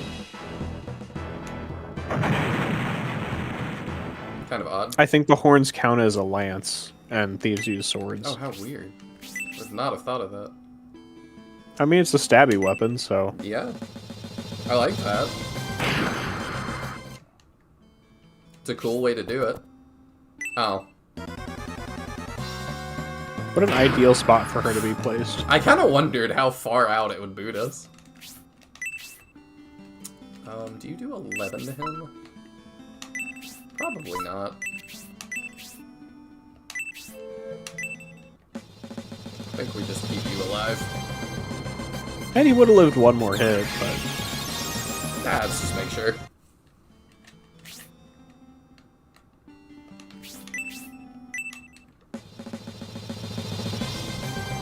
Would have loved to see your new Air Fang thing. I think we already saw Frank use it in the past. Oh, okay. Yeah, I know. It's the one where it, like, throws slashes through the air at them. Well, that's a little dire. Yeah, a little bit.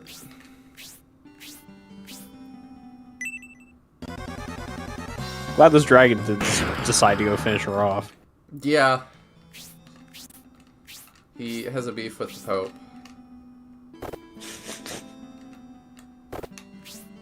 What was the Pope's name in Flame Dragon Knights? Julian.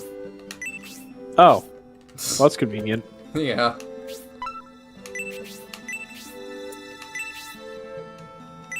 Oh, no, I can't. I think she wants to kill the zombie to let so. Isabella back off and heal herself.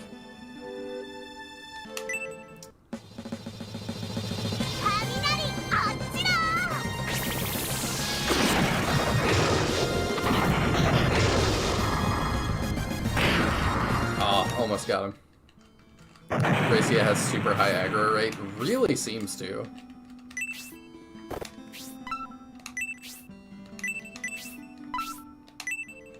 There we go. We helped.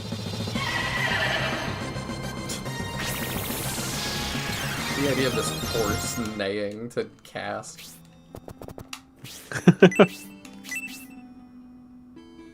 Don't worry, spellcasting magic has auto-translate into magic language. Into communing with the satellite. Yes. Let's go, Gracia. Nice backflip, kid. Get swole. It always looks like he's flexing after it. Stun palm. Ooh. I like stuns. That reminds me, do you know if Julian even has higher aggro in Scenario 3? At times it feels like Gracie is your lord for the enemies. That's a good question. I wonder whether Gracia generally has lower defense, so they, like, made him the target. Let's go! Maybe because he's both a healer and a lose condition? Maybe. I mean, I could also see it just, like, narratively, they care more about capturing / killing him than Julian. Like, Julian's just some kid who's got a beef with the Vandals. Yeah, he is surprisingly no one to us. Yeah, he's very much a nobody. Especially compared to the other two protagonists. I like that, though.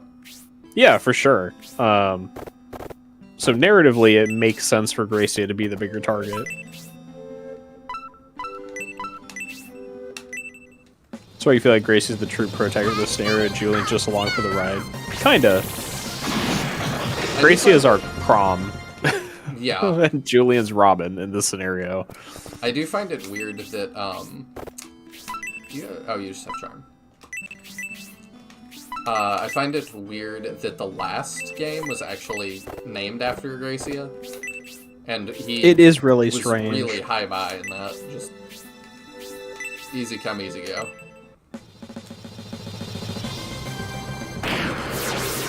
Oh, I forgot he was poisoned. I should have detoxed him. You have detox now. Yeah, you do. Good for you. Oh, I'm not looking. I just saw the word spoilers, so I'm like, I'm not looking.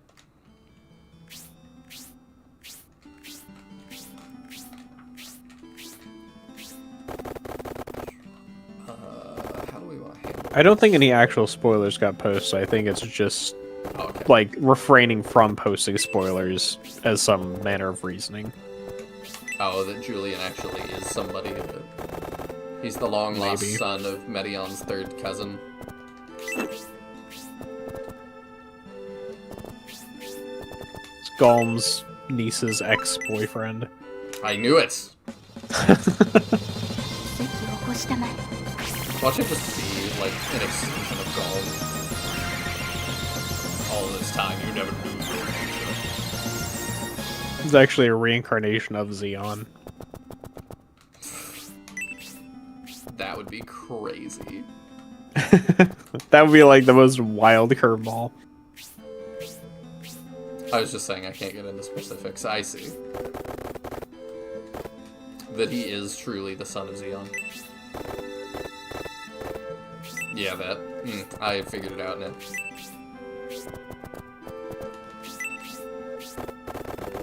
I can't believe we have a unicorn.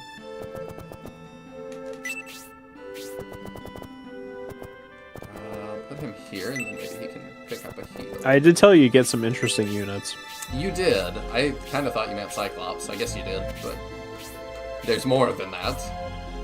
Yeah, I mean, Cyclops is pretty tame as far as Shining Force characters are concerned, aside from his, like, capture mechanic. He as a character is not that, like, wild. Talking about Don Hort. Yes. Little did I know. Your favorite character. He is, like, slightly less annoying in this than he is in, Part 2, though. Yeah, I mean, just the fact that you can actually control him and use him in a functional way helps a lot, like, gameplay-wise, making him feel better. I still find him story-wise to be kind of a nuisance, but...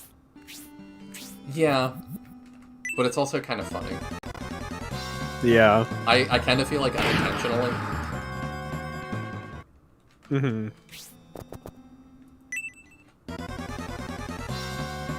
There is no joke. If there is no joke character on this route, I'm just gonna assume it's Don Hort. Do you want to know? No. Okay.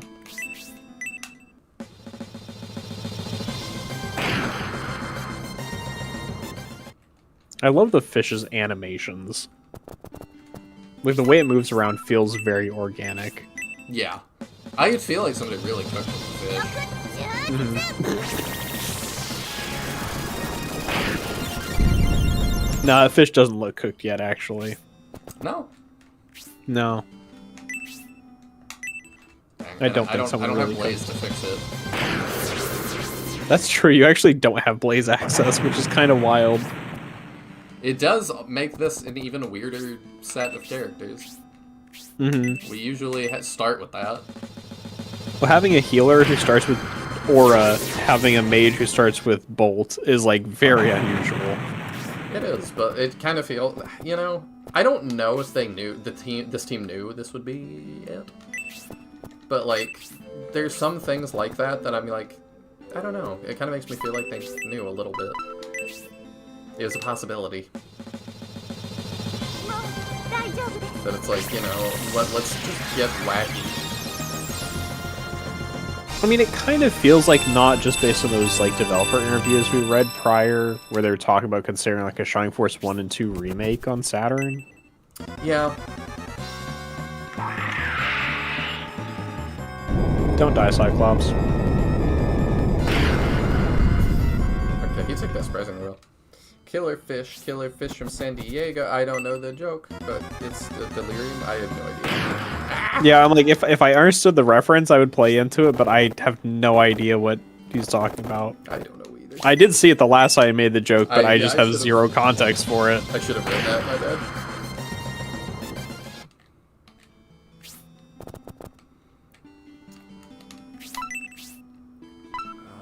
You are kind of out of usability. You can drain soon.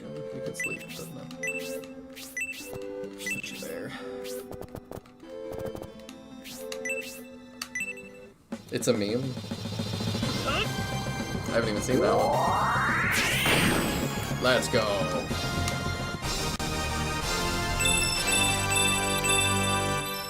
I'm determined to get another soulmate in this one. I didn't get one last game because I let people die too often. Sorry, what didn't you get? Soulmate. Ah. It's a meme about a guy voicing a mission soldier. Okay. Yeah, I just looked it up. Very strange. Or him to make him not die. That would be cool. Don't think we're at risk of running out of MP here.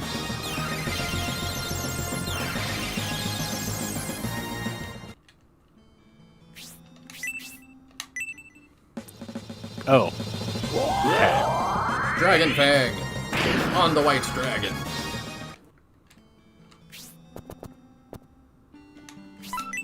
So, I would like to request that next turn for Cyclops, you select your actions slower. Oh, there was a talk, huh? Yeah. We have a state somewhere. I forget where it is. Please don't counter. Okay, I don't think you can counter specials. I don't think so. I've never seen it, but it'd be a great time to find out. Right. So what you're saying is pass to Cyclops. Wait, I was gonna do that. Anyway. Yeah, you were gonna do that anyway. Like, you were gonna give him the kill, so...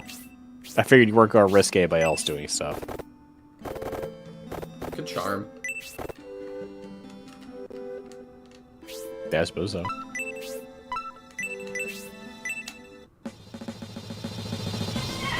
Is this not just the plot of Shrek? Okay.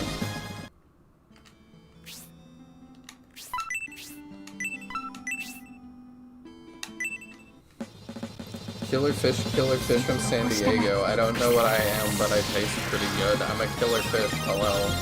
I'll be your killer fish to eat. Okay. Oh, look at that!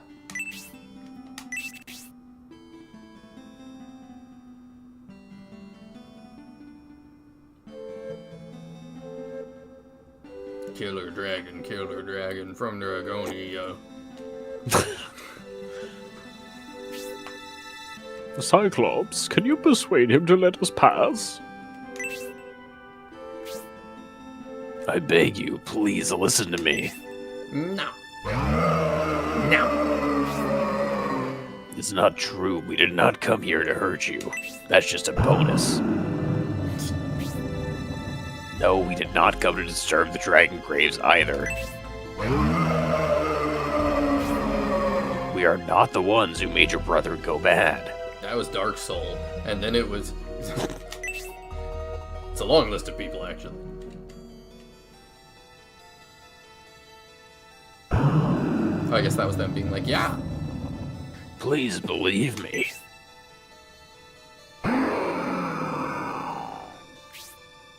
That's right, your true enemies were the same as ours, but What? What is it, Cyclops? What does the dragon say? He said those who caused the dragons to go mad should not be allowed to live. He wants to make sure they are defeated. What does he mean to do? Become a Pokemon? He seeks to join us. He sees our common plight. You gave him a portrait. Just give him a name and make him a character. As you can see, all of us welcome you. It's nice to meet you. 1,000, is it? They did! Well, we have made a powerful ally. Now we must find a place to rest. 1,000, the white dragon, joins the force. Bro, I don't even hate Donhort that much right now, and Donhort is looking like his time is very limited. We must... Sorry, that's my Donhort voice, because you said Donhort. We must, but where? So if you had My killed house. him... If you had killed him with Cyclops, he would have become like a generic enemy you'd captured, instead of being a proper force member. That's crazy that you can do both. So that's why I want to make sure you didn't do that, because you were correct that it would have recruited him, but it wouldn't have been a proper character. He would not have leveled. Right. It would have just been a white dragon, like, NPC unit. Lame. Comparatively. At least that's what the guide seems to imply. Okay. I see. So there's a village at the foot of this mountain, and the inhabitants there worship you. Lol may correct me. There's this really weird thing where if you defeat 1,000 with Cyclops, he still joins, but he'll be entirely AI controlled. Oh no. Gotcha. A cursed green unit. That's a little different. Yeah, it's something weird. Also, he's basically blue after he gets like 15 levels. He's very good. Okay. 1,000's amazing. I used him in my final squad I cannot wait. significantly. Then we must head to this village. Let's leave now, Julian. Like, he's just a flying tank, basically. He doesn't have any, like, quirky skills or anything, but he's just strong. I am so excited to use him, but that will be next time. It seems like we're coming to a village where we can save, maybe. Yeah, we should be. We have reached the village. How quaint. We get some really interesting villages in this scenario. What a strange village. The way it's built into the mountain from afar, you'd never know it was here. Oh, I assumed you were from here. I mean, never mind. I'm from the church. I'm Father Scholar's pet. Oh, yes, my bad. The sacred dragon relic.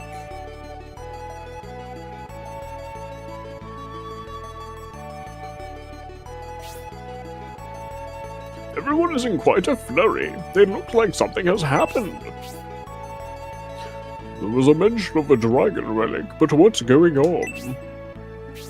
The villagers have headed deep into the village. This may have something to do with the Bullzone sect. Let's check it out.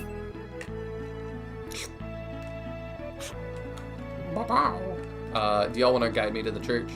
Oh, never mind. I don't know where it is. I haven't played this game in like a couple years. Has it been that long for you already? It's been over a year, for sure, because my daughter's been born since then. True. She's over a year old now. That's crazy. I think it's been at least a year and a half, probably 2 years, or more. I forgot she died. Yeah. Okay. I feel like 1,000 stats probably stack up pretty favorably to the rest of your crew right Well, now. let's check. You should. Right before we end here, what do you have? 1,000. Oh, that's so cool. Dragon Talon. 64 HP. That is considerably higher than anybody else. 59 attack, 35 defense. Okay, yeah, that's a little closer, but I mean, he's better than these two immediately. No, interesting. There's a typo in the guide here. It said he had 55 defense. That's why I was curious about. Oh, okay. That would've been crazy. I think he can wear a loincloth too, Excellent. which lets you get, because he gets a bunch of unique specials since Let's go. you don't have other dragons. So trying to get more of his specials seen would be neat. We will do that. That's great. And then he has 6 move, flies. Like, oh, what an awesome unit. Level you 9. He's fantastic. I'm looking forward to next week already. what? That has to be it for now.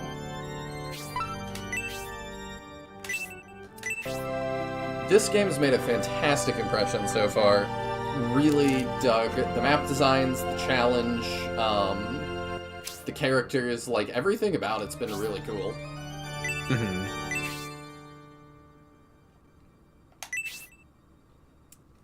See if the ending is any different here.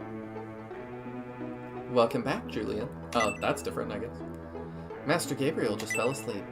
Good night, Julian. Get yourself some rest. Oh. But yeah, thank you all for coming along with us on this journey. Like, this has been so fun. Like, I don't want to say this is my favorite Force already, but it's looking like it. It's pretty good.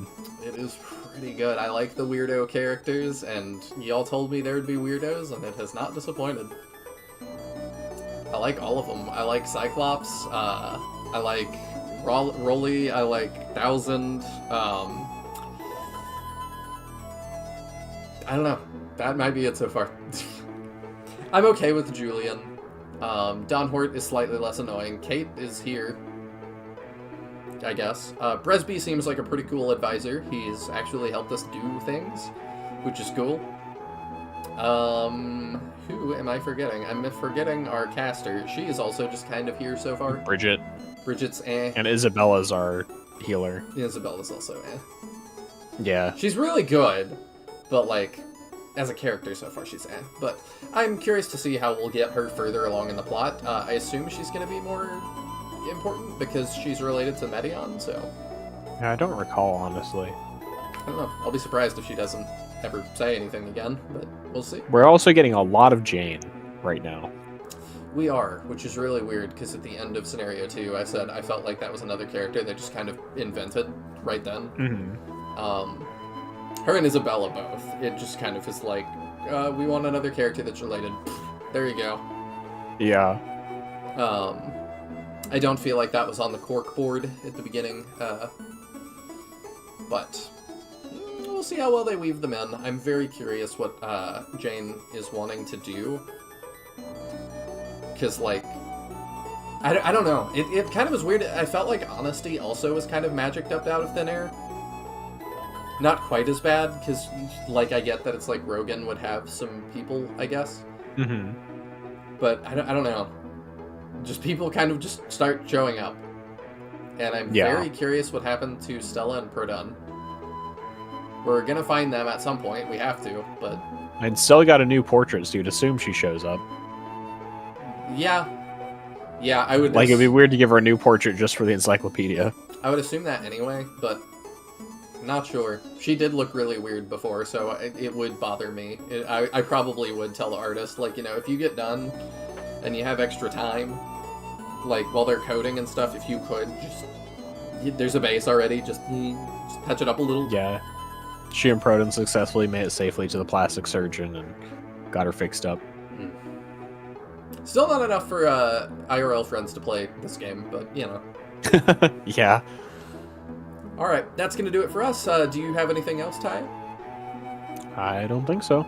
Alright. Oh, well, I guess I'll be starting streaming my tabletop campaign, I think, like, 2 weeks from now over my channel, so... Sweet. On your Twitch channel? Yeah.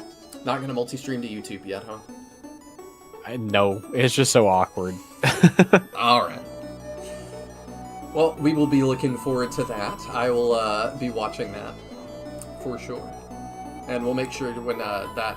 Next week we'll link it and stuff, because that... it'll be a couple days after next week's stream that you'll start. Yeah. Alright. Well, that'll do it for us then. Thank you all so much for joining. Cyclone, Sirius, Lol, Mahane, Nick. I think that's everybody that was here at the end that's not lurking. I can actually... Can I see who's lurking? I don't know. I don't know if I can either. No, I don't know. Yeah. Alright. Twitch lets you, but not YouTube. Well, night everybody. Thanks for coming. Good night.